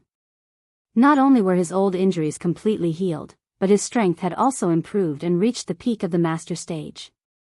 This way, Godfather doesn't have to suffer any more pain." Han Yushi happily shared the news she had heard with Li Zishuan. After saying that, she seemed to have thought of some unhappy things. She immediately wrinkled her nose and said, "Previously, some imperial physicians said that Godfather's body could only hold on for another 10 years at most. Humph. Let's see if they still dare to say that now. A bunch of quacks." Li Zishuan couldn't help sweating. He really wanted to say, "Wife, those imperial physicians were right. If it weren't for me, Qin Xiong wouldn't have lived for more than 10 years. Of course, he couldn't say that he had foresight. Transmigration was his biggest secret. Ahem. Wife is right. Those are all quacks." Li Zishuan coughed dryly and agreed. Han Yushi smiled and walked to Li Zishuan's side. "Husband, let's go to Qin Manor to visit Godfather later, okay? You were busy with the matters of the academy previously and alienated some of the elders who are close to our family. Li Zishuan was stunned. He didn't expect Han Yushi to think so thoroughly, so he praised, "Yes. Wife is right. Let's go and visit Uncle Qin after dinner." Although they were married, they still addressed Qin Xiong by their own names. Anyway, Li Zishuan couldn't call Qin Xiong godfather like Han Yushi. "Okay. Young master, General Zhuo Wuwei is here with an imperial edict." After breakfast, Li Zishuan asked the servants to prepare some gifts and prepared to go to the Qin family. After all, Qin Xiong's recovery and breakthrough this time could be considered a joyous occasion. It was necessary to bring some gifts to congratulate him. Unexpectedly, at this moment, the gatekeeper, Ah Fu, rushed in to report. Li Zishuan asked in confusion, "General Zhuo Wuwei? Who is it?" He already knew that there was one general and 2 generals in each of the 16 guards of the Tang dynasty. He also knew that the general of the Zhuo Wuwei was Qin Xiong. However, he really did not know who the general of the Zhuo Wuwei was. However, he could not be blamed for this. Ah Fu was dumbfounded by the question. There was no one else like this wastrel young master. He replied, "Young master, it's General Li Junxian." "Oh. Li Junxian. Hurry up and invite him in." Li Zishuan said hurriedly with a look of sudden realization. "There's no need for that. This general is already here." "Mr. Li, you won't blame this general for being rude, right?" Li Zishuan had just finished speaking when a white-robed man walked in. He stared at Li Zishuan and said half-jokingly. It was Li Junxian. Just from appearance alone, Li Junxian had a tall and straight figure and an awe-inspiring demeanor. His sharp eyebrows and handsome face made him look even more heroic. TSK. It's actually a pretty boy. No wonder there were rumors about him and Wu Meinyang in the future. Li Zishuan muttered to himself. Then, he stepped forward and clasped his hands with a smile. "General Li, what are you saying? You have the divine mandate on you. Please come in and have some tea." While Li Zishuan was sizing up Li Zishuan, Li Junxian was also sizing up Li Zishuan. He had met Li Zishuan before.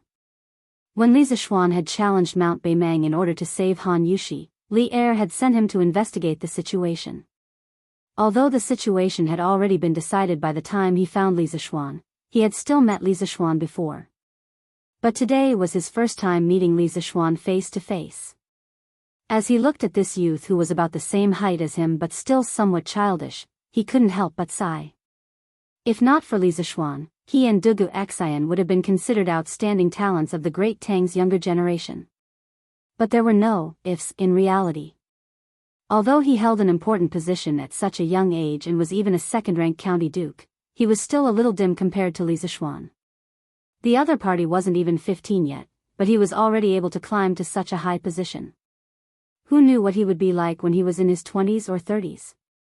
Besides, how could a martial arts grandmaster who wasn't even 15 years old compare to him? This general is only here to pass on an imperial decree. "I won't impose on you. County Duke Li, listen to the decree." Li Zishuan snapped out of his thoughts and sternly said to Li Zishuan. When Li Zishuan heard that it was a verbal decree from Li Er and not an official imperial decree, he immediately dismissed the idea of having someone set up the incense table. He stood to the side and bent his body slightly, pretending to listen attentively.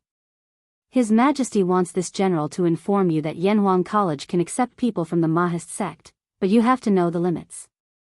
If something happens, you will have to bear the consequences." In the end, Li Junxian had to polish Li Er's words a little.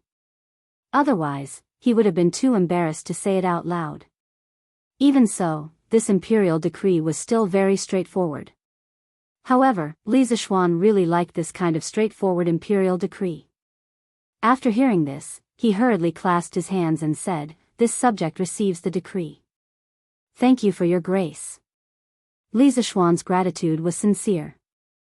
Yesterday, after Li Gang analyzed the pros and cons of the Mahist sect joining Yanhuang College, he knew that the greatest power preventing the Mahist sect from entering the world wasn't the Confucians, but the imperial court and the emperor. Although the Confucians were powerful, their snobbishness couldn't be compared to Li Er's. Otherwise, how could there be a situation where Confucianism, Taoism, and Buddhism coexisted? Thus, Li Zishuan didn't really care about the attitudes of others. However, he had to care about Li Er's attitude. After all, Li Er was his immediate superior. After returning from Li Gang's house yesterday, Li Zishuan had been thinking about how to get Li Er to lower his guard against the Mahist sect. What he didn't expect was that he didn't do anything and Li Er took the initiative to deliver himself to his doorstep. This solved a huge worry in his heart. As for how Li Er knew that the head of the Mahist sect was going to join Yanhuang College, Li Zishuan could figure it out even with his eyes closed. Although he felt a little uncomfortable, in this feudal society, wasn't it easy for an emperor to know the movements of others? For Li Zishuan, it was fine as long as it didn't affect his life. Besides, even in modern society, did you really have privacy? When he thought of this, Li Zishuan felt a little better. Chapter 6:15. Husband, is His Majesty angry at you?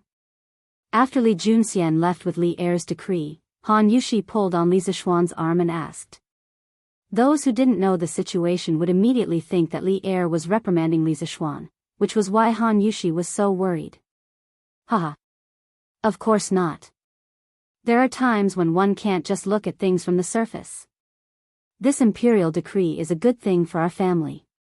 Wife, there's no need to worry. Li Zishuan stroked Han Yushi's coiled hair and comforted her gently. Then, he said, oh right, aren't you going to visit Uncle Qin? Sanbao and the others are just about done packing, so let's set off. Han Yushi naturally agreed. The husband and wife went out hand in hand. They rode a carriage with gifts and headed towards the Qin manor. When they arrived at the Qin residence, Li Zishuan realized that the place was already packed with carriages. 4 or 5 carriages were parked by the side of the road, and each carriage had a manservant who was giving the horses water to prevent them from getting heatstroke. It seems like it's going to be rather lively here. Li Zishuan jumped down from the carriage and helped Han Yushi down as well. He couldn't help but chuckle as he looked at the situation by the road. Han Yushi steadied herself and smiled. Adoptive father's recovery from his illness is a major event for all of the Great Tang. Many people will definitely come to congratulate him. Li Zishuan nodded and pulled Han Yushi inside. The gatekeepers of the Qin residence naturally wouldn't stop them. One of them was their patriarch's savior while the other was their patriarch's adopted daughter. Even if they had 10 times the courage, they wouldn't dare to stop them. Haha. Second brother can finally ride a horse and hunt with me and go to the battlefield to kill enemies. How delightful, how delightful. Today, we brothers must not return until we're drunk. Cough. Needless to say, only Cheng Yaojin could have such a loud voice and speak in such a bold and unrestrained manner. Pa. You idiot, Shubao has just recovered from his illness. How could he drink so much with a fool like you? It was obvious that this voice belonged to Yu Qigong. He was the only one who would go against Cheng Yaojin like this. Hey. Yuchi old hey, what are you talking about? Not only has second brother recovered from his old injuries, but he is also more powerful than you and I. Why can't he drink? I think it's you, Yuchi old black, who can't hold your liquor well and doesn't dare to drink with us, right? Ha ha ha. Bullshit. I don't dare to drink with you. Come, come, come. Today, whoever falls first will be the grandson. Haha. So be it. Do you think I, old Sheng, am afraid of you? Hearing this, Li Zishuan couldn't help but shake his head and walk towards the main hall. He thought to himself, these 2 old fellows can really fight anywhere. They are simply enemies from the previous life. No, it should be enemies from the previous life, because even enemies are not as fierce as these 2. It was originally a celebratory banquet for Qin Xiong's recovery, but these 2 people turned it into a catfight. Uncle Qin. I heard that you've recovered. Congratulations. From now on, you can continue to carry your spear and gallop on the battlefield. Li Zishuan stepped forward and cupped his hands to Qin Xiong before congratulating him. As for Han Yushi, she had already been led to the backyard by the Qin Manor's servants to talk to Mrs. Qin. After all, there were so many men in the main hall, and she had nothing in common to talk about here. Only then did everyone notice that Li Zishuan had arrived. Qin Xiong was the first to stand up and smiled kindly. Haha. This is all thanks to you, little Xian. Come and sit first. Hey. That's the result of your own perseverance, Uncle Qin. Li Zishuan said humbly. Then, after greeting some of the elders present, Li Jing, Qing Yao Jin, Yuqi Jingda, Niu Jinda, Li Daozong, etc., he sat at the last seat on Qin Xiong's right. There was no choice. Who asked him to be the last to arrive and be the youngest person? Ha! This is your credit. No one can take it away. If it weren't for your unique medicinal wine, little Xian, and that blood-snatching method to prolong my life, this old man could only lie in bed for the next few years and wait for death. How can I still sit here and chat with all of you? Qin Xiong stroked his beard and looked at Li Zishuan with admiration. Qing Yao Jin said with a faint smile, we're all family. Second brother Qin, what are you thanking us for? Besides, even if you want to thank us, this is not a complete thank you. Did you forget to tell us something? Qin Xiong was stunned and asked in bewilderment, what is it? Qing Yao Jin pursed his lips and said, it's that Taiji fist. Second brother Qin, didn't you break through to the peak of Grandmaster because of Taiji fist? A while ago, I heard that Dugu Xian broke through to Grandmaster with a few sword moves that little Xian helped him deduce. Now, second brother Qin, you've reached the peak of Grandmaster because of little Xian's Taiji fist. This is enough to show that if a martial artist wants to break through, it's best to look for little Xian. That's right. Now, little Xian has a small reputation in the martial arts world. Li Jing stroked his beard and smiled. However, Yu Qigong said, second brother Qin has just recovered from a serious illness this time, and his strength has increased by another level. It can be said that he has left us behind again. The reason why Yu Qigong said this was mainly because among them, when they were young, Qin Xiong's martial strength was the first to reach its peak. And according to the development of things, Qin Xiong's martial strength should be the first to decline. At the beginning, it was indeed like this. At that time, they were chasing after Qin Xiong's footsteps, but Qin Xiong's martial strength kept declining because of his body. Everyone thought that it would end like this. Who knew that Qin Xiong would be reborn today? Not only did he wash away his old injuries, but he also took another step forward in martial arts and once again pulled away from these generals. He. Second brother Qin, can I practice Taiji fist? I've been stuck at Grandmaster middle stage for a long time. If I can practice Taiji fist, I might be able to break through. Qing Yao Jin asked shamelessly. At this moment, the rest of the people stopped talking to each other and turned their attention to this side. For martial artists, there was nothing more comfortable than improving their realm. Qin Xiong glanced at Qing Yao Jin and said, I don't have any objections, but you have to ask little Xian. After all, Taiji fist is from him. Seeing that everyone was looking at him, Li Zishuan hurriedly said, I don't have any objections either. If you want to learn Taiji fist, you can all learn it. However, Taiji fist emphasizes the word understanding. If you don't use your heart to understand it, in the end, even if you do make the final move, you can only make the shape look like the spirit but not the spirit. It won't be beneficial for breaking through the realm. Chapter 6:16. Zhao Song is in trouble because of you, and you still have the time to show off here. In the front hall of Qin Mansion, everyone was discussing the magical functions of Tai Chi. Suddenly, a loud voice came from outside the door. Then, Li Er stepped into the main hall in his regular clothes. Everyone in the room was shocked. They quickly got up and bowed. Greetings, Your Majesty. Li Er waved his hand and said, I'm here today to congratulate Xu Bao on his recovery. There's no need for formalities. Qin Xiong heard this and said gratefully, Your Majesty, thank you for your concern. Li Er stepped forward and helped Qin Xiong up. He smiled and said, Xu Bao is the pillar of the country. Shouldn't I be concerned about him? Qin Xiong's lips moved slightly and he said in a trembling voice, "Thank you, Your Majesty." Li Er smiled. Then, he did not greet the other officials in the room. He looked directly at Li Zishuan and paused before saying, "Zhao Song tried to force a breakthrough last night. He used the method of compressing his vital energy that you mentioned last time. As a result, 30% of his meridians were damaged. If it were not for the help of the two imperial consecrators at the last moment, he would not have survived. Even so, his strength has fallen from Guru peak to Guru early stage." Li Zishuan's jaw dropped in shock. He never thought that Zhao Song, that lunatic, would dare to do something like this, and play it so big. It was as if he wanted to go to the heavens. He wiped the sweat from his forehead, he did not know if it was cold or hot, and said, "Your Majesty, this.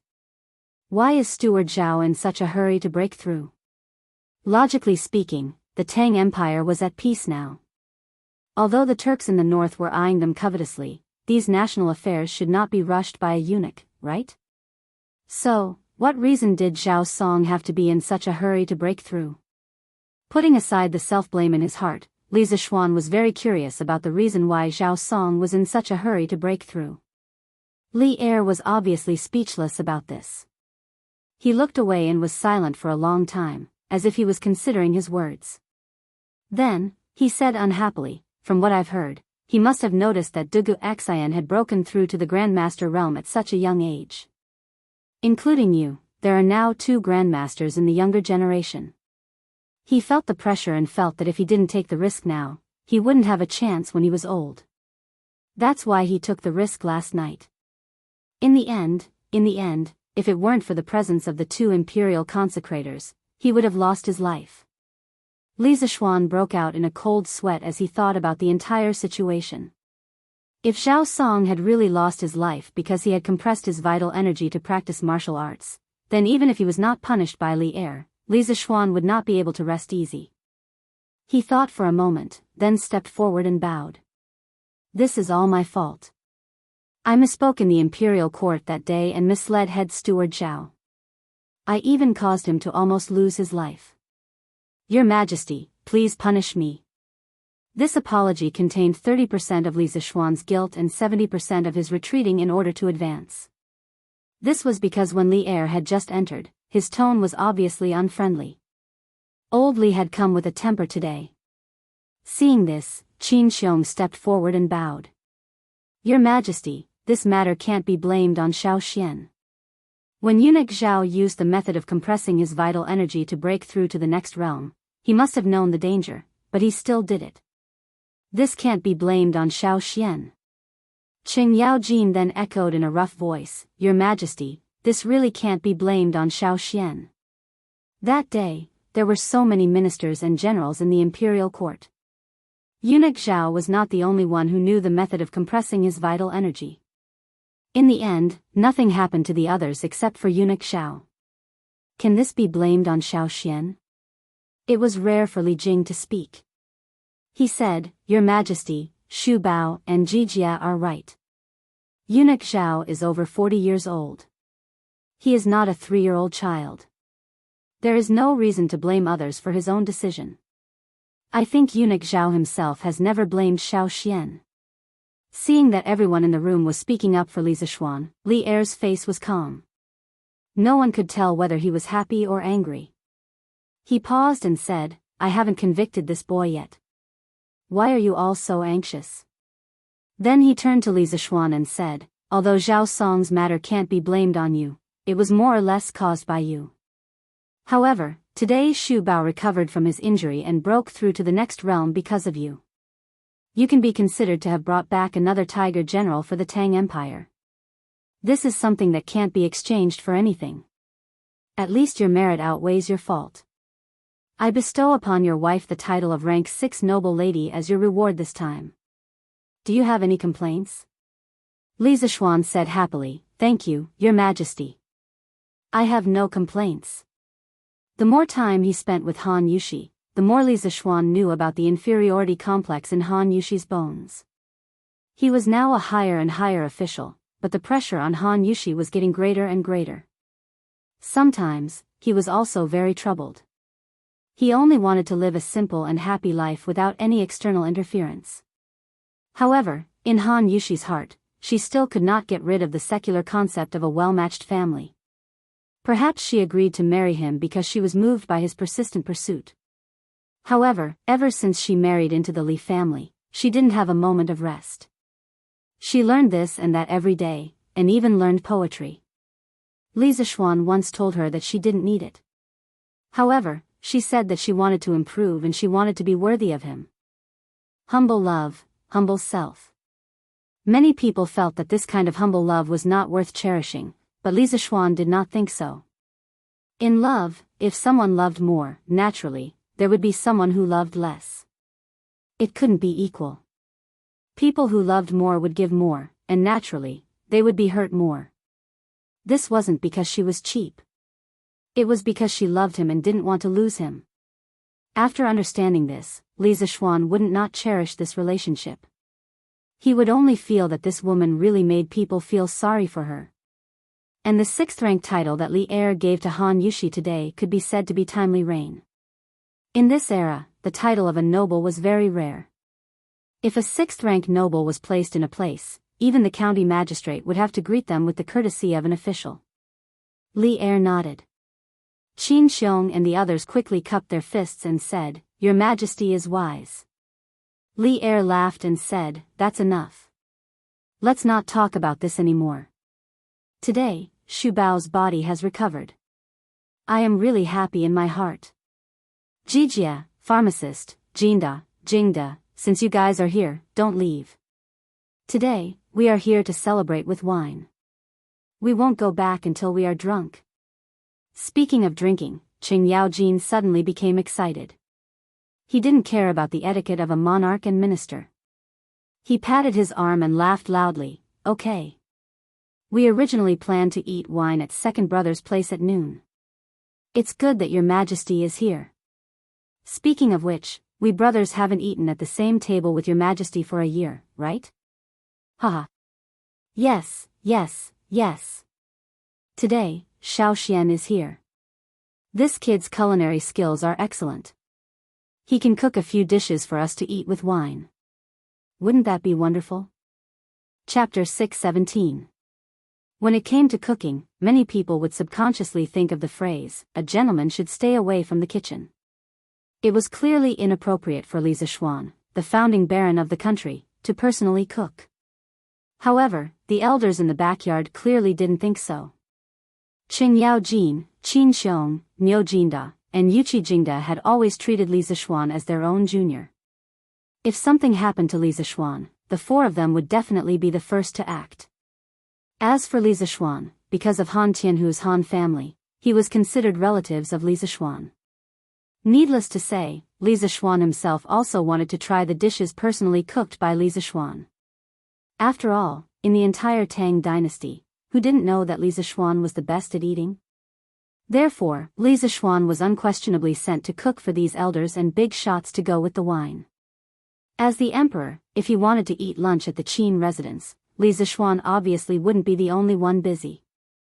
When Madame Qin, who was chatting with Han Yushi in the backyard, heard that Li Zishuan was going to eat at the Qin residence, she quickly ordered the servants to prepare the ingredients. Then, she personally went to the kitchen. Han Yushi followed behind her. "Xiao Xian. Why are you here? Why aren't you in the front room with His Majesty? They all say that a gentleman should stay away from the kitchen. Why are you, a man, in the kitchen? Go out and let Auntie." Madame Qin originally planned to personally cook lunch. After all, it was for the emperor. However, she couldn't be careless. If the servants didn't pay attention or had any evil intentions and something happened to Li Zishuan while he was eating at the Qin residence, then the hundreds of people in the Qin residence would be finished. After entering the kitchen, Madame Qin saw Li Zishuan cutting the pork and couldn't help but reprimand him. Han Yushi, who was following behind, also couldn't help but open her mouth in shock when she saw this scene. When Li Zishuan heard this, he smiled as he cut the pork. What gentleman should stay away from the kitchen? That was just a bunch of hypocrites who pretended to be righteous and hypocritical to cover up their hypocrisy. Today, Uncle Qin has just recovered from a serious illness, and this little one's cooking skills are just right. I'll conveniently make a few side dishes for Uncle Qin, the elders, and His Majesty to show my sincerity. What's wrong with that? Mencius had a famous saying, a gentleman is like a beast. Seeing it alive, he cannot bear to see it dead, hearing its voice, he cannot bear to eat its flesh. Therefore, a gentleman stays away from the kitchen. In the traditional etiquette system, it was simply established as a code of conduct, a gentleman should stay away from the kitchen. If there is blood and qi, he should not be humiliated. Li Zishuan felt that the person who said this was simply asking for trouble. Since you can't bear to kill, then don't eat meat. Not only did he have to satisfy his desire for good food, but he also couldn't bear to see the pain of animals dying. He had to stay away from the scene of the killing so that he could eat with a clear conscience. If this wasn't hypocrisy, then what was? Therefore, when he heard Mrs. Qin say that, a gentleman stays away from the kitchen, Li Zishuan thought that it was just a bunch of hypocrites who pretended to be righteous and hypocritical to cover up their hypocrisy. Mrs. Qin saw this and anxiously said, "That's all nonsense. No matter what you say, Auntie has never seen a man personally cook in the kitchen. Xiao Xian, hurry up and come out." Li Zishuan saw that he couldn't persuade Mrs. Qin and felt helpless. He could only bring out the flag and say, "Auntie, this is what His Majesty asked me to do. I have no choice." "What? His Majesty asked you to do it?" Mrs. Qin frowned when she heard this and didn't try to persuade him anymore. She thought for a while and said, Then Auntie will help you." "Husband. I'll help you too." Li Zishuan knew that if he still didn't agree, Mrs. Qin would probably go to the backyard to talk to Li Er personally. Therefore, he nodded and said, "Then I'll have to trouble Auntie and wife." "Hey! You child, why are you being so polite with Auntie? Besides, this is what Auntie should do." Mrs. Qin laughed and went into the kitchen. She began to instruct the maids to help Li Zishuan wash the vegetables. Han Yushi walked to Li Zishuan's side and said softly, "Husband, what are you going to cook? Can I help you?" Li Zishuan smiled and said softly, "I'm going to cook a few new dishes. Vinegar radish skin, big bowl of steamed pork, steamed chicken, fried fish pieces, and fried chicken cubes. Wife, you can just watch from the side and cook for me in the future. How about?" Han Yushi carefully memorized the names of these dishes and said, "Okay, that's good. I'll learn seriously." Seeing the serious expression on the woman's face, Li Zishuan couldn't help but flick her flawless forehead with his clean hand that was holding the kitchen knife and said, "Don't worry. Why are you so serious? If you can't learn it today, I'll teach you in the future." "Oh right, wife, I have good news here. I'll tell you when we get home." Han Yushi hurriedly covered her forehead as if she had been electrocuted. Then, she guiltily glanced in Mrs. Qin's direction. She didn't even dare to ask about the surprise Li Zishuan said. She hurriedly stood to the side and lowered her head like an ostrich. Mrs. Qin, who wasn't far away, noticed the couple's small movements, but she didn't say anything. She just smiled with great comfort. It was obvious that she was happy from the bottom of her heart. Li Zishuan was slightly embarrassed. Then, he pretended that nothing had happened and began to cook. The first dish was a big bowl of steamed pork. Northerners like to eat meat in big bites. Naturally, the wine was like a large piece of meat going through the intestines. They wanted a refreshing taste. Qing Yaojin and the others would definitely like this big bowl of steamed pork. First, cut the streaky pork into pieces, blanch them in boiling water, soak them in wine, and then deep fry them. Finally, add some preserved vegetables. These vegetables are produced in the Guangdong area. During the Tang dynasty, there were a lot of them in Lingnan. As the base, steam them for half an hour, and the bright red and tender steamed pork in a big bowl will be ready to be served. Of course, during this time, Li Zishuan also made the vinegar-choked radish skin. This dish couldn't be easier. Then, he made the diced chicken. He chose a piece of chicken breast meat and cut it into small cubes. Then, he tore up some orange peel, pepper, cloves, fennel, and other spices. He turned on the fire and heated up a little bit of oil. Then, he put the meat and the seasonings into the pot and stir-fried it. The flavor of the spices permeated into the meat. He ate a bite of the diced chicken with a sip of wine. It was so refreshing. There were also fried fish pieces. He cut a whole fat black carp into big chunks and marinated it with salt and white wine grains for an hour. The fish pieces would show a light pink color, which was very tempting. Then, he mixed eggs and flour and fried the fish pieces with hot oil. The fish pieces were crispy on the outside and tender on the inside. When it was time to eat, he made a hot sauce with garlic and soy sauce and poured it over it to go with wine. The taste was so good that even an immortal wouldn't exchange it for it. The more Li Zishuan cooked, the more proficient he became. Han Yushi and Mrs. Qin, who were next to him, were more and more dumbfounded. The more they looked, the more they were hungry. This color, this aroma, they almost couldn't help but want to eat it first. Madame Qin gulped and thought to herself, no wonder His Majesty allowed Xiao Xian to come over and cook. Sigh, I don't know where this child learned to cook these dishes, but they're even more delicious than mine, someone who's been cooking for decades. Chapter 618. After working in the Qin family's kitchen for more than 2 hours, Li Zishuan finally finished preparing lunch for the big shots in the backyard. There weren't many types of dishes, only 5 dishes and 1 soup in total. However, the portions of each dish were large and were all placed in small bowls. After all, the big shots sitting in the house were all martial artists and their appetites were extraordinarily large.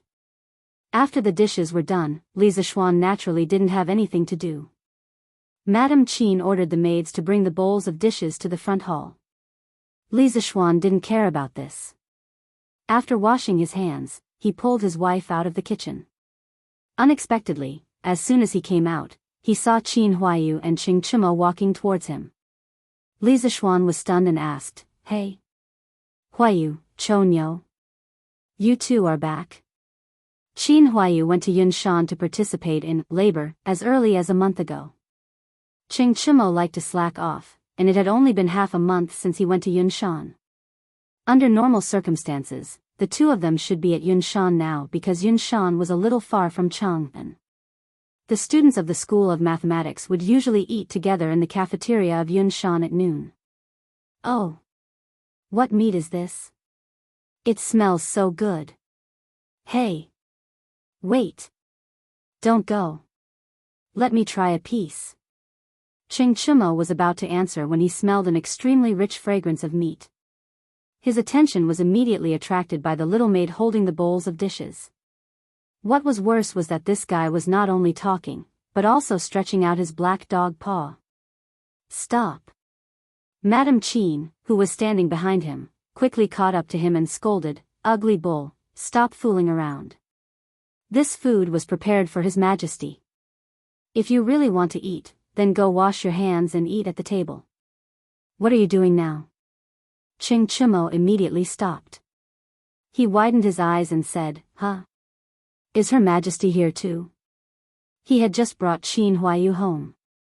After learning that Qin Xiong had recovered from his old injuries and had unexpectedly broken through to the next realm, and that Qing Chimo was freeloading at the Qin family today, Qing Chimo rolled his eyes and followed Qin Huayu over. However, he only came over to freeload a meal. He really didn't know that Li Er was here. If he had known earlier, he definitely wouldn't have come. His Majesty, your Uncle Yuchi, and the others are all here.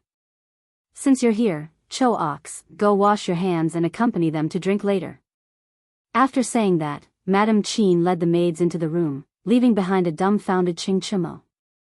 "Ha! Who told you to be so smug?" Li Zishuan stepped forward and teased Qing Chimo. Then, he looked at Qin Huayu and asked, "Huayu, how are things at Cloud Mountain?" Qin Huayu said, "The construction of the academy has been completed. All that's left are some non-urgent buildings. The students of the School of Mathematics have all returned home today to prepare for the entrance exam." Everything was completed just like that? Li Zishuan was shocked when he heard that. He said in surprise, "That's fast." Then, Huayu, you guys have worked hard. At this moment, he just remembered that the entrance exam of Yanhuang College was about to begin, and he hadn't even started writing the exam papers. It seemed like he couldn't wander around anymore. Ha! Of course, we've worked hard. Xiao Xian, you have to compensate us well. Qing Chimo laughed shamelessly. Li Zishuan said in annoyance, compensate? Isn't this lunch compensation for you? Cho Ox, you can't eat these dishes anywhere else even if you want to.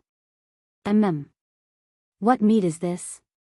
Why is it so fragrant? I, Old Cheng, want to try it and see what it tastes like. After the dishes were served, Qing Chimo couldn't help but salivate when he smelled the fragrance of the meat with preserved vegetables. He was eager to try it. Cough, cough. Qin Xiong coughed heavily and signaled Qing Chimo to notice that Li Er was still at the table. Qing Chimo came back to his senses and blushed. He put down his chopsticks and said awkwardly, cough, cough. Your Majesty, please try this first. Li Er smiled and said, what? We haven't eaten together for so long, and now we're becoming distant. Thinking back to when Jijia was at the table, he didn't give in no matter who the other party was. Qing Chimo touched his nose and didn't say anything, but he thought to himself, you were still the king of Qin, and we were all good brothers. Now that you're the emperor, how can I, Old Cheng, not be more careful? Haha. Jijia, are you trying to say that today is different from the past? I'm already the emperor of a country, and you can't laugh and scold me like before? Also, Shu Bao, pharmacist, Jingda, Jinda, do you all think the same? What kind of person was Li Er? How could he not guess what Sheng Yao Jin was thinking?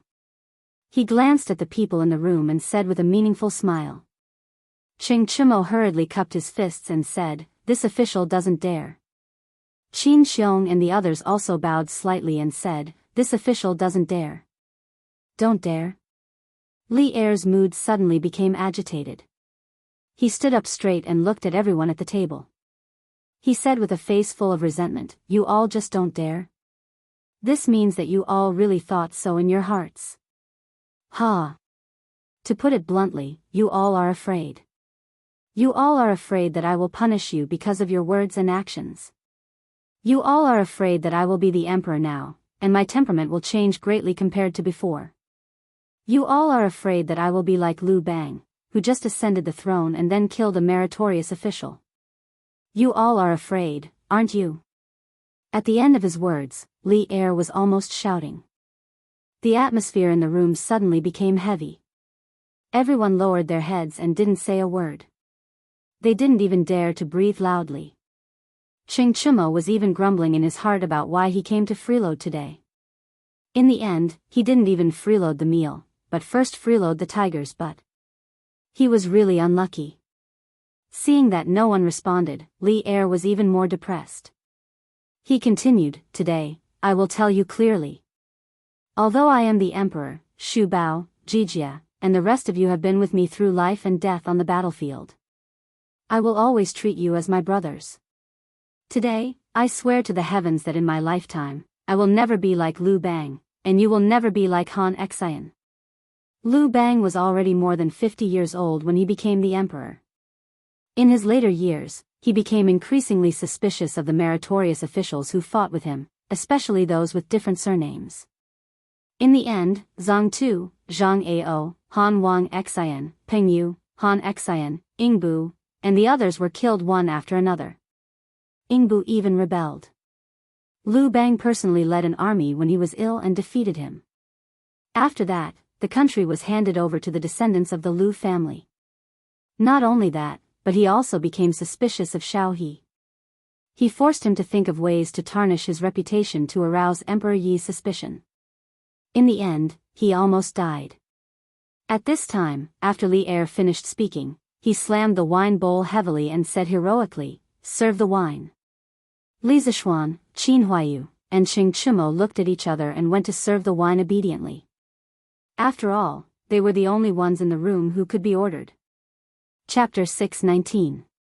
Zhen has already said what needs to be said. Today, all of you, bring out the heroic spirit you had when you fought with Zhen on the battlefield. Xu Bao's old injuries have healed and he unexpectedly broke through. Aren't you all happy? Come. There are no monarchs and ministers on the table today. Let's not go home until we're drunk. After Li Zishuan filled the empty wine bowl in front of him, Li Er picked it up and raised it in front of his chin. He said loudly to Qin Xiong, Qing Yao Jin, and the others. Cough cough. Qing Chumo and Qin Huayu, these two idiots, didn't dare to come over and pour wine for Li Zishuan, so this tough job naturally fell on Li Zishuan's head. Come. Let's do it. When it comes to drinking, Qing Yao Jin, have never been afraid of anyone. Since your majesty said that there are no monarchs and ministers on the table today, then don't blame me when you get drunk by me. Qing Yao Jin was the most careless. He held the wine bowl and stood up as he spoke in a rough voice. Li Er laughed loudly. Haha. Do you think Jin doesn't know your alcohol tolerance? If you can get Jin drunk today, Jin will give a daughter to your Qing family. After Li Er's sincere words, Qing Yaojin's heart had already relaxed. His eyes lit up and he said, Your Majesty, are you serious? Li Zishuan couldn't help but feel moved. According to the official history, Qing Yaojin's second son, Qing Chuliang, did marry Li Er's daughter, Princess Qinghe. History was always shockingly similar. A monarch doesn't joke. Although Li Er's body didn't look as sturdy as Qing Yaojin's, he still had some skills in alcohol tolerance. After all, how many emperors hadn't been baptized by alcohol? After the two of them messed around, the previous tense atmosphere instantly dissipated. Yuqi Jingde joined in the fun and said, Your Majesty, you can only believe half of Qing Jijia's words. The older this old guy gets, the less reliable his mouth. Niu Jinda smiled and said, That's right, that's right. Jijia's alcohol tolerance can't even compare to me, old Niu. He only knows how to boast. Qing Yaojin immediately panicked. He glared at Zhao Yu and said, Hey. I say, the two of you are starting to collude, right? Come, come, come. Watch me, old Qing, beat the both of you up. I'll drink first to show my respect. After saying that, he picked up the wine bowl and was about to drink it all. Niu Jinda hurriedly said, Wait, wait. What's wrong? Hey, old Niu, are you scared? Qing Yaojin was puzzled at first, but then he said proudly. Niu Jinda spat, Bullshit. Why would I be afraid of you, madman Qing? What I want to say is, how boring is it for you to drink one bowl after another? It wouldn't be easy to determine the winner. Why don't we compete in drinking with finger-guessing games? Your Majesty, Xu Bao, what do you think? Li Er nodded. Sure. Qin Xiong nodded and said, Yes. When Qing Yaojin saw this, he could only straighten his neck and say, Let's play the finger-guessing game. Come, come, come. Everyone quickly reached an agreement and prepared to start the finger-guessing game. At this moment, a discordant voice suddenly came from the field. How boring is this finger-guessing game? I know a more interesting game that's most suitable for drinking. Everyone looked towards the source of the voice and saw that it was Qing Chumo who was eagerly making the suggestion. Go, go, go. We are drinking. You little brat, take 2 pieces of meat and scram to the side to eat. Qing Yaojin didn't waste any time. He came up and slapped Qing Chumo twice on the back of his head. Qing Chumo was hit hard, and he instantly grimaced in pain. When he heard Qing Yaojin's heartless words, he was furious. He didn't know if this guy had eaten a bear's heart or a leopard's guts, but he actually said, Io. What the heck, Dad, am I still your biological son? You can really bear to hit me and say that. Pfft. Li Zishuan was the first one who couldn't hold it in and burst out laughing. The rest of the people, including Li Er, also laughed out loud. Qing Yaojin's face darkened, and he was about to hit again when Li Er hurriedly stopped him. All right, Jijia, stop hitting. Let Chou Niu speak. Who knows, this kid might really have some good ideas. Only then did Qing Yaojin stop. However, he still glared fiercely at Qing Chumo and said, "Speak. You little rascal, if you can't say anything, I'll break your legs when we get back." Qing Chumo shrunk his neck and then began to introduce to the big bosses in the field. This game is called Every 7 Passes. The rules are very simple. You can first randomly choose a person and say any number. For example, Her Majesty says 5, Uncle Li, you have to immediately say 6, and so on. However, whenever you encounter a number that is a multiple of 7 or a number that contains 7, that person can't say it out loud. He has to say, pass. Those who don't say, pass, or those who hesitate for more than 2 breaths will all be considered to have failed. The person who fails will be punished with a glass of wine, and then the next round of the game will start from this person again. I wonder what Her Majesty and the rest of the uncles think. Li Zishuan couldn't help but cover his face. This fellow had completely copied the rules of the game that he had mentioned the other day. It was really hard on him. However, copying the game itself wasn't a problem. The problem was, no. How can this game be as simple as finger guessing? You little rascal, you're just adding to the trouble. As expected, before Li Er could say anything, Qing Yaojin was the first to jump out and reprimand him. Actually, at this moment, Qing Yaojin was also sweating in his heart. Was this son really his biological son? Why did he keep tricking him? Because if they were to follow the rules of the game, the ones who would suffer the most would be him and Yuqi Jingda. Although the rest of the people were generals, they weren't like the 2 of them who only knew martial arts and didn't know literature. Qing Chumo had come up with such a bad idea. Wasn't this asking for his old life? Li Er thought for a moment and understood the essence of this game. He suddenly found it interesting and said, "Jijia, it's not right to say that. Compared to finger guessing, this game is obviously much more fun. Let's do this today." Apart from Yuqi Jingda, the rest of the old generals all agreed. These 2 miserable brothers glared hatefully at Qing Chumo. They could only obey the majority. Next, without a doubt. Qin Xiong, 19. Li Jing, 20. Qing Yaojin, 20. 1. No.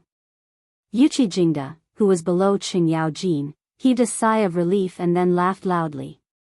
Haha. Qing Jijia, you lost. Drink first. Let's talk about other things. Yes. Drink first. Li Er picked a large piece of braised meat for himself and said to Qing Yaojin. Qing Yaojin was helpless. He could only admit defeat and drink first.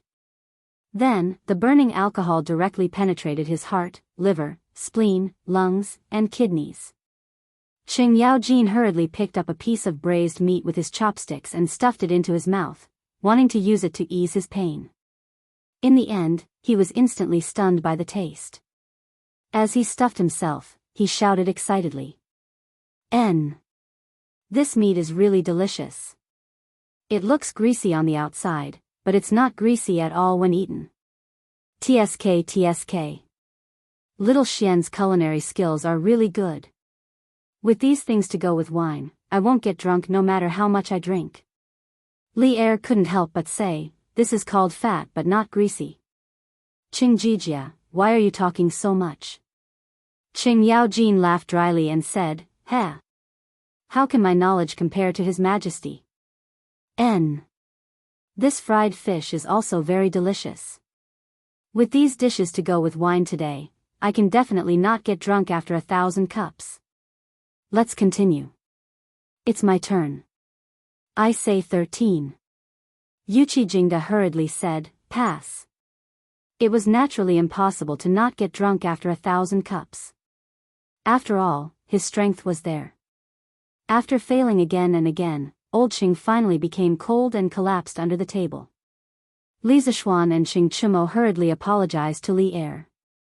The 2 of them dragged Qing Yaojin and prepared to send him back to the Qing family. Little Xian, if I do this, won't we lose our Qing family's princess daughter-in-law? If His Majesty grants a marriage to Chu Liang, won't I be trapping my brother? Ching Chimo thought for a long time and finally realized that something was wrong. He patted his head and said with regret. Li Zixuan pursed his lips and said, "Not only did you trick your brother, but you also tricked your father." Enigmatic Shadow Empress. Chapter 620. Ah. Oh right, husband. When we were at the Qin Manor, you once said that you wanted to give me a surprise. Can you tell me now? After carrying Qing Yaojin into the Qing Manor's carriage, Li Zixuan directly brought his wife home. In the study, Li Zixuan was thinking about the students' entrance exam papers when he heard Han Yushi's gentle and slightly expectant voice. Li Zixuan put away his thoughts, turned his head, and pretended to say, "Yes. That seems to be the case. But as for what the surprise is, I also forgot." Husband, you.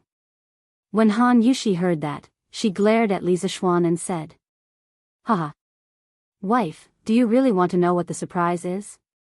Li Zixuan pulled Han Yushi to his side and asked with a smile. "Didn't you forget, husband? Even if I want to know, what's the use?" Han Yushi pouted and turned her head to the side. The summer breeze blew in through the window and happened to blow a strand of hair by her ear to Li Zixuan's nose. Smelling the fragrance of the hair, Li Zixuan felt a little itchy. He turned Han Yushi's body around and pretended to be serious.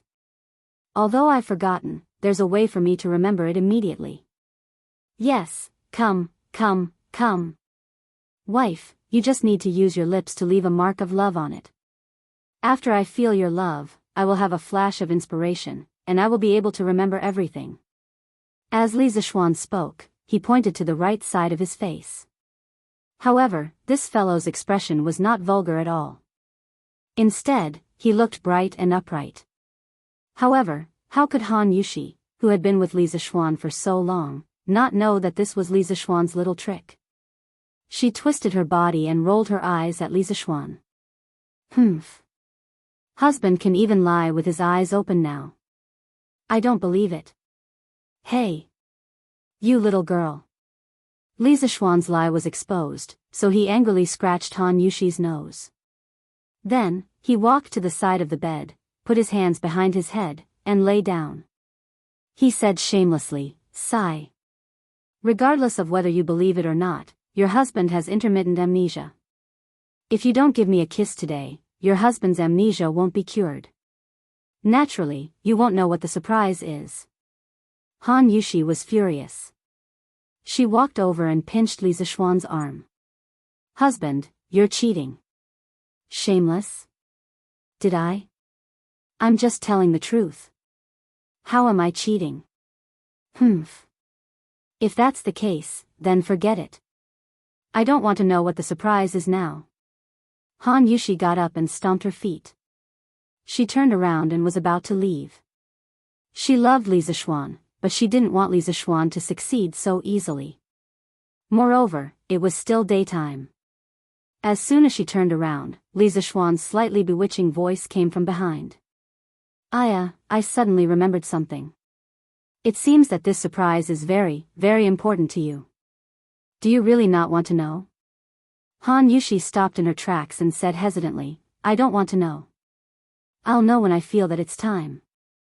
But this surprise is related to your future life." "Really? Will not want to do. Really?" This fellow said it so clearly. He had completely revealed his true colors. Han Yushi looked conflicted. After a while, she stomped her feet, turned around, and returned to the bed. She leaned over and poked Li Zixuan's face. Then, she quickly tried to straighten up. Li Zixuan only felt a blur in front of his eyes. Then, a fragrant wind seeped into his nostrils.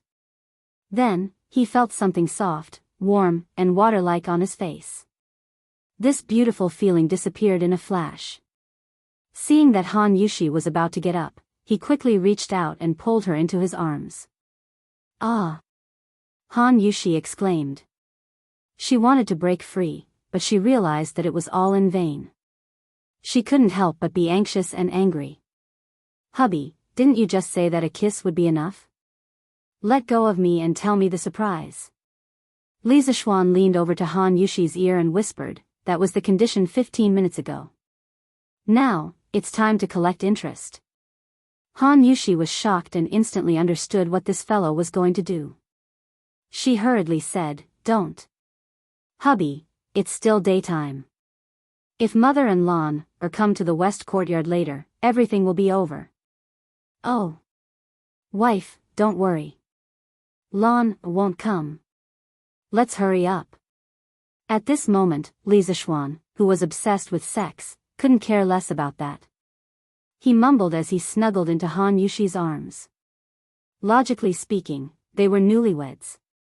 What was wrong with being a little passionate about this?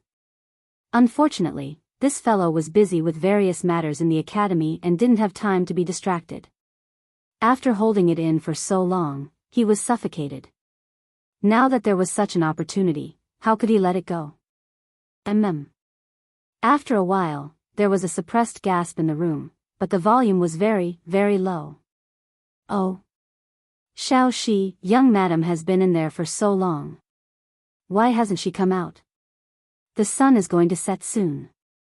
According to the usual practice, young madam should be in the kitchen cooking delicious food for young master. Outside the door, Xiaohe looked at the tightly shut door and asked Xiaoxi, who was sitting in the corridor. Xiaoxi rolled her eyes and said, I think you're the one who's craving for food again. Every time young madam cooks for young master, you would secretly eat it. Luckily, young madam is kind and didn't argue with you. Otherwise, she would definitely sell you out. Xiaohe stuck out her tongue and blushed, young madam wouldn't do that. Besides, young master wouldn't be so heartless. Then, she looked at the door and whispered, Hey, Xiaoxi, do you think young master and young madam are doing that in the room? That's why they haven't come out. Xiaoxi's face instantly turned red. She used her finger to point at Xiaohe's forehead and scolded, Stupid Xiaohe. You. Why are you thinking about these things every day? Young master and young madam. They wouldn't. Ah. 6th grade noble title? Husband, is what you said true?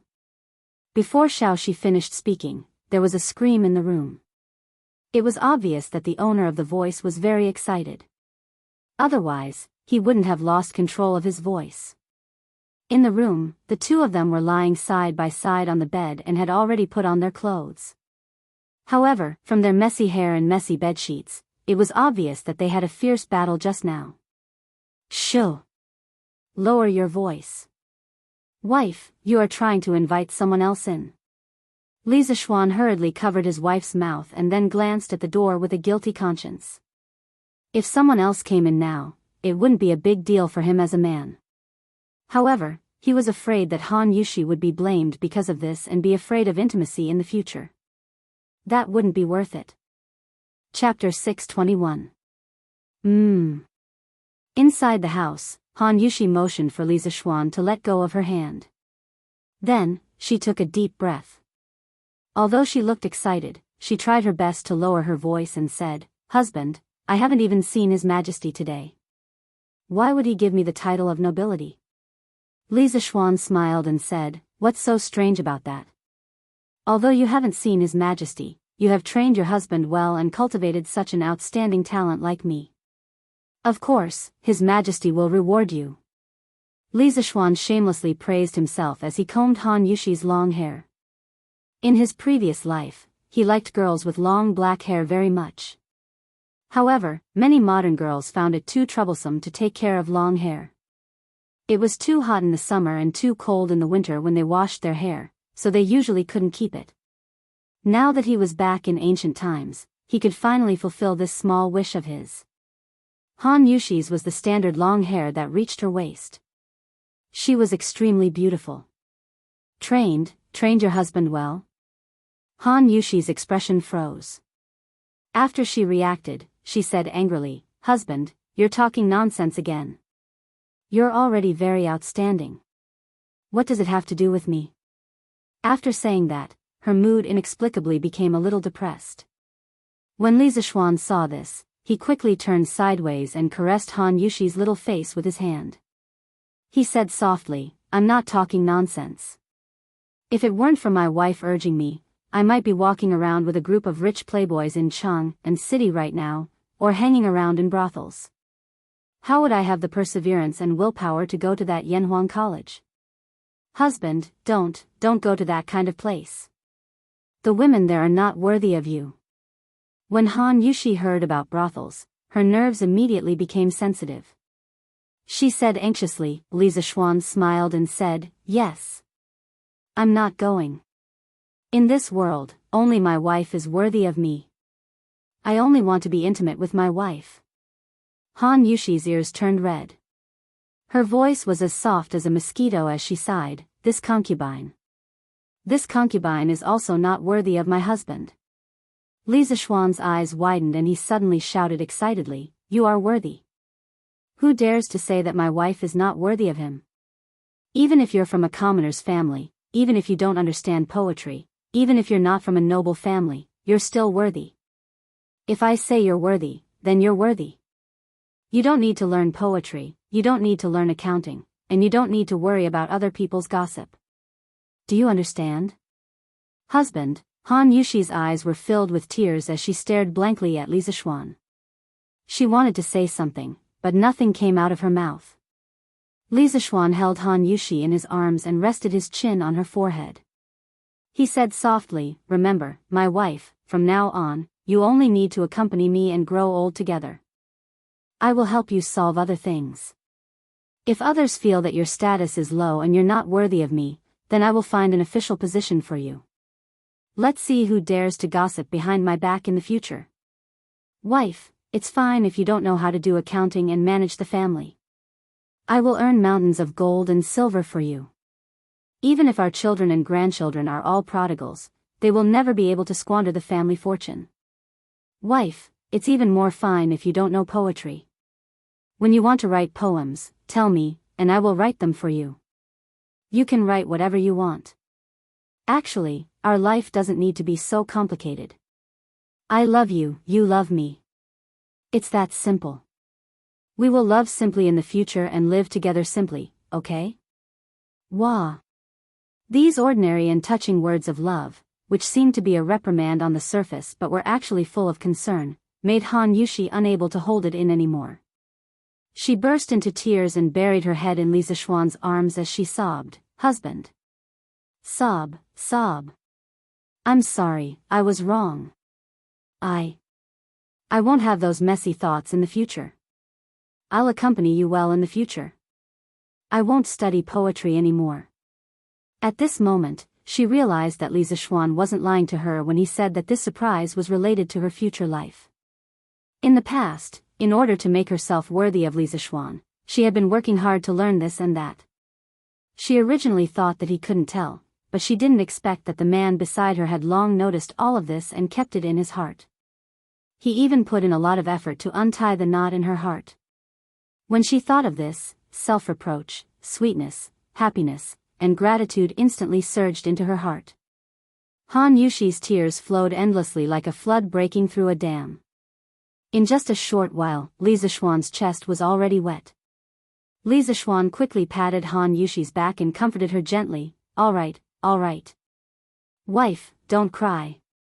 Now that you have an official position, even the county magistrate will have to bow to you when you see him in the future.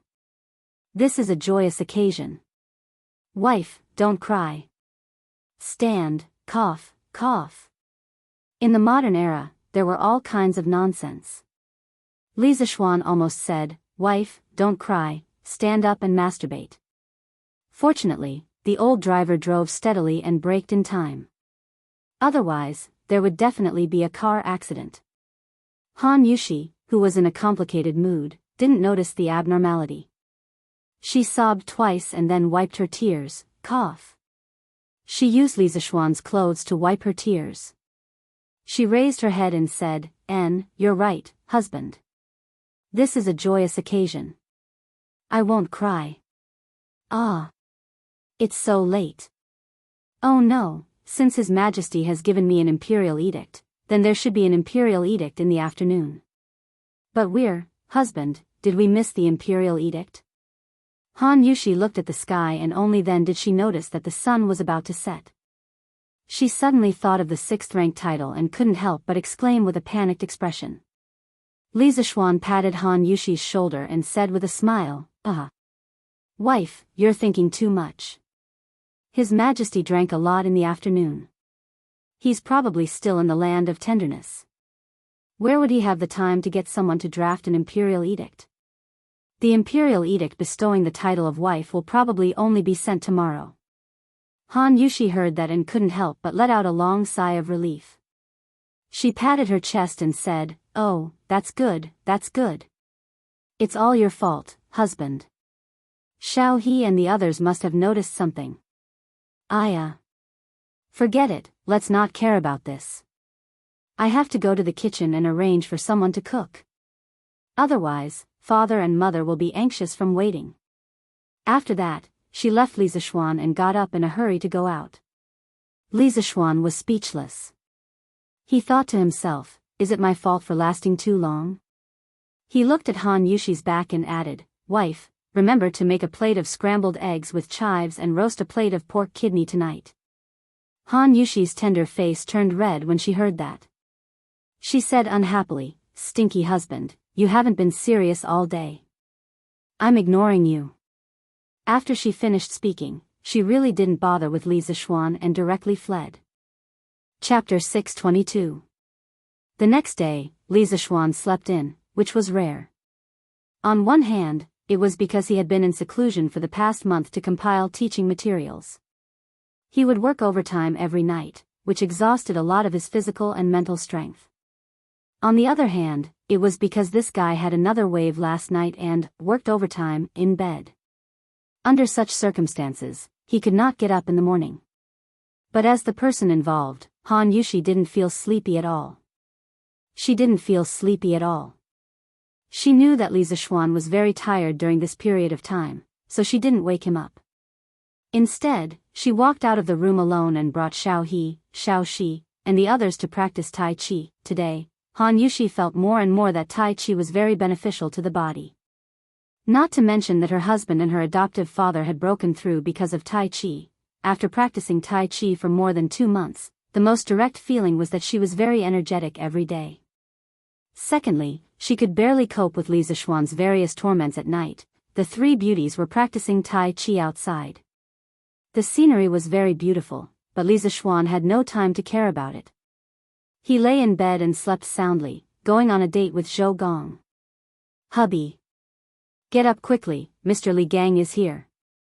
After an unknown period of time, Li Zishuan faintly heard a melodious voice ringing in his ears. He muttered somewhat unwillingly, "Oh. Who's here?" Han Yushi had no choice but to repeat, "Hubby, Mr. Li Gang is here. He's waiting in the front yard. Get up quickly." Li Zishuan heard it clearly this time. He immediately turned over and jumped off the bed, saying, "Mr. Li is here? How long has he been here?" This guy looked at the sunlight outside and knew that it was not early. As he spoke, he hurriedly put on his clothes and buttoned a button wrong in his hurry. Seeing this, Han Yushi sighed helplessly. Without any hesitation, she stepped forward to help Li Zishuan put on his clothes. She said, "Husband, don't worry. Mr. Li Gang has just arrived. There are 2 other people who came with him. They look quite old. Father is accompanying them in the front hall." Li Zishuan asked, "Oh? Dad, didn't you go out to play chess with someone today?" The chess he was talking about was Go. Of course, it didn't mean that there was only Go in the Tang dynasty and no Chinese chess. In fact, there were both types of chess in the Tang dynasty. Go had been circulating in China's upper class since the spring and autumn period. Chinese chess was relatively late and only became popular during the Warring States period.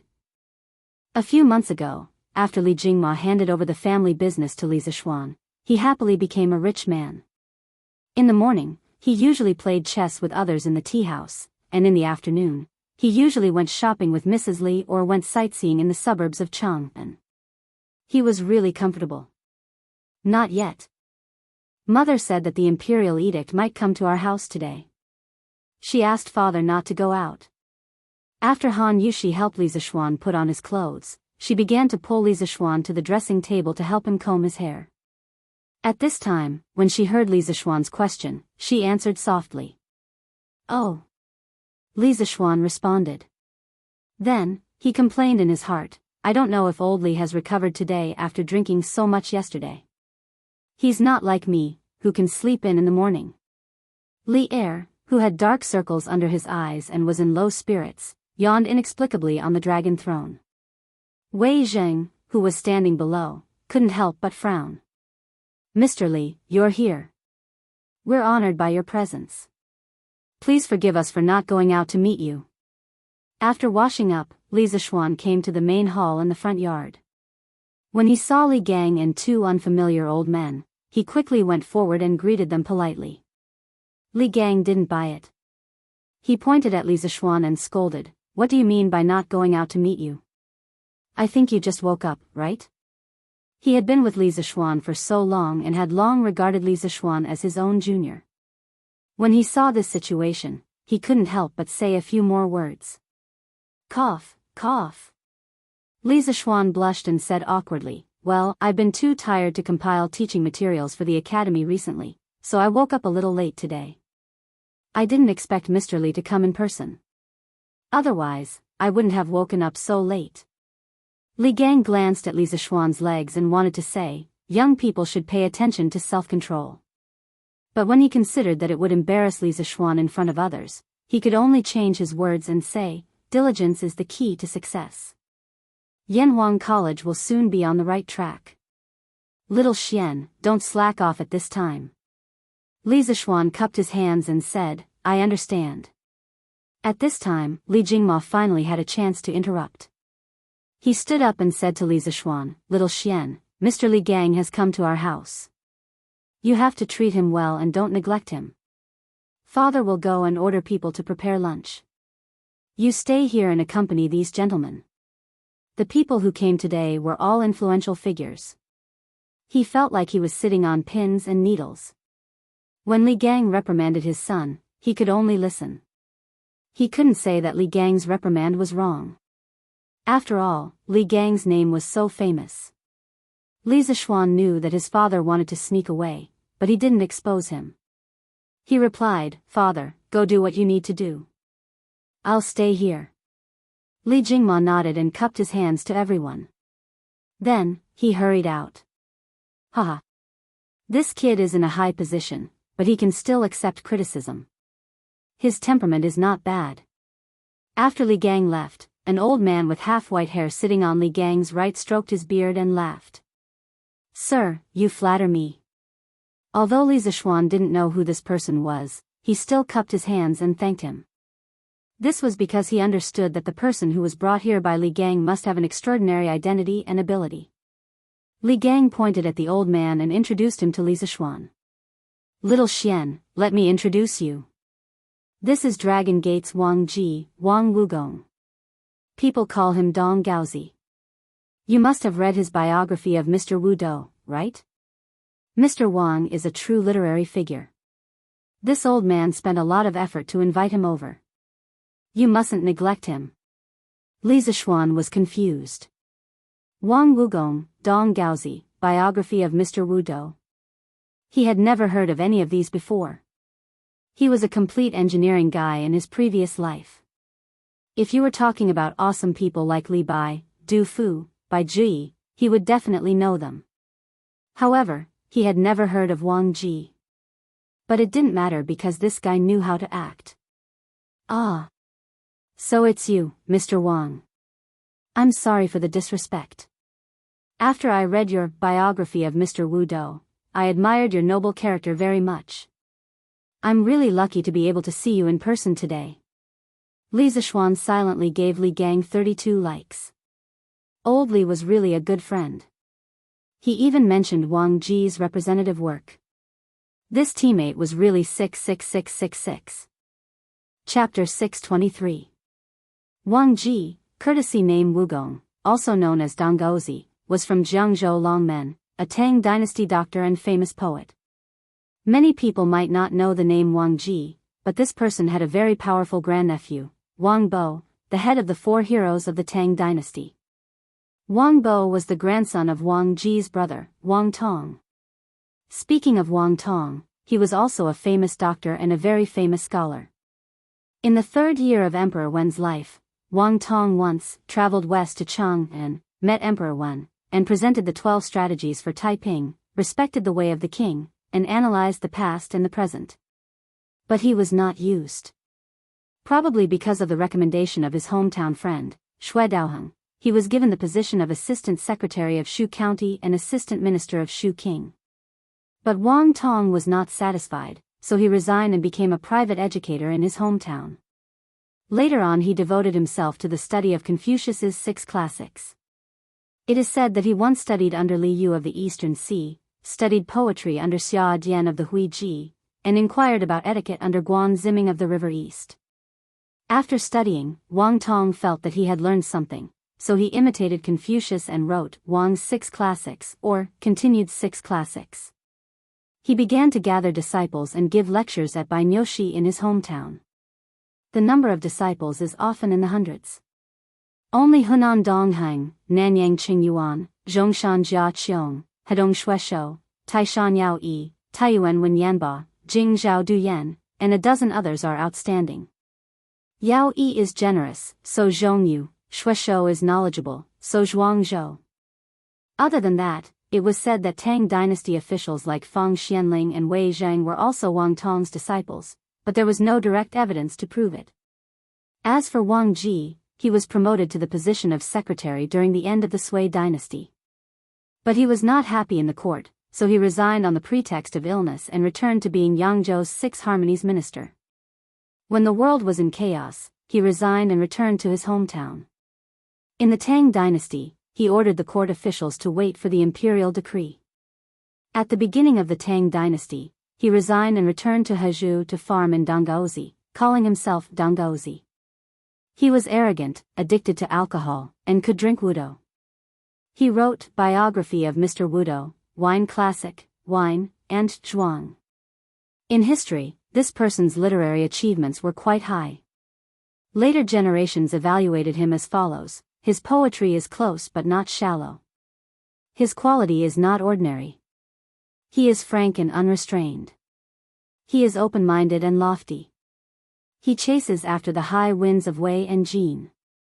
The body of laws originated from the 6 dynasties, and took shape between the Sui and Tang dynasties. Wang Ji was depressed all his life. During the Sui and Tang dynasties, he was an official and retired 3 times. His heart was set on an official career, but he knew that it would be difficult for him to achieve great things. Therefore, he retired to the mountains and the countryside, entertaining himself with music, wine, and poetry. After he abandoned his official position and lived in seclusion in his hometown, Donghao village, he indulged himself in alcohol and indulged himself. His thinking was deeply influenced by Taoism. Most of his poems were based on the love of wine, praising Ji Kong and Wan Ji, and praising Tao Yuanming with the content of the idyllic and leisurely life.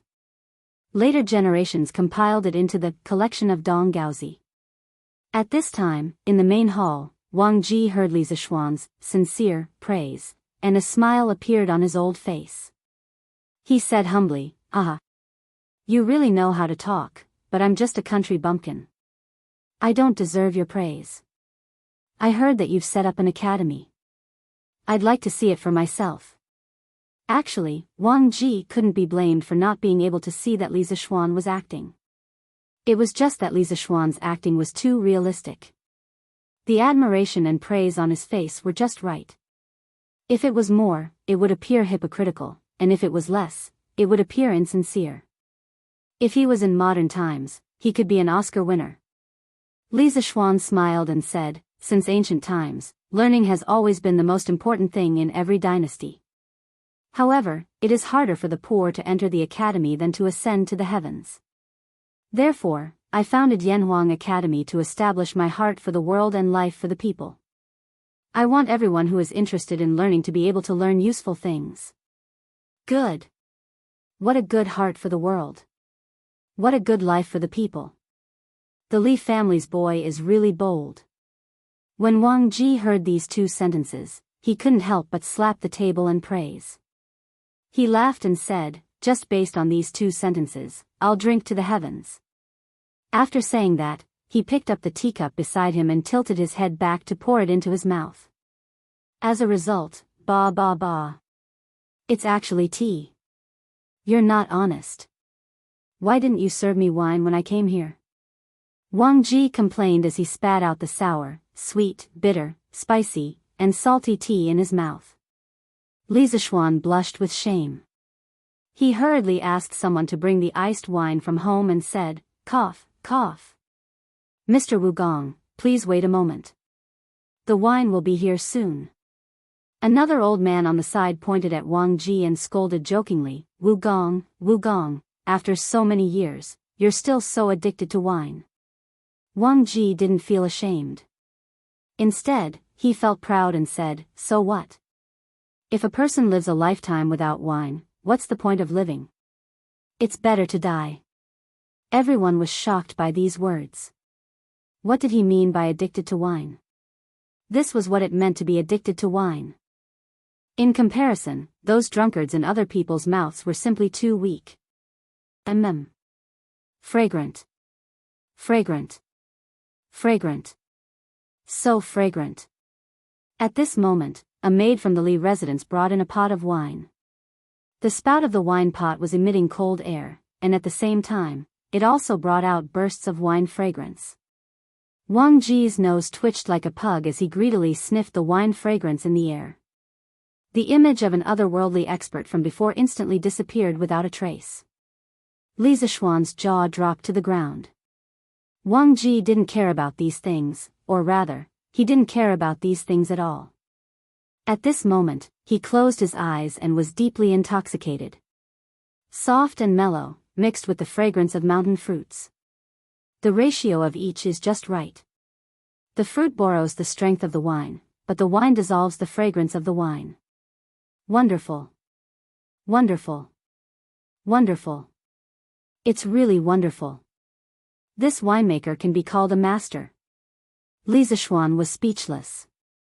Wasn't this the most ordinary of warm and gentle wine? Why did Wang Ji's words make it sound like the nectar of heaven? With the expansion of the winery and the improvement of the technology, although the current drunken immortal and warm and gentle wine were not cheap goods that could be found on the streets, the daily production capacity was already 2 to 3 times higher than before. At the very least, there was no need to line up everywhere to drink drunken immortal now. As long as you had the money, you could drink it. Therefore, Li Zishuan was very puzzled by Wang Ji's current behavior. Li Gang's old face turned red. He secretly thought that his old friend was really embarrassing. He coughed dryly and said, cough, cough. Wugong, this is warm and gentle wine. It's sold in all the major restaurants in Chang'an City. If you like it, I'll ask Xiaoxian to give you some later. The expression on Wang Ji's face suddenly froze. However, this guy was also a clever person. Seeing his frozen old face, he immediately changed into an expression of reminiscence and said, oh. So it's warm and gentle wine. I drank it a few times in the past, but I didn't drink it after that. After such a long time, I almost forgot the taste. Li Zishuan was stunned for 2 seconds. He thought to himself, I don't believe you. Warm and gentle wine and drunken immortal only appeared this year. You still have the nerve to say that you haven't drunk it for so long and have forgotten the taste? He never expected this old guy to start acting with him. Life is really like a play, and it all depends on acting. Chapter 624. Ha! You old thing. In the main hall of the Li residence, after Wang Ji finished speaking, Li Zishuan did not expose the lie in front of him in order to give him some face. However, another old man sitting opposite him pointed at Wang Ji and scolded him with a smile. However, that old man only scolded him jokingly and didn't probe further. He probably knew that Wang Ji was living in seclusion in the remote Donghao village, and his family wasn't well off. It was normal that he hadn't heard of the gentle village. Li Zishuan stood up and said, I haven't asked for this gentleman's name yet. Li Gang patted his head and said, oh. I forgot to introduce you, this is. Hee hee. Wenji, why do you have to go through so much trouble? That old man saw that Li Gang was going to introduce himself like how he introduced Wang Ji. He quickly waved his hand and interrupted him. Then, he looked at Li Zishuan and said casually, I'm Yen Silu. I don't have as much fame as Wang Wugong. I'm just a scholar who relied on my late father's shadow. Oh, right, my late father, Yen Jitue. I'm sure you've heard of it before. Li Zishuan was stunned for a moment. He only felt that the name Yen Jitue sounded very familiar. After searching his mind carefully, he was suddenly shocked. Yen Jitue. It was actually Yen Jitue. The man who wrote Yen Family Teachings. Yen Jitue lived his life and served 4 dynasties. 3 times, he was a man of a fallen country. He suffered the pain of separation and was deeply worried. Throughout his life, he didn't have any outstanding achievements, nor was he a prominent official. However, because of Yen Family Teachings, he enjoyed 1,000 years of fame. From this, one could see the far-reaching influence of his family teachings. Yen Family Teachings was written by Yen Jitue during the northern and southern dynasties. It influenced China's ancient family teachings for more than 2,000 years. It had the reputation of ancient and modern family teachings, with this as the ancestor. It was the most famous family teachings in China's history. Back then, Lu Sun's younger brother, Zhou Zuoren, greatly respected and admired Yen Jitue and the Yen family teachings. He specially wrote a note on the Yen family teachings in the night reading. Moreover, throughout history, the descendants of the Yen family had astonishing performances in terms of integrity and talent.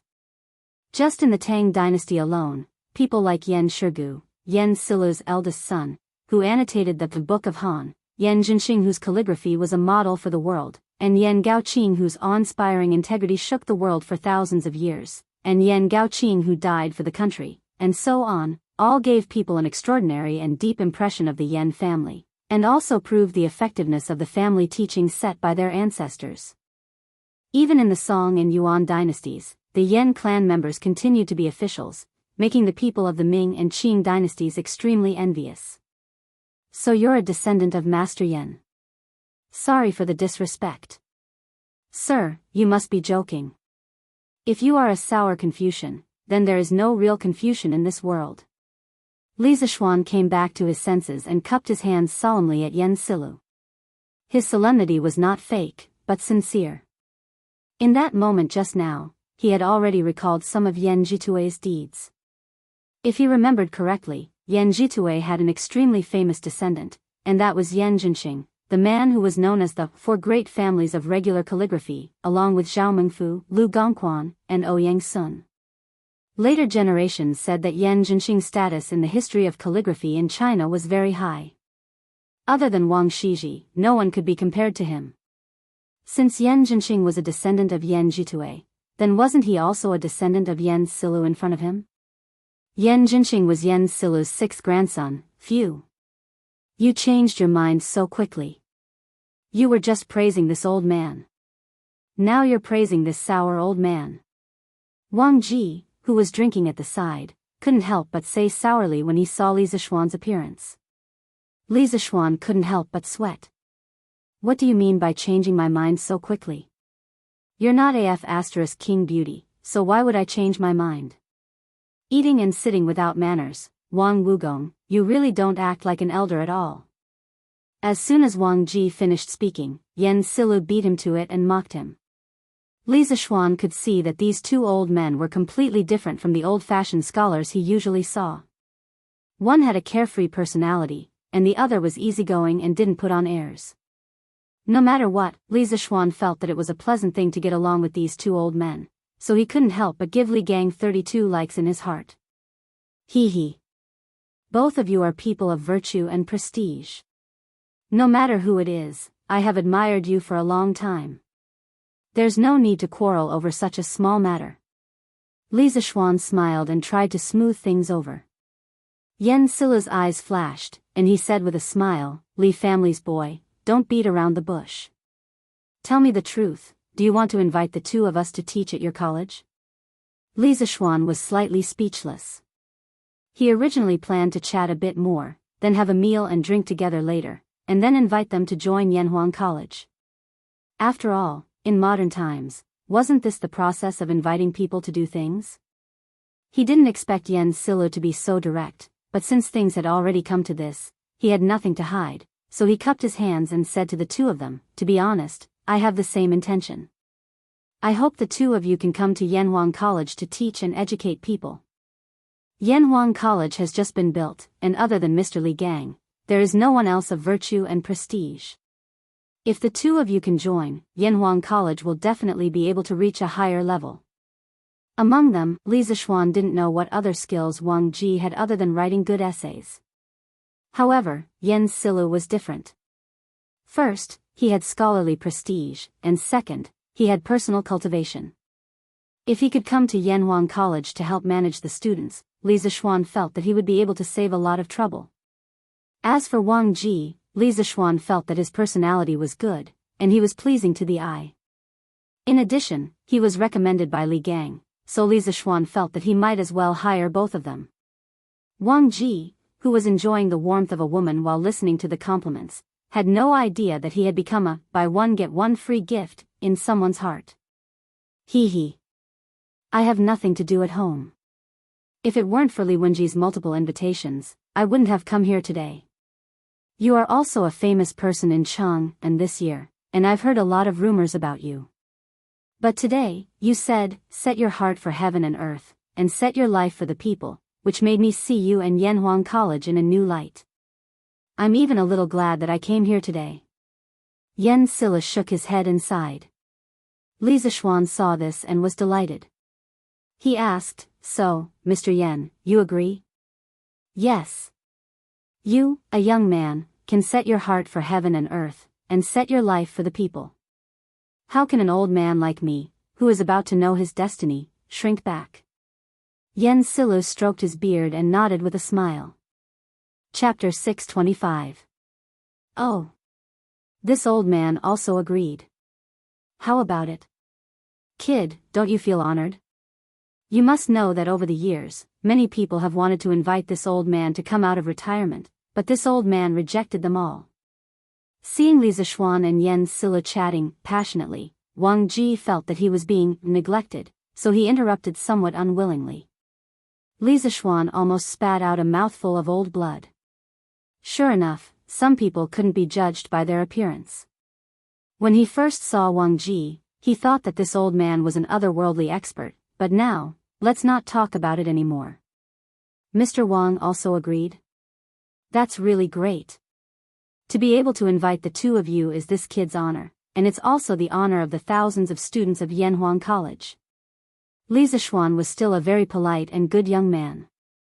He didn't slap Wang Ji's face, but instead put on a happy expression and cooperated with him. Sure enough, Wang Ji stroked his beard with a comforted look on his face. Li Zishuan's hands were itching when he saw this. Oh. That's right. This old man isn't that easy to invite. If you want this old man to help you teach students, you have to agree to one condition. Wang Ji stroked his beard for a while and suddenly said seriously. Li Zishuan's cheeks twitched imperceptibly. He restrained his emotions and said, "What condition?" "Sir, just say it." But in his heart, he secretly thought, when did a free gift become so troublesome? This old man doesn't have any self-awareness. Li Gang and Yen Silu immediately cast a contemptuous look over. Wang Ji's old face turned red, and he hurriedly coughed twice to hide his embarrassment, but he still insisted and said, "Cough, cough.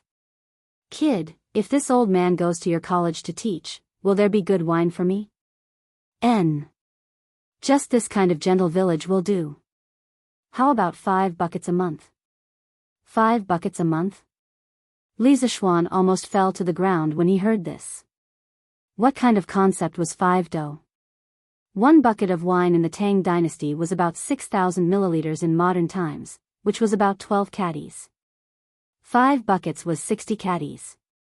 Drinking 60 caddies of wine in 1 month, Li Zishuan only wanted to say one sentence at this moment.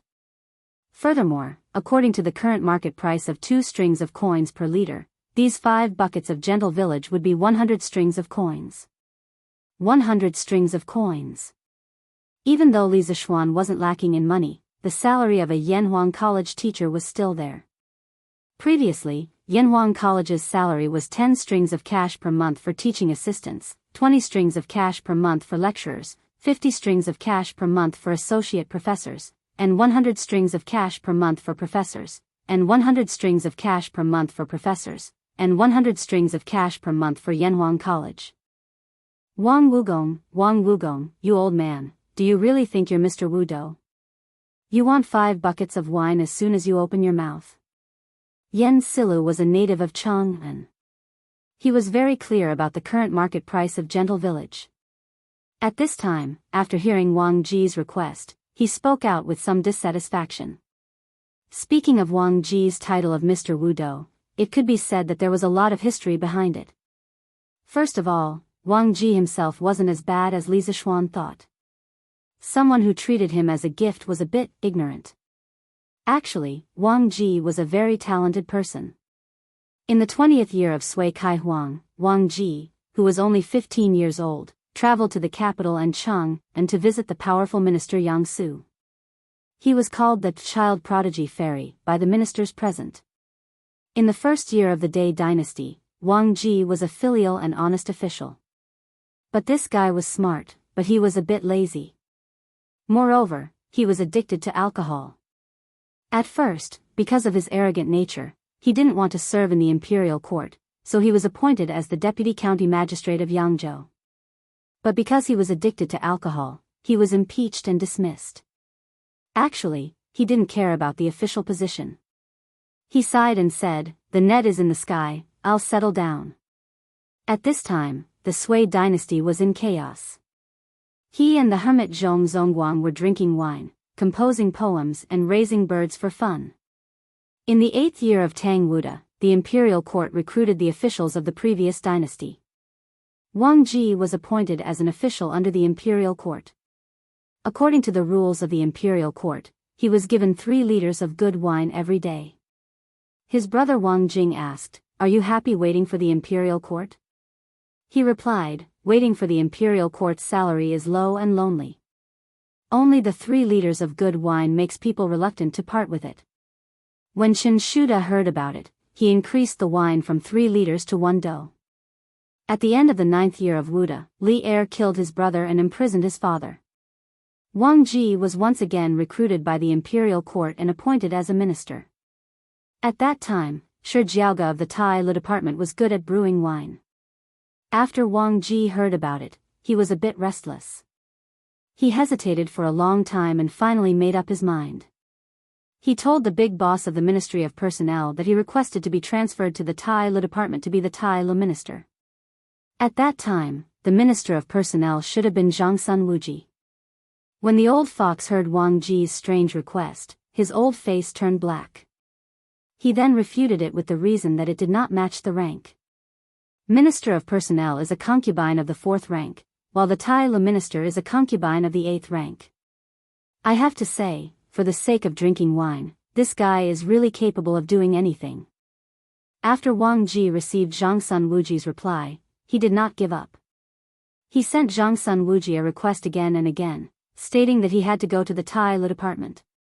At first, Zhangsun Wuji did not take it to heart. However, he could not stand this guy's daily harassment and finally appointed him according to his request. When Wang Ji received the appointment, he was naturally overjoyed. He felt that he could finally drink good wine every day. However, the good times did not last long. At the beginning of the Zhongguan period, Jiao Gu passed away. However, Jiao Ji's wife continued to send wine to Wang Ji. However, not long after, Jiao Ji's wife also passed away. Wang Ji could not help but look up to the sky and sigh, "The heavens do not want me to indulge in good wine? Is it because the heavens do not want me to indulge in good wine?" After a few days, this guy felt that there was no point in continuing to stay in Chang'an. Thus, he gave up his position and left. After that, he wrote the biography of Mr. Wu Dou, in the Donghao village where he lived in seclusion. It was unintentionally spread by others and he instantly became famous. That was how the title of Mr. Wu Dou came to be.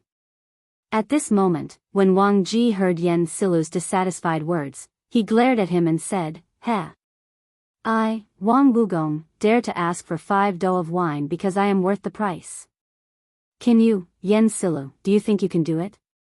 Yen Silu said angrily, "What do you mean? You, Wang Wugong, other than drinking wine and writing a few lines of poetry, what else can you do? Why are you worthy of 5 dou of gentle wine? Do you know that these 5 dou of gentle wine are worth 100 strings of coins? Worth 100 strings of coins?"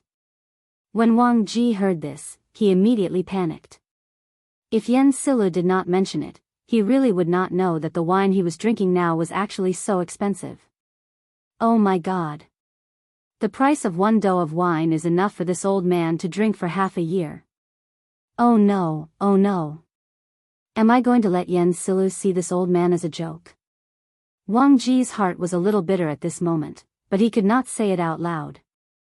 Chapter 626. Hey!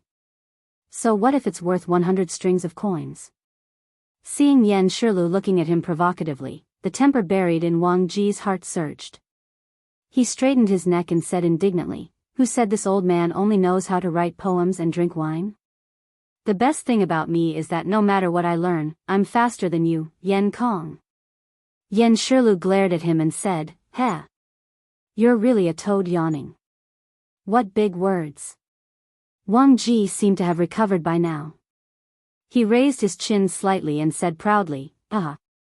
I'm telling the truth. Don't doubt me when you return, Yen Kong. Let's talk about playing the zither first. I learned it for less than half a month and mastered it thoroughly. Can you do it? There's also bird training. I learned how to raise birds from others in my early years, and I mastered the knack of it in just a month. I even tamed 2 owls. Can you do it?" "Oh, right, Anne. Stop." Yen Shilu, whose face was as black as the bottom of a pot because of Wang Ji's repeated questions of, "Can you do it if you're in my place?" hurriedly interrupted him. "Are you flaunting your idleness as capital? I only found out today that you, Wang Wugong, are so thick-skinned." Wang Ji wasn't annoyed by Yen Shilu's sarcasm. Instead, he smiled meaningfully and said, "What is a proper occupation? What is a side occupation? I, Wang Wugong, don't have a proper occupation to begin with. Or rather, everything is my proper occupation. The world is big, but life is short. Why don't I do what I want to do while I'm alive? Why do I have to work so hard?" Li Zishuan's eyes flickered slightly. He thought to himself, this Wang Ji's personality is really open-minded. Yen Shilu didn't buy it. He said directly, "Then why do you still go to Yanhuang College to teach? Aren't you afraid of being troubled by your work?" Wang Ji seemed to be prepared for this question. He didn't even think about it and answered, "Haha. I'm going to the Yanhuang Academy because I'm interested, not because I'm working on a case." Speaking of which, the Yanhuang Academy that Xiao Xian built was probably built to teach the 4 books and 5 classics, right? Right now, he is in need of a talented person like me who has an extraordinary learning ability.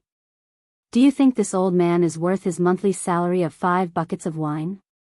Yen Shilu said with a straight face, "Nonsense. Don't tell me you think that with your talent in playing with chickens and dogs, you can be like a fish in water in little Xian's engineering? You're just being arrogant. Sooner or later, you'll harm others and yourself." Wang Jimmy took a sip of wine and said nonchalantly, "I, Wang Jimmy, have never tried it before. How do you know it won't work? Could it be that you're feeling guilty?" Humph. Yen Shilu was so angry that he rolled his eyes. He simply couldn't be bothered with this egomaniac. Li Zishuan saw that the atmosphere was a little awkward.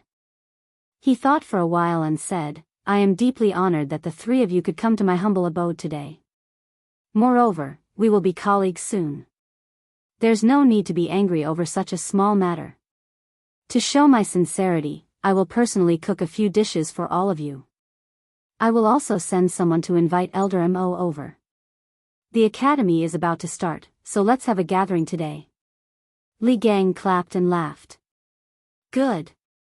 I've long heard that your skills in food are at the peak of perfection. You must have cooked lunch at Qin Manor yesterday, right? I heard that even His Majesty was full of praise for your culinary skills. Today, us old fellows are in for a treat. When Wang Ji heard Li Gang's words, he suddenly felt a little saliva in his mouth. He licked his lips and said excitedly, very good. Very good. Only good dishes are worthy of good wine. Today, let's see if your culinary skills are worthy of this wine-making skill. Li Zishuan couldn't be bothered to bicker with this old fellow. He stood up and prepared to leave. Hey! Kid, wait! As Li Zishuan stood up, Wang Ji's voice came from behind him. Kid, let me take a look at the knowledge that Yanhuang College is going to impart to you in the future. Firstly, it's so that you know what to do. Secondly, as the host, you abandoned your guests and ran away. You should at least leave a few books for us old fellows to relieve our boredom. Li Zishuan thought that it made sense. He thought to himself that this old fellow had finally said something serious. Thus, he called a servant girl over and whispered a few words to her. After the servant girl received his orders and left, Li Zishuan cupped his fists and said to the three old men sitting in the main hall, please wait for a moment. Sirs, please wait here for a moment. In a while, the servants will send over the 4 teaching materials compiled by this kid. Please feel free to take a look. I'm going to arrange for lunch. Li Gang waved his hand and said, go. Li Zishuan cupped his fists and left.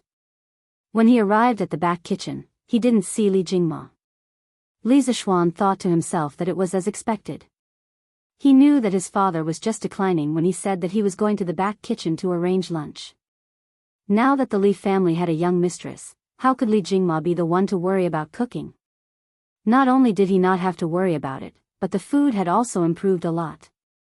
As a matter of fact, Li Jingma had started to put on weight recently. Husband, why don't you let me do it? You can help me watch from the side. You? But. Perhaps this was telepathy.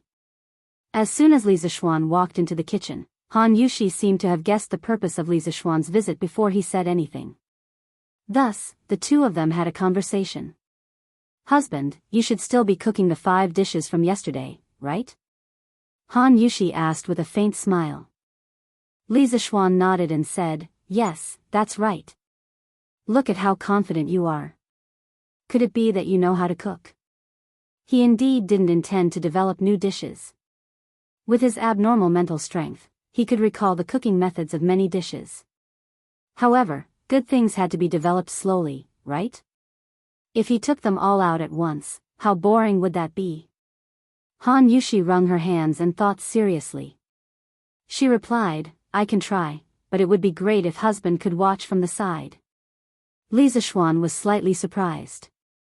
Han Yushi had only seen the entire cooking process of the 5 dishes at the Qin residence yesterday. She could cook by herself after seeing it once? With curiosity and doubt, Li Zishuan replied, yes. No problem. Han Yushi smiled happily. Then, she turned around and began to get busy with the Li family's chef, Aunt Zhao, and the 2 maids. Cutting the meat, blanching it, drying it, frying it, and steaming it. Next, Han Yushi skillfully followed the steps of Li Zishuan making braised pork with preserved vegetables yesterday. Li Zishuan, who was watching from the side, only thought that he was cooking. As time slowly passed, the new dishes that Li Zishuan made yesterday, vinegar-spiced radish skin, big bowl of braised pork, white-cut chicken, fried fish pieces, and fried chicken cubes were all perfectly replicated by Han Yushi. Husband, try the taste? Han Yushi knew that Li Zishuan didn't like to eat fatty meat, so she picked up a piece of fried chicken cubes and handed it to Li Zishuan's mouth. Then, she asked. Oh. Genius. Genius. Wife, you are actually a genius. Chapter 627. Li Zishuan couldn't help but exclaim in admiration when the fragrant and refreshing fried chicken cubes that were crispy on the outside and tender on the inside entered his mouth. The tenderness of the chicken breast mixed with the aroma of various spices instantly exploded in his mouth and flooded his taste buds. Logically speaking, the standard of Han Yushi's fried chicken was about the same as his. There was even a trace of her own unique style in it. Li Zishuan tasted the taste of home from it, so when he said, "Wife, you're actually a genius," just now, he was sincere. "So, I'm considered qualified?" Han Yushi blinked her eyes and said expectantly. She couldn't help Li Zishuan with the matters of Yanhuang College, so she could only hope to be able to share Li Zishuan's worries on these small matters. Therefore, she now looked like an obedient child who had done a good deed and was waiting for her parents to praise her. Li Zishuan couldn't help but laugh when he saw this. Hee hee. "Wife, you're not only qualified, you're even better than your master." The Li family's kitchen maid, Auntie Zhao, also laughed at this moment. "I've lived for so long, but I've never seen a young lady with such good culinary skills as young madam. In comparison, this old woman's craftsmanship is somewhat unpresentable." At this moment, she sighed and said, "I plan to tell old madam that I'm going back to my hometown at the end of this month. The Li family has such a virtuous mistress like young madam who can cook so well, why would they need me? Although old master and old madam didn't fire me, but..." Hey. Auntie Zhao, don't say such things." Li Zishuan saw that she was getting more and more wrong, so he quickly interrupted, "Auntie Zhao. It's true that Yushi's culinary skills are good, but your culinary skills aren't bad either. Otherwise, my father and mother wouldn't have kept you in the residence for so many years. Also, Yushi usually has her own things to do. She can't cook for every meal, right? Even if she's willing, I don't want her to be tired. Don't you think so?" When Aunt Zhao heard Li Zishuan's words, she couldn't help but reveal a hint of joy on her face. She hurriedly bowed and said, "Hey, young master, you're right. Young madam is Lord Ju's wife. Of course, she can't personally cook every day. She was inexplicably deprived of the right to cook." Han Yushi opened her mouth and wanted to say something, but when she felt her hand being pinched, she quickly shut her mouth. Li Zishuan smiled and said, "Yes. So, Auntie Zhao, you shouldn't talk about going back to your hometown in the future. If you want to go back to your hometown, you can take a few days off.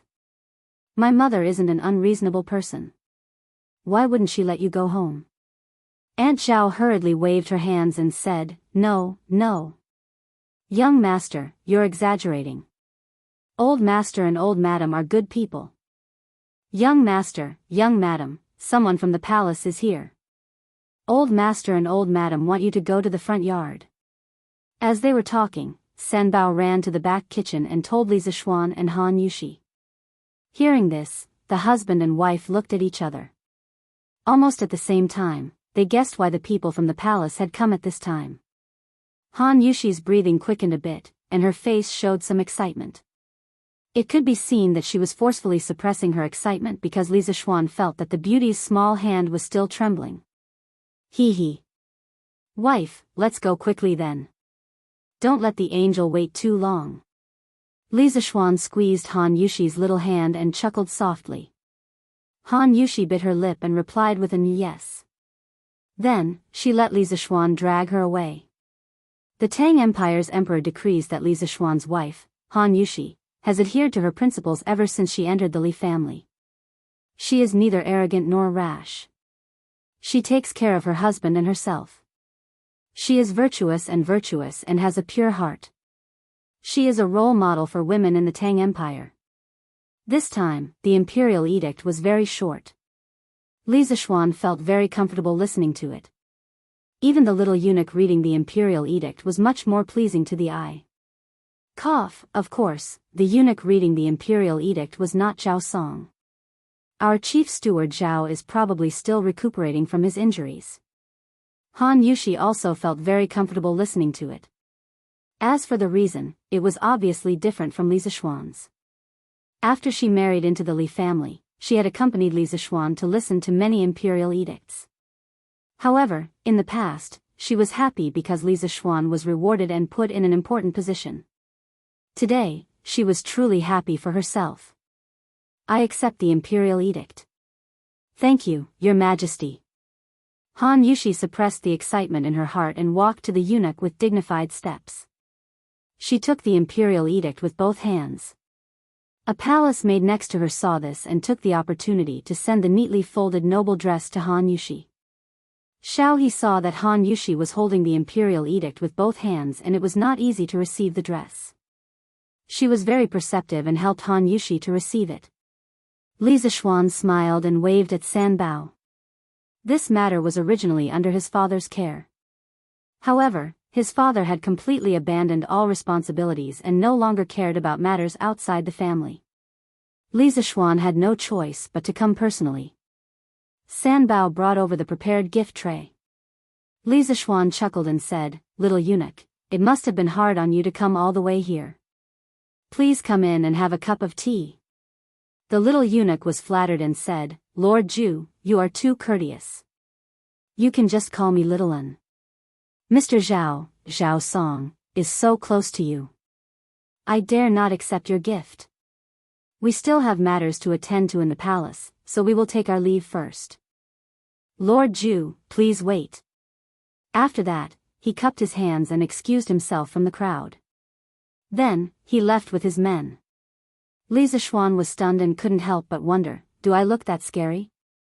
Well, since they don't want money, I can save some for myself. In just a short while, Madame Li Jingma, and the two little maidservants had already begun to look at the imperial edict. This imperial edict was of great significance. From now on, the Li family had another official position besides Li Zixuan. Although it was just an empty title, it was a title that all women in the world wanted. Li Gang, Wang Ji, Yen Silu, Mo Huai, and the others who came to the Li family as guests also came out to watch the ceremony when the imperial edict arrived.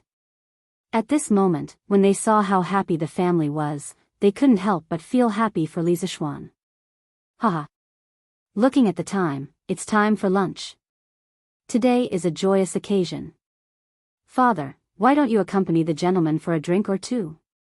Li Zixuan looked at the time and laughed loudly at Li Jingma and the few old men beside him. Li Jingma and Madame Li only then realized that there were guests in the house today. The two of them quickly restrained their expressions. Li Jingma coughed lightly and said with a flushed face, "Okay. Old misters are all people of virtue and prestige.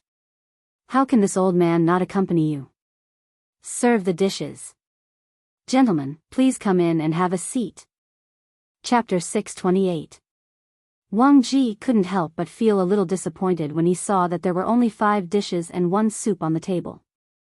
However, when he heard Li Zixuan say that these were the dishes that Li Er and the others ate at Qin's mansion yesterday, the disappointment in his heart disappeared without a trace. The rest of the people were also flattered. After all, the dishes on the table could be considered a sacred feast to some extent. Li Zixuan laughed secretly when he saw this. He thought to himself, although these dishes are the same as what Li Er ate yesterday, the person who cooked them is different. However, this doesn't affect much. Han Yushi's culinary skills can completely pass off as genuine. Hey! Let this old man try your cooking first and see if it's as good as what they say. Wang Ji couldn't wait to pick up a piece of braised pork with preserved vegetables and stuffed it directly into his mouth. Li Zixuan frowned and muttered to himself, "This old man is already so old. He better not choke himself to death from eating fatty meat." If Wang Ji knew what Li Zixuan was thinking, he would definitely roll up his sleeves and fight it out with Li Zixuan. However, he was destined not to know. Tisk, tisk. It's fatty but not greasy. The taste is excellent. To be able to make pork taste so good, this is the first time this old man has seen such a thing in my life. Old man Wang's mouth was full of oil, but he didn't forget to exclaim. At the side, Yen Silu didn't have the time to reprimand Wang Ji for not eating properly because he was also enjoying his meal at the moment. Mo Huai didn't come alone today. When they heard that the Li family had come to the inn to invite Mo Huai for a meal, Mo Zhong and Mo Yun's eyes rolled around. They had been in Chang'an for a few days and had heard a lot about Li Zixuan, the man of the hour in Chang'an city this year. The Li family's banquet was almost the most delicious in Chang'an city. Of course, they wanted to experience it very much. The two of them spoke up almost at the same time and requested to go together under the pretext of protecting the tycoon. Mo Huai's heart was as clear as a mirror. He originally didn't want to bring the two of them over, but when he saw their eager looks, his heart softened. At this moment, Mo Zhong and Mo Yun could not help but swallow their saliva when they heard Wang Ji's praise. The two brothers guiltily looked at Mo Huai beside them. Seeing that there was no displeasure on Mo Huai's face, they were slightly relieved. Then, they picked up their chopsticks and started attacking the large plate of braised meat on the table. Ugh! As soon as the braised meat entered his mouth, a burst of rich fragrance immediately exploded. The preserved vegetables absorbed the juices of the meat, and the meat also brought out the fragrance of the preserved vegetables. The combination of the two was really incomparable. Mo Zhong and Mo Yun widened their eyes in disbelief. Why is pork so delicious? It was fatty but not greasy, melted in the mouth, and was salty and fresh. How is this pork made? As the last descendants of the Mo family, they had lived in a bitter and cold place for a long time. The high-ranking officials and dignitaries ate beef and mutton, while they could only eat pork during festivals. At that time, they thought that they were eating the best pork in the world, but now, the two brothers stared blankly at the remaining half of the braised pork in their bowls. Their feelings were very complicated. At this moment, they completely understood why people said that no place in Jianghu city could compete with the Li family in terms of food. As they ate the delicious food, a certain persistence in their hearts began to waver slightly. It's rare for us to gather together today. How can there be meat but no wine? Come, three sirs, let me give you a toast. After hearing Wang Ji's exclamation, Li Zishuan picked up a glass of wine, stood up, and said with a smile. At this time, there were naturally servants who poured wine for them. Of course, it was the best immortal drunken wine. As for the reaction of the two Mo brothers, Li Zishuan naturally saw it and was very satisfied. This was because Mo Huai still had some misgivings about the Mo family entering the world. Since that was the case, Li Zishuan would dispel Mo Huai's misgivings through the other members of the Mo family. It had to be said that Mo Zhong and Mo Yun came at the right time today. Good. Well said. Little Xian. This old man is completely convinced by your culinary skills. There's not a single dish on this table that this old man can find fault with.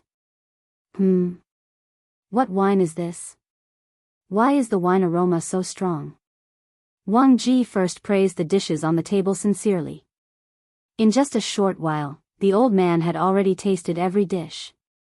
As he spoke, the maids had already poured the wine. The rich aroma of the immortal drunken wine instantly wafted out.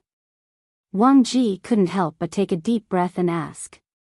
Wang Wugong, this is the immortal drunken wine. And it's the best immortal drunken wine. The most famous wine in Jianghu city this year is none other than this. Yen Silu was also a wine lover. He could tell that the wine in the cup was the immortal drunken wine. However, his love of wine was not the same as Wang Ji's love of wine. The two were fundamentally different. At this moment, he smiled slightly and explained to Wang Ji. Immortal drunken wine, this name is good. This old man wants to see if it lives up to its name. Come, brother Jingma, thank you and your son for your hospitality today.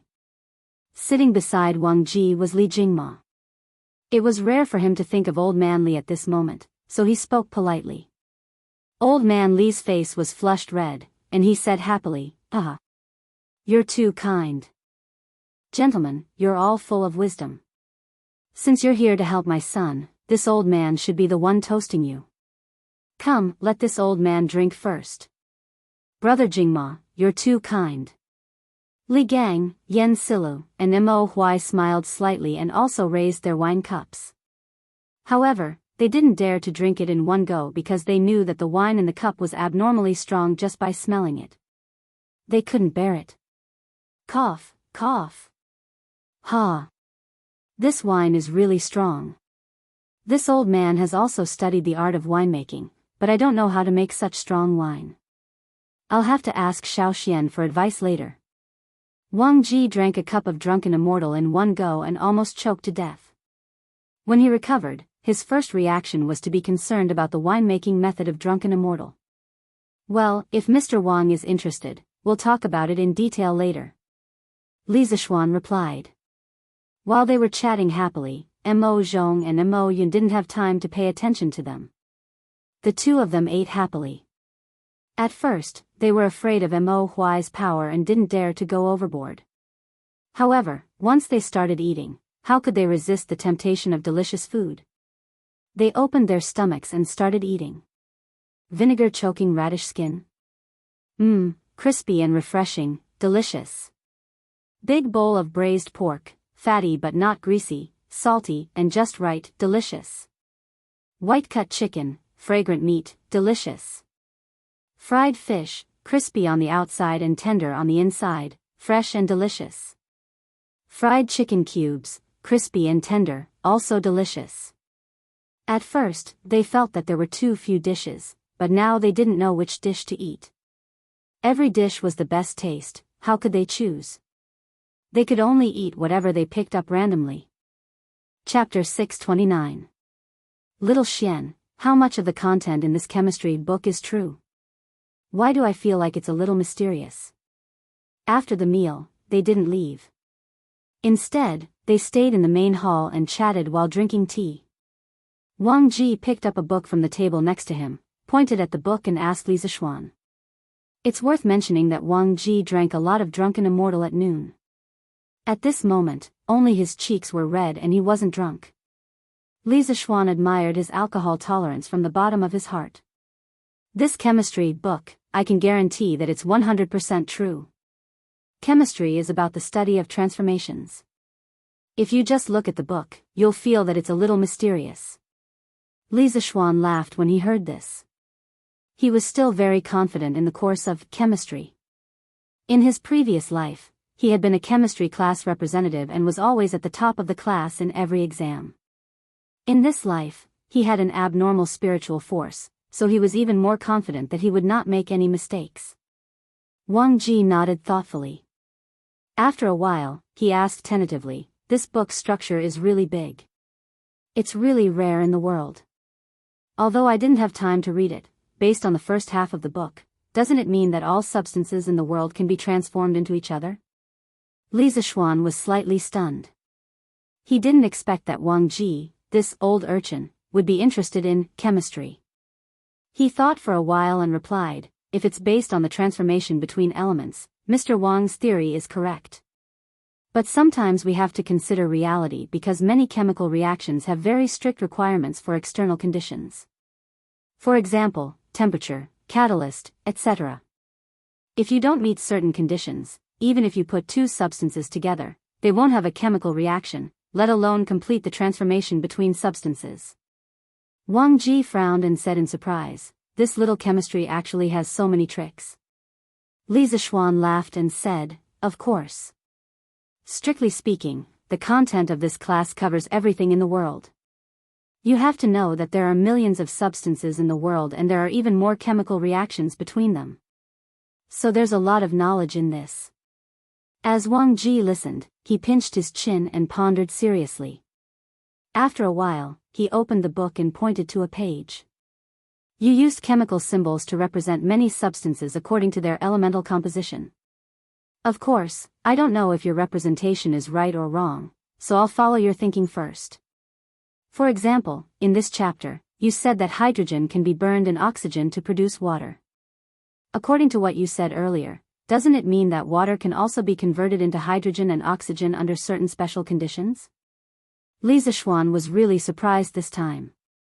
Wang Ji's way of thinking and his ability to draw inferences was really different from the capable people of this era. Moreover, how long had he been reading this book? How could he reach such a level? He had to admit that geniuses were geniuses. They learned things very quickly. Perhaps this person could really do it. Thinking of this, Li Zishuan explained seriously, "Sir, you are right. Water can indeed be decomposed into oxygen and hydrogen. If you read further, you will see this in the later chapters. But now, I can also explain it to you seriously. The so-called chemical change is the process of molecules being divided into atoms, and the atoms being recombined into new molecules. If you read the previous chapters, you will have a general understanding of the concept of molecules and atoms. Hydrogen and oxygen are both diatomic molecules. A water molecule is composed of 3 atoms.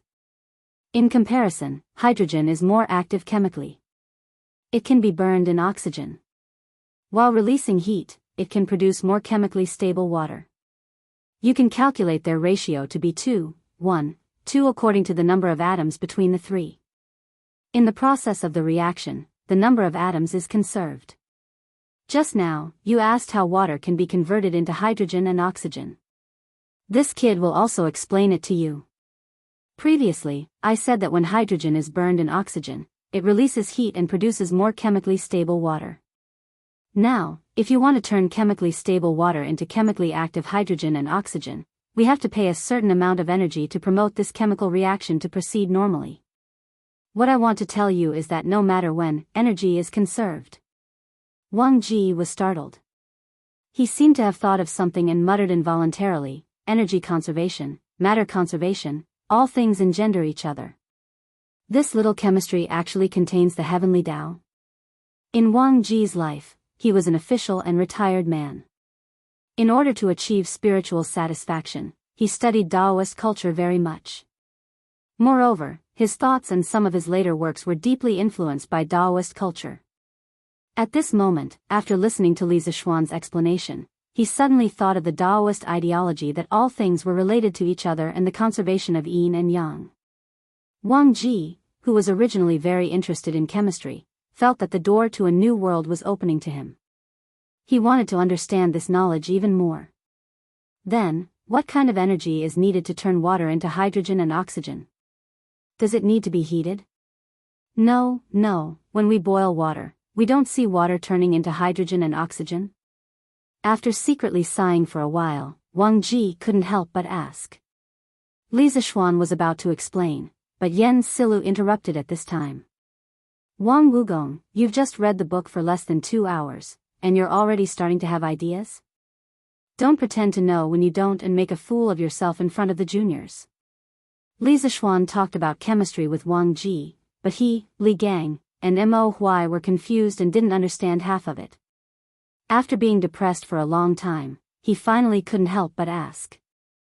Pfft. Wang Ji curled his lips and sneered. You, Yan Konggui, can't do it, but it doesn't mean that I, Wang Ji, can't do it. I've long said that I, Wang Ji, am better than you. I'm better at learning everything fast, but you didn't believe it. Wang Wugong. How arrogant of you. You only know some superficial knowledge, how can you brag here? Do you have any shame? How could Yan Silu stand such humiliation? So he said angrily. Wang Ji retorted, a little. It's indeed a little, but I can understand a little in less than 2 hours. Doesn't this mean that I'm a faster learner than you? Now, Yan Konggui, do you dare to say that I, Wang Ji, am not worth a monthly salary of 5 buckets of wine? Yan Silu said indignantly, Yanhuang College is going to be the elite college of the Tang dynasty in the future. How can I ask you, a teacher who only knows a little, to mislead the students? Not to mention 5 buckets of wine, in my opinion, even 1 bucket of wine is too much for you. Humph. I only know a little now, but it doesn't mean that I'll be like this when school starts. Yan Konggui, do you dare to make a bet with me? Chapter 630. Bet? What bet? What kind of bet? In the main hall, Yan Silu heard that Wang Ji wanted to bet with him. He raised his eyebrows and asked in a deep voice. Wang Ji thought about it and didn't answer directly. Instead, he looked at Li Zishuan and asked, Xiao Xian, how much longer until Yanhuang College starts school? When Li Zishuan heard this, he could roughly guess what Wang Ji wanted to do. He thought for a while and replied, the academy will officially open on the 18th of September. Counting the days, there are only 8 days left. However, I don't plan to let the students attend classes in the first month of their enrollment. I have other plans for this month. So, if Mr. Wang wants to read chemistry in this period of time, I can give you 40 days. Wang Ji's heart tightened when he heard that there were still 10 days left. However, when he heard the second half of the sentence, he couldn't help but smile. He laughed and said, "Okay. I don't need 40 days.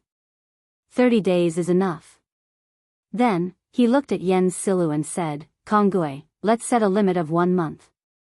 After a month, Xiao Xian can choose from this book. At that time, if I can't answer all of them correctly, I won't be able to bring up the matter of teaching at the academy anymore. If I can pass Xiao Xian's test, then it should be worth the salary of 5 buckets of wine a month, right? At that time, I don't need you to apologize to me. You just need to treat me to wine for a month. How about that?" Yen Silu's face darkened. He wasn't an idiot. How could he not see the loophole in this bet? Old man Yan's face darkened. He said unhappily, "No matter if I win or lose, it doesn't benefit me at all. Why should I bet?" Wang Ji defended himself. "Hey! Brother Yen, you can't say that. If you don't accept this bet, what if I really have an undeserved reputation like you said? When I enter the academy to teach, won't I lead the students astray? And aren't those students also your students, Brother Yen? So, if Brother Yen is really thinking about the future of your future students, then you must accept this bet. Don't you think so?" Speaking of this, Wang Ji couldn't help but despise himself in his heart. Shameless, really too shameless, but what can I do? He used to be a hermit. Not only did he not have a way to earn money, but he also had to drink every meal. In this way, he was really penniless now. What could he use to gamble with Yen Silu? He couldn't possibly ask his brother Wang Jing for it, right? In any case, Wang Ji couldn't bring himself to do it. Thus, he could only use his mouth to gain something without risking anything. Encountering such a shameless old rogue, everyone in the room was a little embarrassed. They all wanted to cover their faces to show that they didn't know this person. Yen Silu was even more speechless. He pursed his lips and resisted the urge to curse. Finally, he said gloomily, "All right. This old man will accept this bet. I hope you remember what I said today. If you can't pass little Xian's test after 30 days, please leave the Yanhuang Academy. Little Xian, you can't take extra care of him when the time comes." He wasn't deliberately targeting Wang Ji. In terms of personal relationships, he and Wang Ji could be considered good friends. The reason why he was acting like this was because he felt that Wang Ji's personality wasn't suitable to be a teacher at all. That was why he was strongly against it. Li Zishuan quickly replied, "I understand." Wang Ji was very dissatisfied and snorted, "Humph. What kind of person do you think I am? Even if I lose, I will lose fair and square." Then, he said to Li Zishuan, "Little Xian, how about this old man also make a bet with you?" Li Zishuan's face was full of black lines. After this old guy tricked Wan Yen Silu, he wanted to trick him too. However, Li Zishuan was also very curious as to whether Wang Ji could thoroughly study the first volume of chemistry within a month. Thus, he said, "Mr. Wang, feel free to say it." Wang Ji squinted his eyes and smiled, "Little Xian, as the Yamacho of the college, if this old man can pass the test in 30 days, then this old man's salary will be set at 5 buckets of tenderness. If this old man can't pass the test, then this old man won't disturb you and will go back to my hometown." At this moment, Wang Ji was ruthless in his heart and thought to himself, "This old man is going all out for this 1 month. Last year, this old man was willing to drop 8 levels in order to drink at the Tai Le department. Now, in order to drink more delicious tenderness, this old man is willing to study hard for a month. Sure enough, this is another cunning bet." The corner of Li Zishuan's mouth twitched.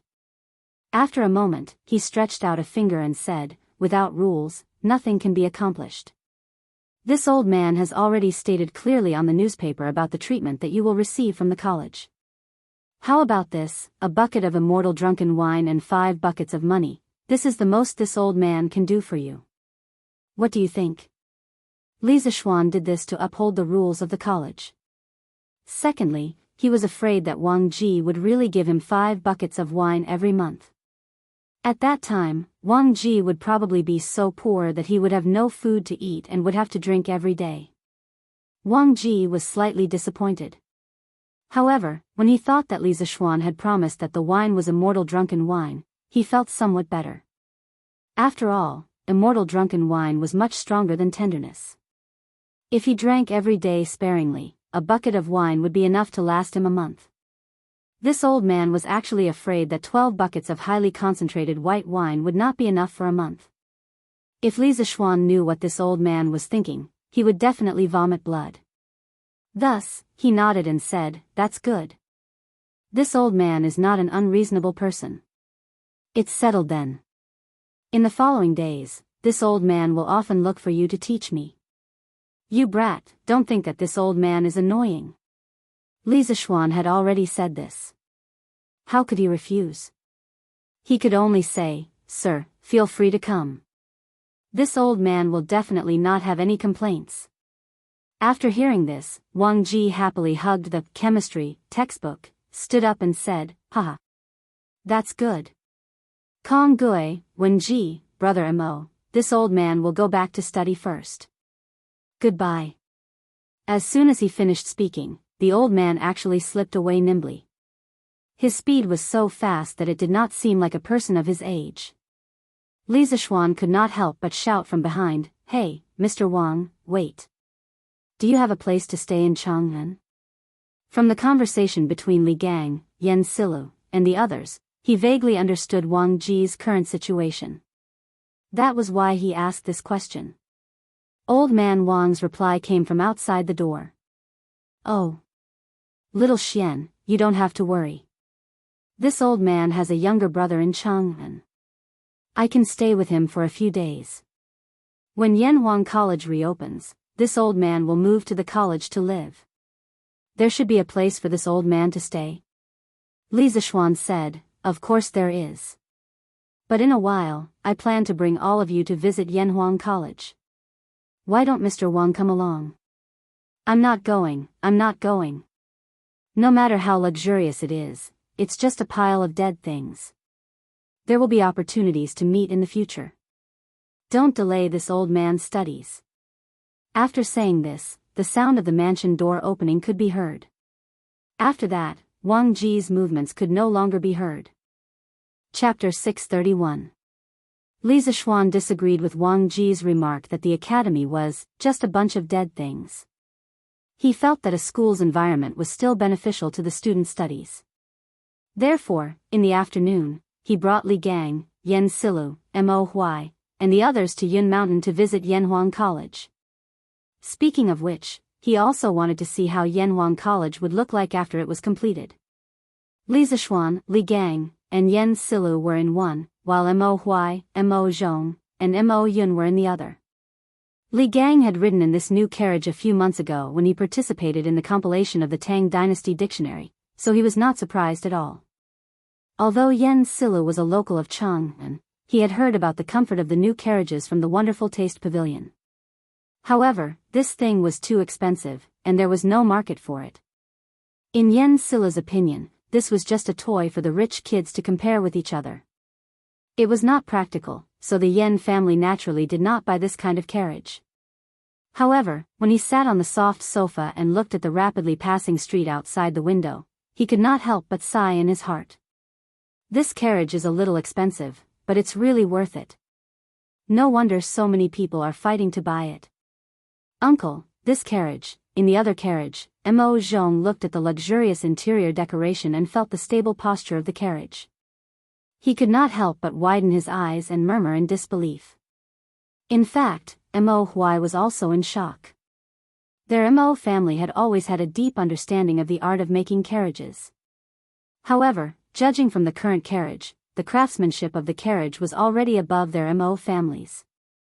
Furthermore, these sofas and other things that they didn't recognize were simply an eye-opener for him. Perhaps, this is engineering. After staying silent for a long time, Mo Huai sighed with slight disappointment. Seeing this, Mo Zhong and Mo Yun did not dare to say anything more. The two of them sat quietly on the sofa in the carriage. Feeling the unusual softness of the seat under them, the two brothers were shocked again. After carefully counting the number of times they had been shocked when they followed Mo Huai to the banquet today, they had already lost count. So this is the life of the rich. That's great. Mo Zhong leaned on the back of the sofa and looked at the endless stream of people outside the window. He couldn't help but think. At this moment, for some reason, Mo Zhong suddenly felt a little lucky that their magnate had been defeated by Li Zishuan that day. However, after realizing his thoughts, Mo Zhong's heart was instantly filled with shame. He glanced at Mo Huai with a slightly guilty conscience, and he couldn't help but heave a sigh of relief when he noticed that Mo Huai wasn't paying attention to him. He hurriedly moved his gaze away. However, during the process of moving his gaze away, he seemed to have sensed something and noticed that Mo Yun was actually doing the same thing as him. Their gazes met in the air for a moment before they moved their gazes away, and then they both lowered their heads with tacit understanding. Haha. Little Xian, you really know how to pick a place. The environment here is serene and beautiful, with verdant hills and limpid waters. It makes one feel relaxed and happy. It's really a good place to study and cultivate. After stopping the carriage at the foot of the mountain, the few of them alighted and walked up the newly built stairs. Looking at the dense forest around them, mixed with the chirping of birds and the fragrance of flowers, Li Gang smiled and said with his hands behind his back. Yen Silu raised his head and looked at the top of the mountain. He stroked his beard and said, "It's indeed a good place to study. Compared to the directorate, it's too noisy. However, isn't this cloud mountain a little too high?" Li Zishuan smiled and said, "It's good to be a little higher. A little higher can allow the students to train their bodies more. This is what they mean by, suffering makes one's spirit grow, and toiling makes one's muscles and bones grow. A little higher can allow one to stand at the top and see how small the mountains are. It also means that our Yanhuang disciples will definitely stand at the top in the future." "Good. You're ambitious, kid." Yen Silu patted Li Zishuan's shoulder and laughed heartily. The few of them chatted and laughed as they walked up the stairs. Soon, they arrived at the top of the mountain. Everyone's eyes lit up at once. Reflecting the evening sun, the rows of glass windows on the majestic cathedral of Yanhuang College reflected the sunlight into everyone's eyes. The group of people couldn't help but squint their eyes. After getting used to the strong light, everyone finally saw the true appearance of Yanhuang College. Then, inevitably, they were all shocked. The wide and flat cement roads, the tall and majestic buildings made of cement bricks, the rather different architectural styles, and the extravagant glass windows and glass walls made Li Gang, Yen Silu, Mo Huai, and the others freeze on the spot. Oh my goodness. This is heaven, right? Mo Zhong's eyes widened, and his heart trembled violently. Just the corner of the college that he saw from here had already subverted his understanding of the world.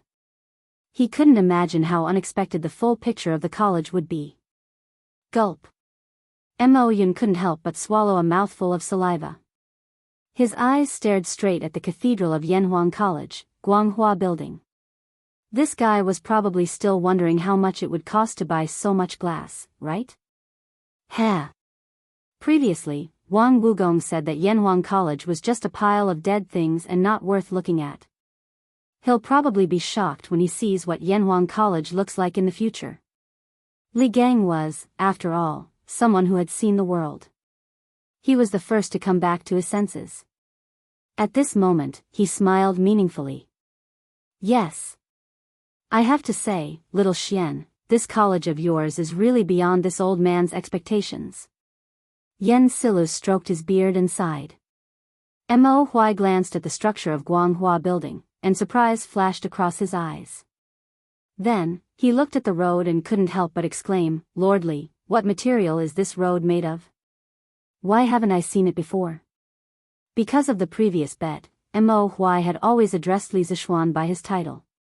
He didn't dare to address him as Little Xian like Li Gang and Yen Silu. Li Zishuan smiled and said, "Mr. Mo, there's no need to be so formal. You can just call me Little Xian." The material used for the road is a new material that this kid's workshop invented. It's called cement.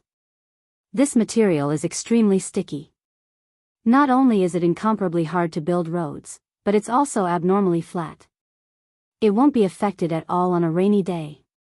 Other than that, cement can also be used to build houses. Its firmness is even stronger than glutinous rice mortar. Yanhuang College's buildings are all made of cement and bricks. Mo Huai raised his brows and seemed to be lost in thought. Li Zishuan smiled and said, "It's boring to just stand here and look. Gentlemen, let's go in and take a look." Li Gang, Yen Silu, Mo Huai, and the others naturally agreed, and the group walked toward the gate of the college. What Li Zishuan didn't expect was that he would meet someone he didn't expect to see here. Young man, what a coincidence. We meet again. Chapter 632. This voice sounded familiar to Li Zishuan. He turned around and looked in the direction of the voice. It was indeed someone he knew, the candidate from the Yanhuang Academy, Di Zhishuan, whom he had met on the way.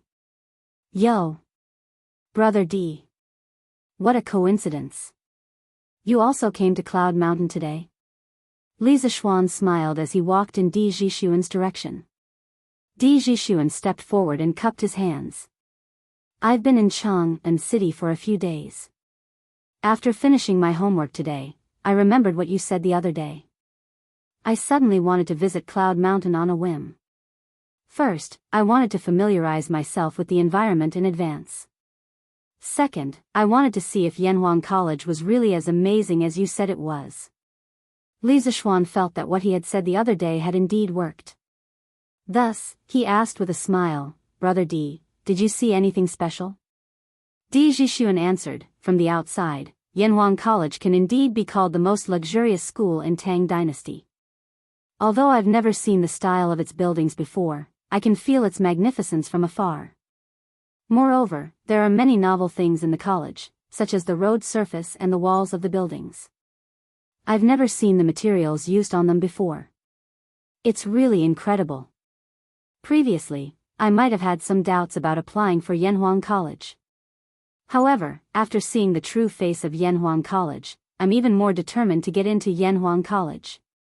If I can't study in such a magical academy, it will be my life's regret. Moreover, I may fall behind an era because of this. Oh. Why will you fall behind if you don't study in Yanhuang College?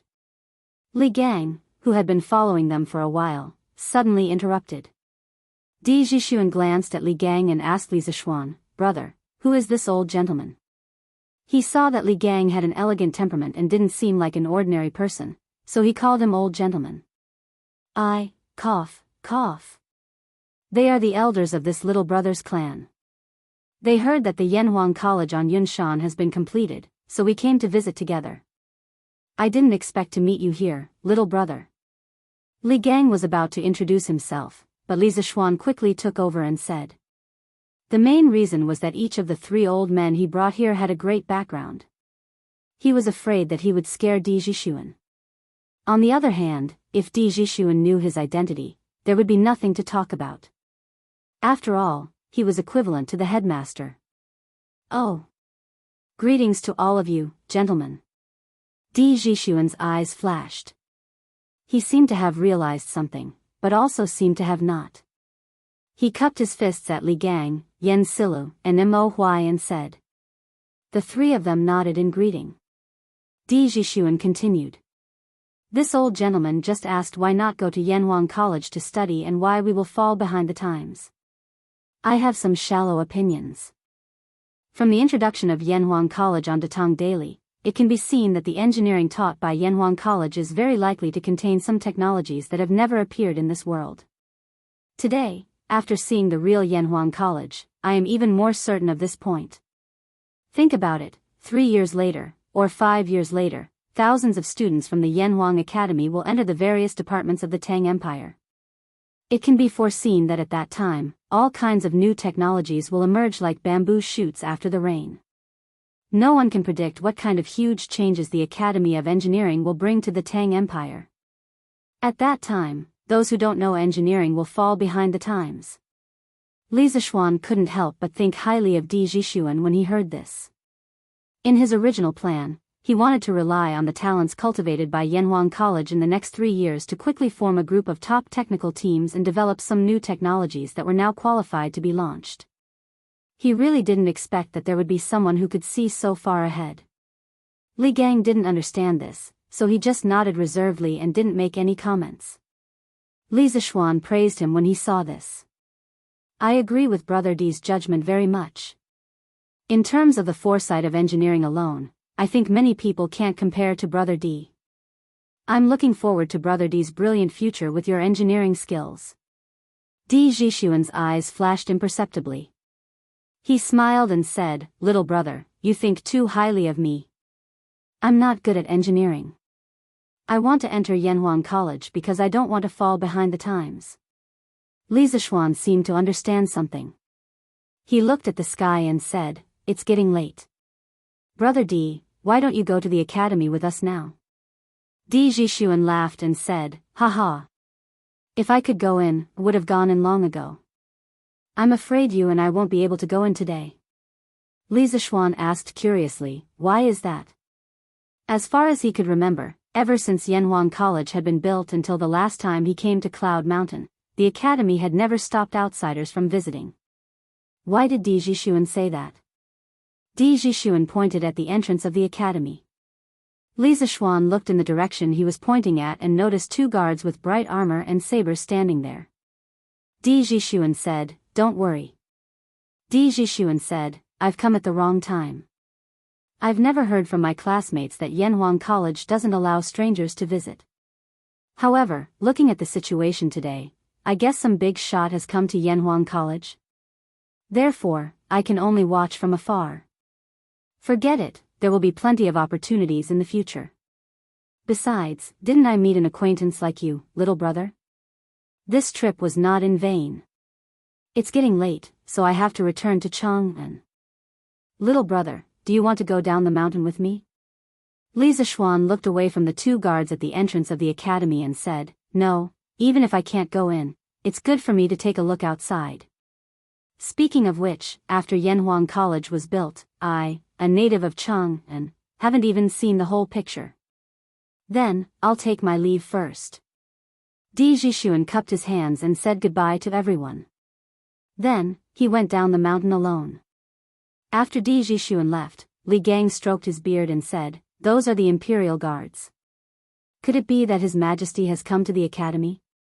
Li Zishuan recognized the 2 guards just now, so he deliberately let Di Jixuan go first. At this moment, he nodded and said, Yes, it's very likely. Since we're here, let's go in and take a look. At this time, it was obvious that they couldn't escape. Li Zishuan didn't believe that the 2 guards at the entrance didn't see them. Li Gang and Yen Silu naturally agreed. However, Mo Huai hesitated and said, Well, why don't I go down the mountain first? The Mo family's big son was the target of the emperors in the previous dynasties. Now that he was going to see Li Heir, this. Chapter 633. Mr. Mo, you worry too much. On Cloud Mountain, Li Zishuan heard Mo Huai's hesitant words.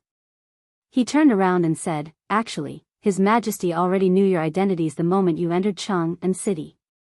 However, His Majesty didn't do anything to you after such a long time.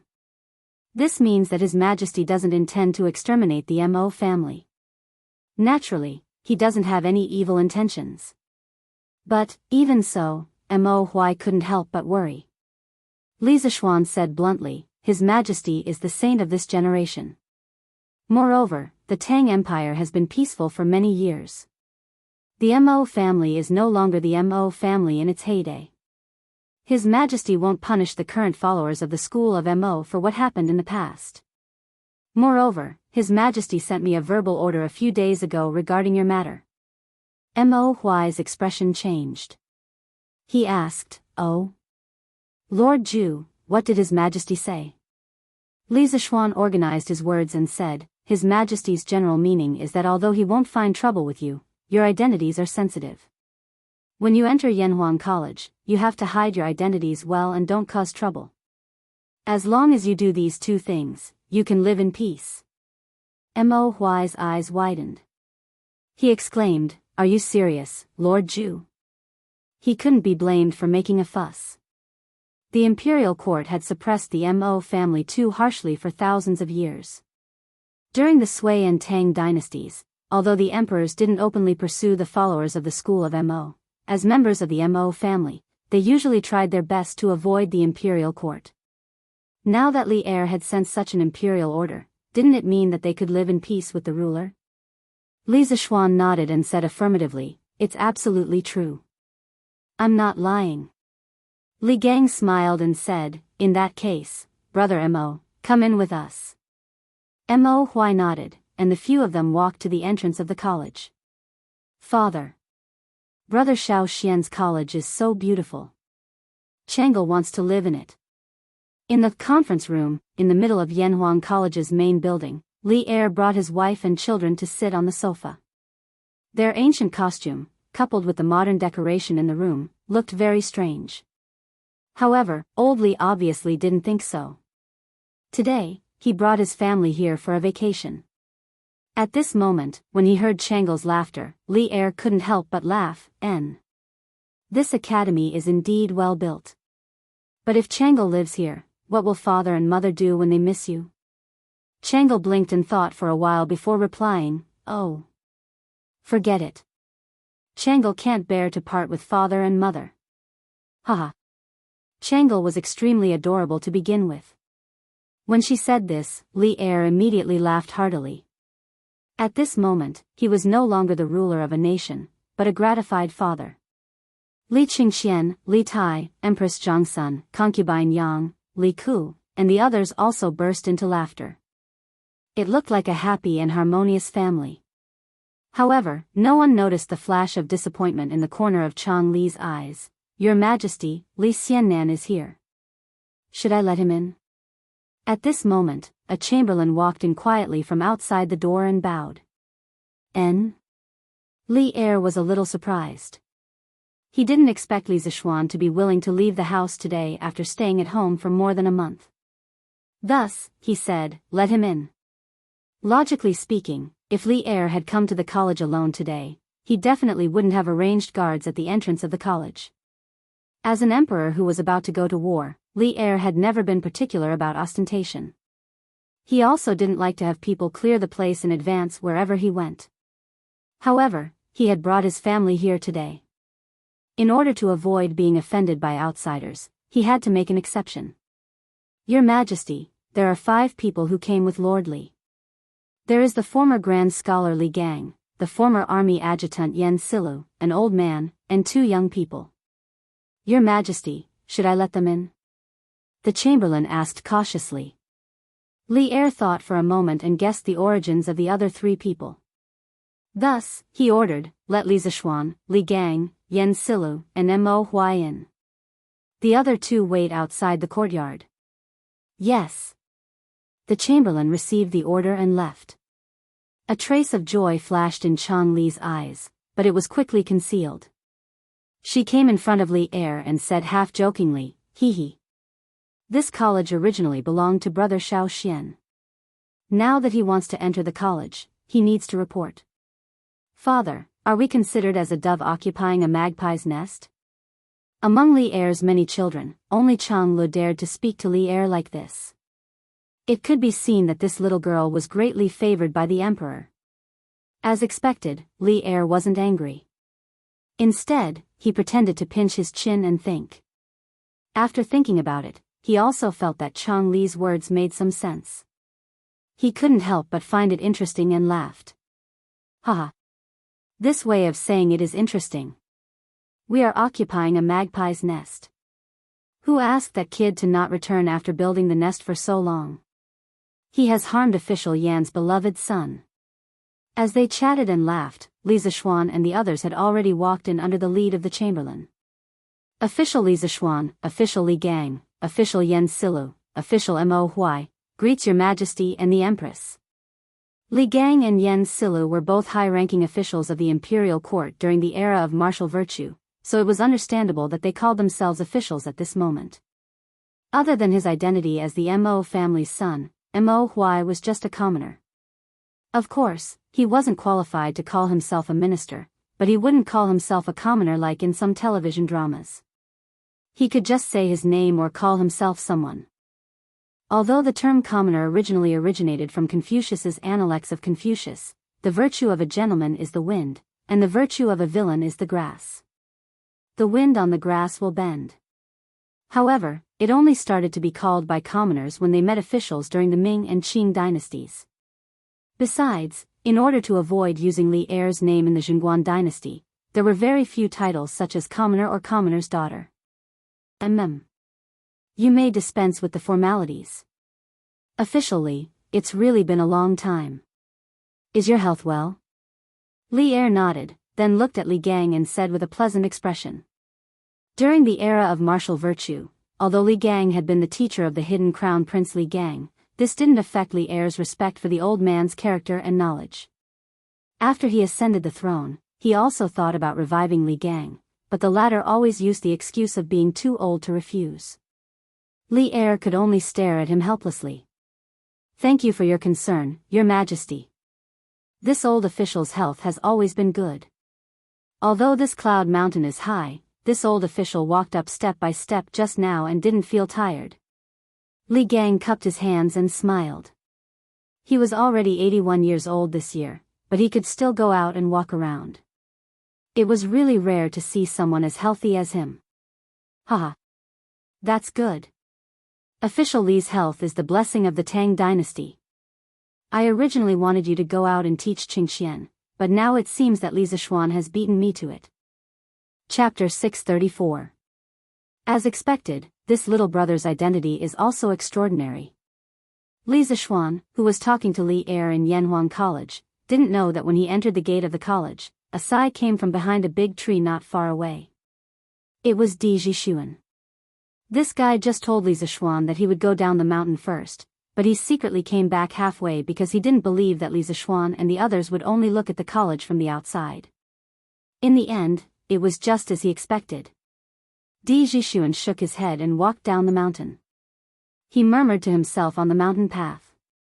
That guard's armor is bright, and his lower body is very stable. His martial arts must be extraordinary. This kind of soldier is the best of the best among the 16 guards of Tang. The capital is an important place, and someone who dares to bring soldiers to block Yanhuang College must be extraordinary. Could it be Duke Yi and Duke Lu? No, although they have a close relationship with the founder of Yanhuang College, Li Zishuan, and it's understandable that they came to visit Yanhuang College, with the temperament of the two dukes, they wouldn't let the guards block the gate of the college. Then, who was the person inside? Could it be the Crown Prince or Prince Wei? Father once said in the letter that the Crown Prince and Prince Wei are close friends with Li Zishuan. They have the conditions and the ability to do such a thing. But isn't this considered a disturbance to the people? Aren't they afraid of being impeached by the imperial censor? Also, if the person in the college is really the Crown Prince or Prince Wei, then what is the identity of that little brother? He looks to be at most 15 years old, and he seems to be skilled in martial arts. In addition, his speech and temperament are not like that of an ordinary person, and he can easily pass the guards at the gate. Could he be the descendant of a famous minister or general? Sigh. My bad habit flared up again. If that little brother wants me to know his identity, he will naturally tell me. Why do I have to spend so much effort and guess here and there? In the end, a sigh was left on the mountain path, and then Di Zhishuan's figure disappeared. Ha! Wen Ji. Kong Gui, the two of you used old age as an excuse to resign from your positions. Now, you've both entered Yanhuang College. Oh, I heard that there's also that Mr. Wu Dou, Wang Ji. Is that right? In the meeting room. Li Er leaned against the soft back of the chair and asked with a smile. Li Gang and Yen Silu looked at each other. Li Er's question was not easy to answer. Li Gang pursed his lips and pondered for a moment. He then cupped his hands and said, Your Majesty, Wang Wugong will indeed enter Yanhuang College. Li Er narrowed his eyes and said, Then Wen Ji, Kong Gui, why are you unwilling to serve me? With your talents, there will definitely be a place for you in my court. Li Gang had already expected Li Er to say this. He quickly bowed and replied, "Your Majesty, it's not that I don't want to, but I can't. Most of us are already old. If we still hold important positions, it's inevitable that we won't be able to do as we wish and delay Your Majesty's important matters. We only wish to pass down our lifelong knowledge to others while we're at Yanhuang College. It's our last contribution to Tang Empire." Yen Silu also bowed and said, "I also have the same intention. I hope Your Majesty can understand." Li Er quickly got up and helped the two of them up. He comforted them and said, "My two beloved subjects, you're overthinking. I don't mean to blame you. I just feel a little regretful." Empress Jiangsun also added, "Both of you are people of virtue and prestige. His Majesty is just thirsty for talents. Don't misunderstand." Li Gang straightened his body and said, Your Majesty, you're too serious. I can't bear such great favor. Now that the court is filled with civil and military talents, and all the talents of Tang Empire have been recruited by Your Majesty, I'd better use my old bones in the academy to nurture some young people for Tang Empire." Li Er pondered for a moment and nodded. "All right. I just hope that Wen Ji will take care of yourself." Then, he looked at Li Zishuan and said in a deep voice, "Mr. Li Gang is not young anymore, but he's still teaching students for you. You have to take good care of him in the future. Don't let any accidents happen." Li Zishuan quickly replied, "Don't worry, Your Majesty. I won't let Mr. Li tire himself out." At this moment, Li Er shot his gaze towards Mo Huai. Mo Huai's heart instantly tightened, and his clenched fists couldn't help but sweat. At the same time, he was secretly calculating how confident he was in escaping if Li Er suddenly attacked. Mo Huai. Li Er looked at Mo Huai for a long time, and only spoke when Mo Huai's forehead was sweating. Mo Huai's eyebrows twitched. He stepped forward and bowed. Mo Huai is here. There was no joy or anger on Li Er's face. He said calmly, "I don't object to the Mo school. Of course, as long as it's beneficial to the people of Tang Empire, I won't object. So you don't have to worry that I will harm your Mo family." Although he had already known Li Er's attitude from Li Zishuan, Mo Huai couldn't help but say excitedly now that he had personally confirmed it from Li Er's mouth. "Mo Huai thanks Your Majesty on behalf of the Mo school." Li Er waved his hand and said, "Don't be happy too early. I'm not done yet. As for the school of Mo entering the Yanhuang Academy, I need to make 3 rules with you. First, the followers of the school of Mo are proficient in martial arts. As a magnate, you must control them well and prevent them from using their martial arts to break the law. Otherwise, when the time comes, the Supreme Court will personally come and demand an explanation from the offenders." Mo Huai didn't even think about it and replied, "That's how it should be. Your Majesty, don't worry. I, Mo Huai, will do my best to restrain the people of the Mo school." Li Er nodded and continued, "Second, now that Confucianism has become the orthodox school of thought in the world, I don't want the Mo family to stir up disputes between the schools again. You have to hide your identity as a member of the Mo school in Yanhuang College. You are not allowed to leak secrets without permission. Otherwise, you will have to bear the consequences." Although Mo Huai was unwilling to accept this request, there was nothing he could do. With the few remaining followers of the Mo school, fighting with the established Confucianism was tantamount to a moth flying into a flame. Even if Li Er didn't mention it, they didn't have the strength to do so. Mo Huai understands. Third, after every one of the Mo family comes to Chang'an, their household registration will be transferred to Li Zishuan's fief, Plum Village. Someone will naturally allocate farmland and houses for you. From now on, you don't have to hide from the imperial court. However, in Yanhuang College, you must fulfill your responsibilities. As a teacher, you must take on the responsibility of a teacher. Do you understand? Li Er stared at Mo Huai with bright eyes and said the third request. In other words, he was reminding Mo Huai to teach well in Yanhuang College and not have any crooked thoughts. Mo Huai obviously understood the meaning behind his words. He couldn't help but feel a little wary of Li Er. Then, he bowed deeply and said, Mo Huai obeys. Thank you, Your Majesty, for your grace. Chapter 635. All right. You guys must be here today to visit Yanhuang College, right? Go.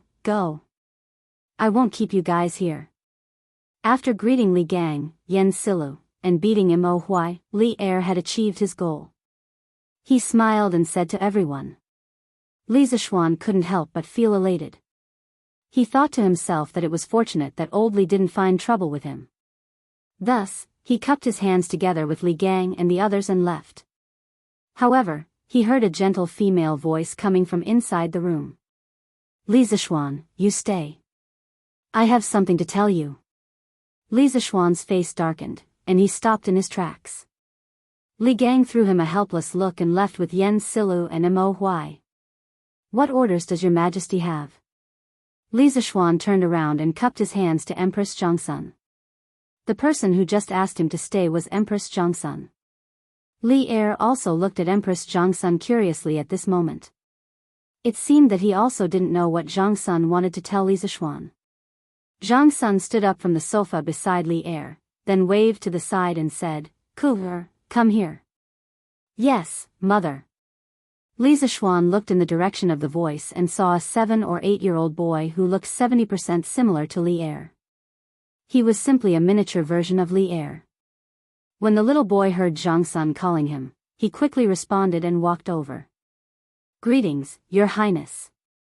Li Zishuan was helpless. Although he didn't know why Empress Jiangsun did this, he couldn't pretend that he didn't see Li Ku standing in front of him, right? So he could only salute.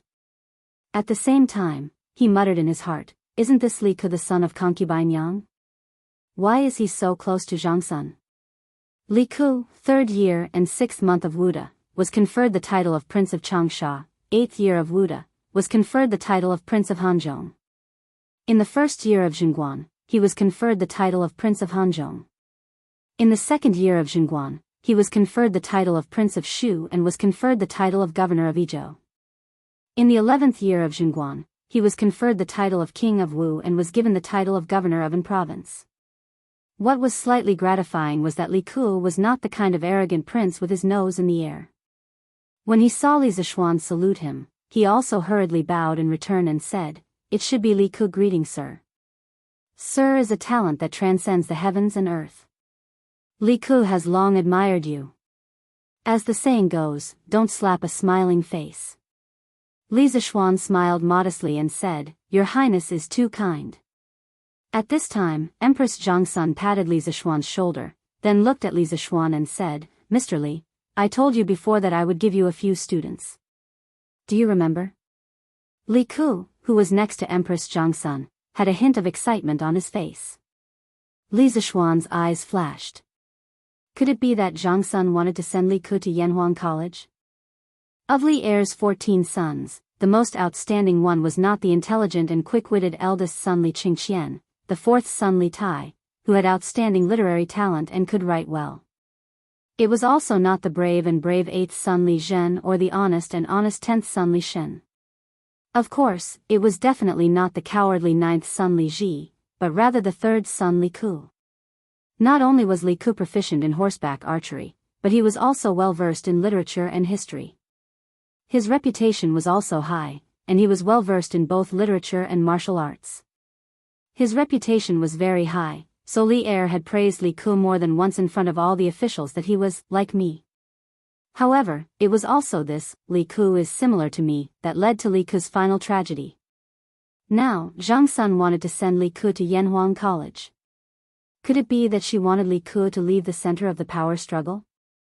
If that was really the case, then Empress Jiangxuan's move was really clever. However, Li Zishuan did not like to be someone else's chess piece, even if that person was Empress Jiangsun. Thus, he said seriously, I remember. Could it be that Your Majesty wants to send His Highness the King of Han to the college? Empress Jiangsun nodded and said, That's right. Does Li Xiannan agree? Li Zishuan pondered for a moment and said, Since it is Your Majesty's order, how can I not agree? However, I want to know if His Highness the King of Han really likes engineering? Zhang Sun was a very clever person. She raised her eyebrows and said somewhat angrily, "What do you mean? Do you think that because doesn't like engineering, I will force him to go to Yanhuang College?" Li Zishuan was joking with Chang'e and Li Tai on the side and did not pay attention to what was going on. At this time, when he heard Zhang Suan's angry words, he could not help but turn his head and stare unkindly at Li Zishuan. "Sister, don't be angry. Li Xiannan, don't misunderstand the Empress." Just as Li Zishuan was feeling pressured, a voice as gentle as water came from the side. Then, he saw a woman with a slightly plump figure, exuding a graceful and seductive aura, walking over. "Li Xiannan, was born and raised by me. How can I, as his mother, not know what this child likes and dislikes? Previously, I wanted to ask Sister Empress to help me and let you accept as a student, but I did not expect that it would cause a misunderstanding. This is my fault. I hope Sister Empress and Li Xiannan will not take it to heart." After such a commotion, Li Ku, who was still a little confused, seemed to have understood something at this time. He looked at Li Zishuan with an inexplicable look in his eyes. After Yang Fei finished speaking, he cupped his hands and said, "Sir, Ku's yearning for engineering is absolutely sincere, there is not a bit of falsehood." Li Zishuan felt a little better. Just as he was about to speak, Li Er's dissatisfied voice came from the side. "What? Is my son not worthy of entering your Yanhuang College?" Li Zishuan did not know whether to laugh or cry. He thought to himself, "I didn't say anything. It was all your husband and wife's blind guesses. How can you blame me for this? Your Majesty, this subject has never said that I would not let the King of Han enter Yanhuang College." Li Zishuan turned around gloomily and cupped his hands. This subject only wanted to confirm the King of Han's interest. There is no other meaning. Yanhuang College also welcomes His Highness the King of Han. On September 20th, Your Highness can directly report to the college. Since Li Ku voluntarily left the palace to study, and it was Li Er's two wives who begged him, Li Zishuan naturally had to open the back door for Li Ku. Li Er nodded and no longer paid attention to this side. However, Li Ku asked, "Sir, doesn't the college start on September 18th? Why did you let Ku go on September 20th? Li Zishuan smiled and explained, "September 18th is the entrance exam for Yanhuang College. Since the King of Han was personally entrusted to this subject by the Empress, he naturally does not need to participate in this exam." The reason why he opened this back door was not only to give face to Empress Zhangsun, but more importantly, when he thought that this clever child in front of him would be framed to death by Zhangsun Wuji in the future, he could not help but feel a trace of sympathy in his heart. Perhaps putting Li Ku in Yanhuang College could be considered a form of protection for this child. This was originally just a normal process of going through the back door. Unexpectedly, when Li Ku heard this, it was as if he had been greatly insulted. He stubbornly raised his small face and said, "No. Sir. The rules cannot be broken." Previously, Ku did not know that there was an entrance exam. Now that I know, Ku must participate in this exam. If Ku does not pass, Ku will not talk about going to Yanhuang College. Li Zishuan's face suddenly darkened. He really did want to curse Li Ku, but he did not know if he should say it. Chapter 636. Li Zishuan was confused by Li Er and his family. After figuring out Li Ku's logical thinking and confirming that Li Ku's foundation in mathematics was enough to pass the entrance exam of Yanhuang Academy, Li Zishuan resentfully took the four little guys out of the bishop's office and left the conference room to Li Er and his two wives. "I hope old Li won't do such shameless things in my conference room," Li Zishuan thought to himself in an indecent manner. "Brother Xiao Xian. Where are we going to play?" Chang'e hadn't left the palace for a long time and hadn't seen Li Zishuan for a long time. She happily followed Li Zishuan and looked up at him with her blushing face. Li Zishuan had always been very patient with Chang'e, a girl with bright eyes and white teeth. He smiled and replied, "Let's go and see where Mr. Li and the others are first. Then I'll take you around for a stroll. Oh, by the way, Chang'e, didn't you look around earlier?" Chang'e shook her head and said, "Not yet. Father thought that the building we saw earlier was very grand, so he brought us in to wander around. Who knew that it would be so big inside? Later on, when we were tired from walking around, Father brought us to that room to rest. Not long after, Brother Xiaoxian, you came. Oh. So that's how it is. Then I'll take you to see some interesting things in the library. Li Zishuan thought for a while and smiled. Yes, yes.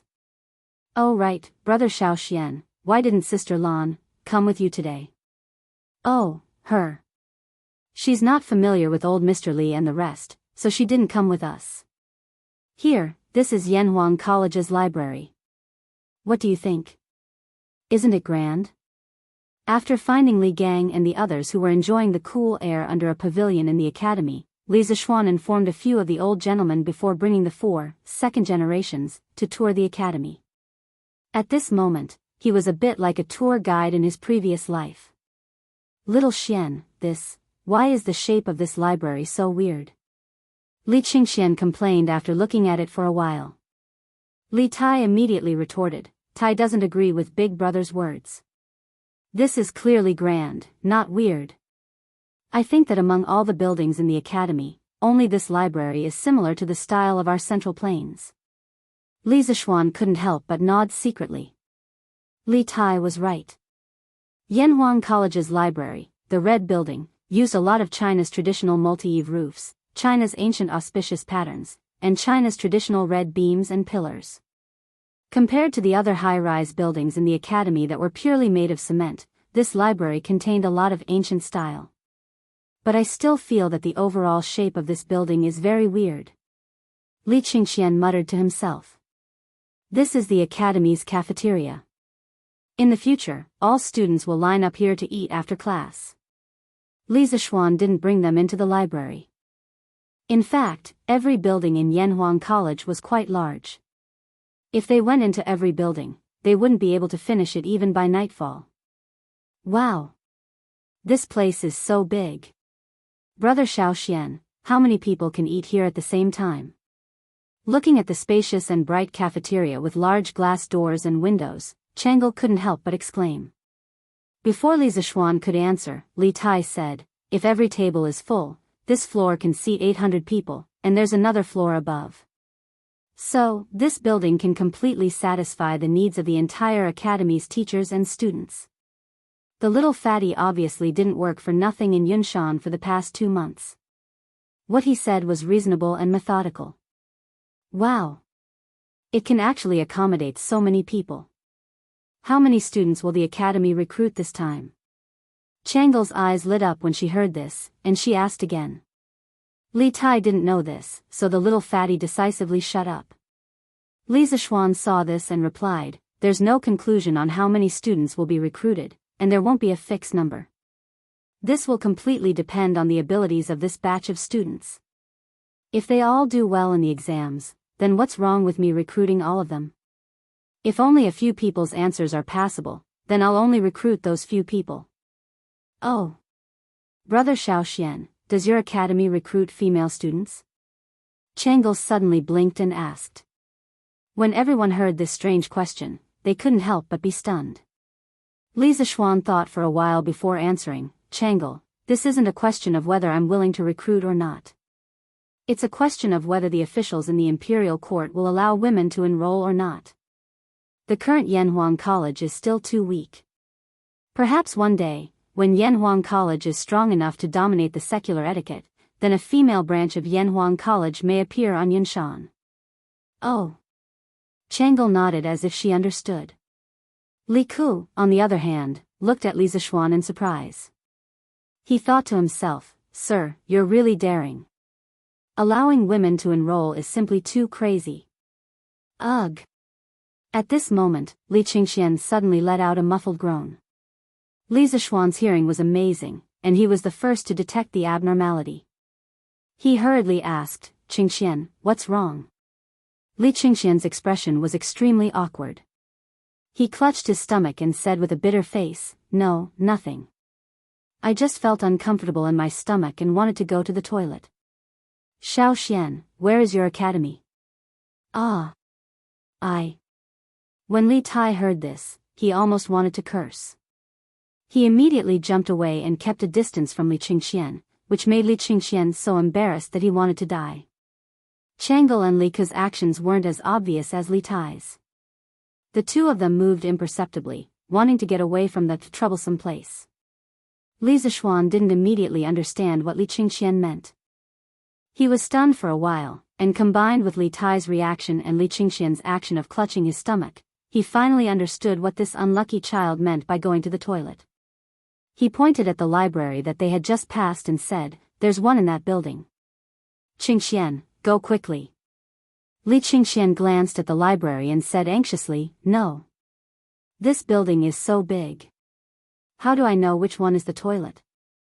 Tranquil couldn't help but cover her little face, feeling that her brother Crown Prince had lost a lot of face today.